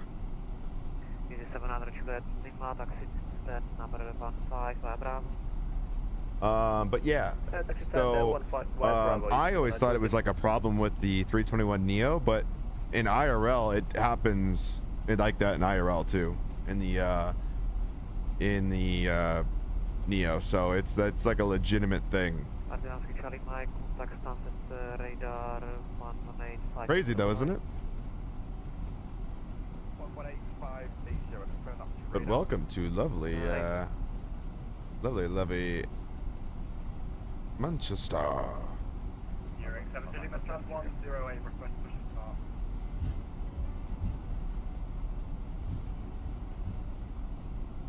Hearing 7 stand 108, push and approved. All these planes here too. Start approved, hearing 7 Lima. And that is on 6 Charlie Mike. Dude, the performance at this airport's so sick.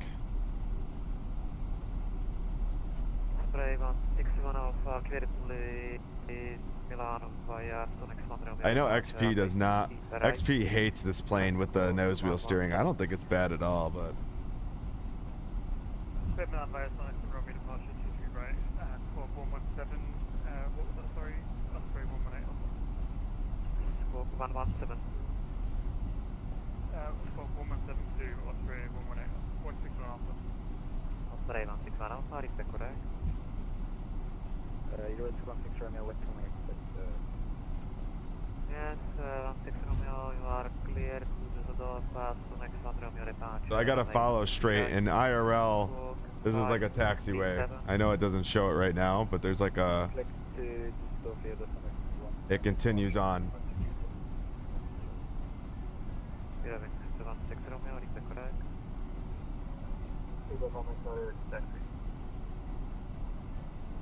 I know I haven't flown the plane in a while. That's why I kind of wanted to, I already had I had the Airbus set up already, like, at, in the cockpit here. So I figured, might as well do a, flight in it, right? Via Lima, Papa, Kilo, and Juliet.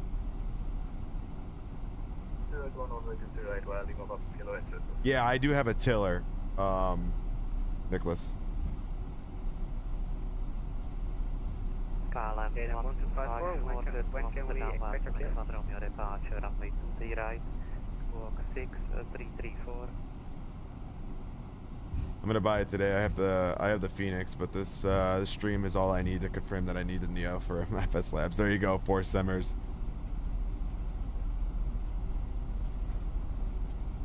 KLM 1254 ground. Yeah, go ahead, KLM 1254. KLM 1254, base to Amsterdam, fast next 1 Romeo departure, runway 20 right, squawk 6334. Clear to Amsterdam, via the Sonex 1 Romeo departure, squawk 6334, KLM 1254. KLM 1254, is that correct? Osprey 161 Alpha, ready to push and start.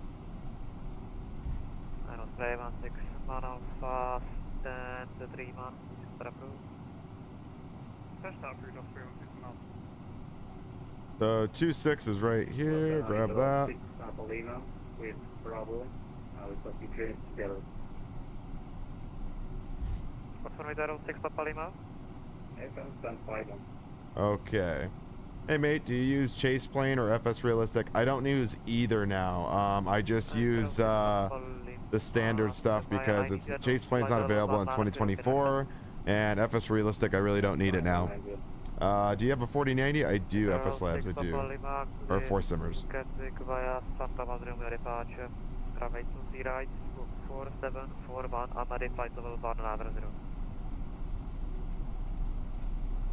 we'll play to Gatwick via the Sunbar 1 runway departure, runway 23 right, squawk 4741, and we're going to take flight 190 for the Gulf 6 Papa Lima.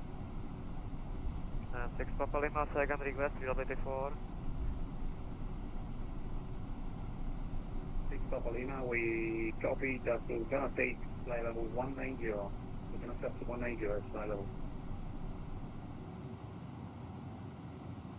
Negative, 180 is not available. And read the correct. Oh, just shy. Come on. It's going to be the best workout for this airplane yet on my computer. Oh, yeah? 17 and a half hours. That's it? Yeah, I know. It's a short flight for this bird.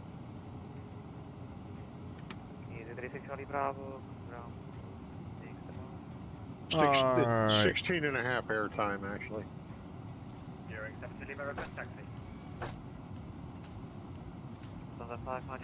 Got the okay, beacon lights off, seatbelt sign off. Is native for 24, still on 22. Oh, yeah. The touchdown effect is still a thing here. The boarding has been requested. The jetway moving? Oh, it is. Okay, cool. Via November Alpha Echo Delta Papa Kilo and Taxi Hardpoint Junior 123 right flying November Alpha Echo Delta Papa Kilo. Oh yeah.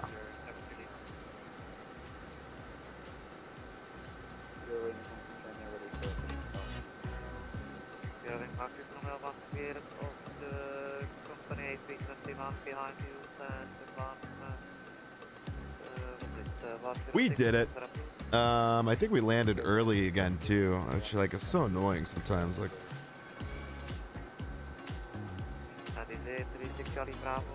Flights. There she is. How do you do that with the external camera? That's just the drone cam for summers. There was our loop.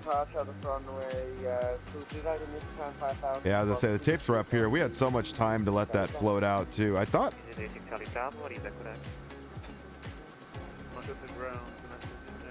I want to get better with this aircraft. The problem is I don't fly it enough.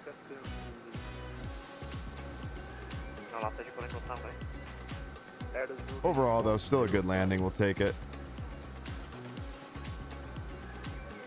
I said it's just the drone camera.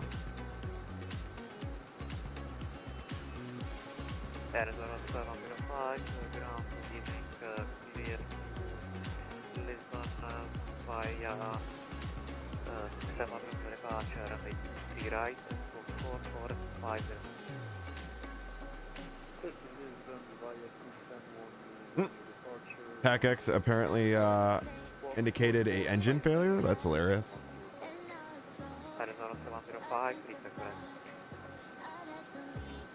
Let's go. You done for the day or another leg? Yeah, Aiden, it's going to be the last flight for the day. We were just going to do one. I mean, it was a longer flight. We've already been on for 4 hours, and we're in the 321 Neo, and they only take this aircraft on like kind of longer. That's why I don't fly the 321 Neo that much, because it's like, until we get the Pratt Whitneys, it's like Pratt Whitneys get flown more, I feel like, domestically and on shorter flights. Like the 321, like this version, like only on like super long hauls. Well, not long hauls, but like for this bird, every flight's like 3.5, 4 hours long easily. Like EasyJet, that when they take the 321 Neo, it's all super long flights. Even JET2, like this is kind of a shorter one for them, but American takes their 321 Neo on a lot of like the longer flights.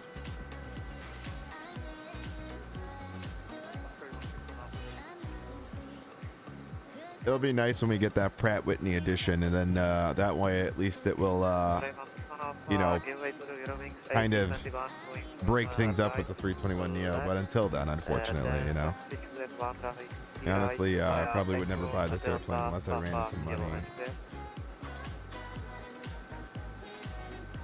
There's a lot in it though, Aiden, you know? No, I hear you. I understand. I understand why people don't buy it, but I mean, the reality is this plane is very, very integrated. There is a lot of things that are extremely nice about this aircraft, but I also get it. Like, people, you know, Phoenix has got their airplanes, and I think a lot of people are, like you said, like, you can't see yourself spending money on it, and I get that, and that's why a lot of people would rather choose the Phoenix, because you just get a big value pack essentially, right? But this plane is definitely better than the Phoenix. It's just a lot of people get blinded by the amount of money and just think the Phoenixes are better just because of how much that money or how much that plane costs. And it's like, that's not a way to you know, it's not a way to judge on how good an aircraft is just because of how much it costs. I mean, one of the coolest things earlier was when we de-iced, we actually had the liquid all over the plane and shit. That was sick.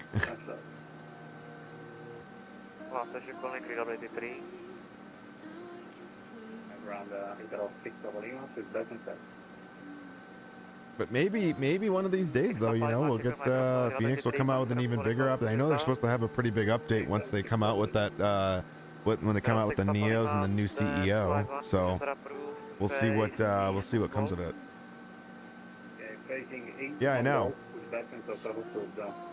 What's the performance like compared to the I mean, the Phoenix is definitely more optimized, I'd say, but it's also, they also have the BFU is kind of like built for 2024. So for me in 2024, that plane, you know, runs definitely better than the FS Labs. The FS Labs is definitely more VRAM heavy, but once again, one comes with, I think, in my personal opinion, a lot more simulation. As far as immersion goes, I think the FS Labs is better. Sounds, I think the Phoenix is pretty good, but I mean, the sounds in the FS Labs are pretty good. I think they could be better. But once again, plane's not really native for 24. However, I like I said, I think the sounds could be a little bit better in 24 for this plane. Very true. That video of the Neos looks incredible. Yeah.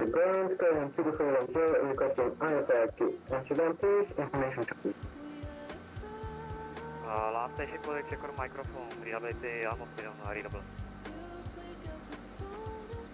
But yeah, I just once again, like I said, it just kind of depends on what comes with the Phoenix aircraft when they finally release. I personally think this plane is worth the money. It's just a matter of you know, you forking it over, I guess. But it depends on how much, if you really have a need for a 321 Neo.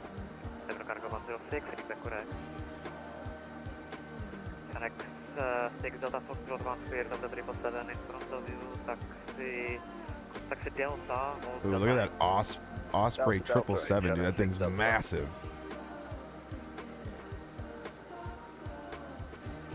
All right, so we're gonna go ahead and do the replay here of the landing. We'll take a look at that landing, see how she was.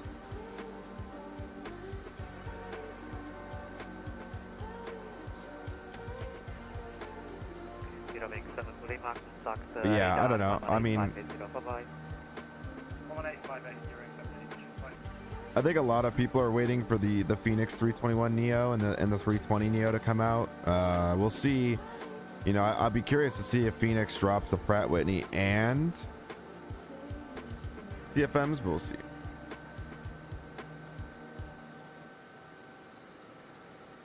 I think it's all going to kind of depend on what the situation is. I know they extended it out, so we'll see what transpires. Yeah, no, Sam, it should be dropping, I think next week. I think Monday or Tuesday, right? Because that's when whenever it releases for PlayStation is when Sim Update 4 is for sure going to officially release. All right, Aiden, sounds good, brother. We'll see you later, buddy. Good to see you. All right, we have landed. Let's take a look at the landing. 100 biddies coming in from Sean. What's the difference between the Hippo and a Zippo? One's really heavy and the other's a little lighter. That's hilarious. Yeah, Nicholas. You're both aircraft are 100% study level.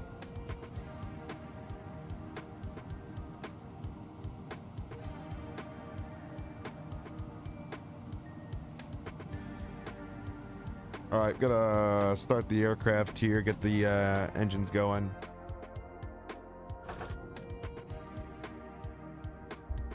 All right, we're on our way to Singapore. Ooh.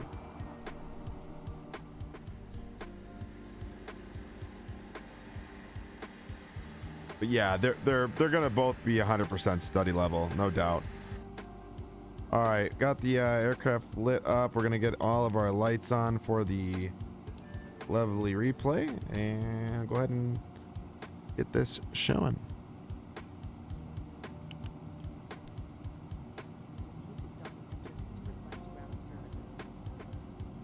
All right, here we go. Let's go ahead and do this. Boom.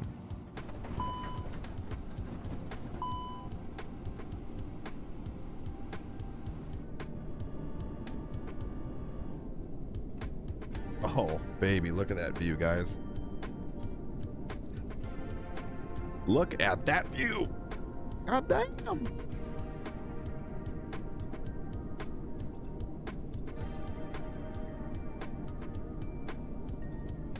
Hello, Captain. I swear I saw you flying above me when I was climbing up to 30,000 feet altitude. There's a good chance I'm a fan of steak, please. There's a good chance.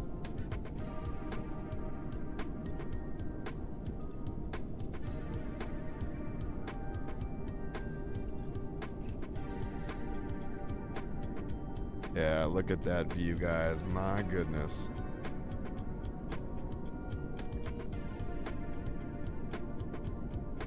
I know, we've been flying a lot lately at nighttime just because like the sun goes down so dang early now.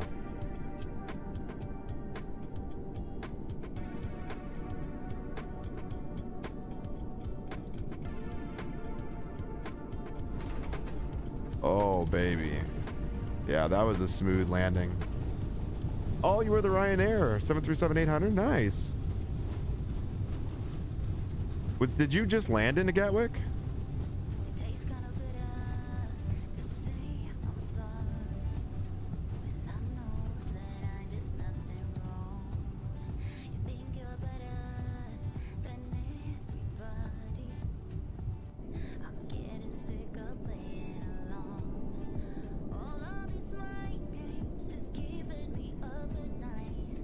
There we go. All right.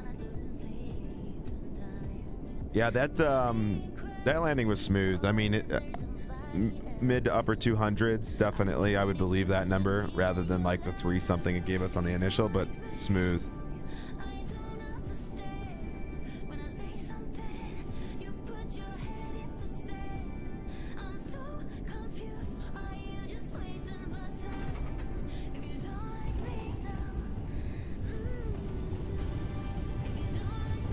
Probably could have even had a little bit more speed, and that would have gave us a little bit more more ground effect there, but that's all right.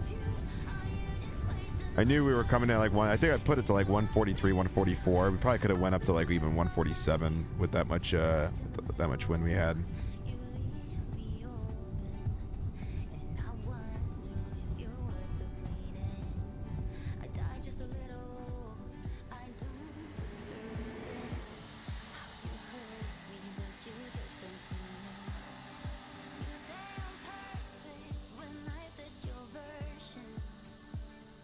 Oh, okay.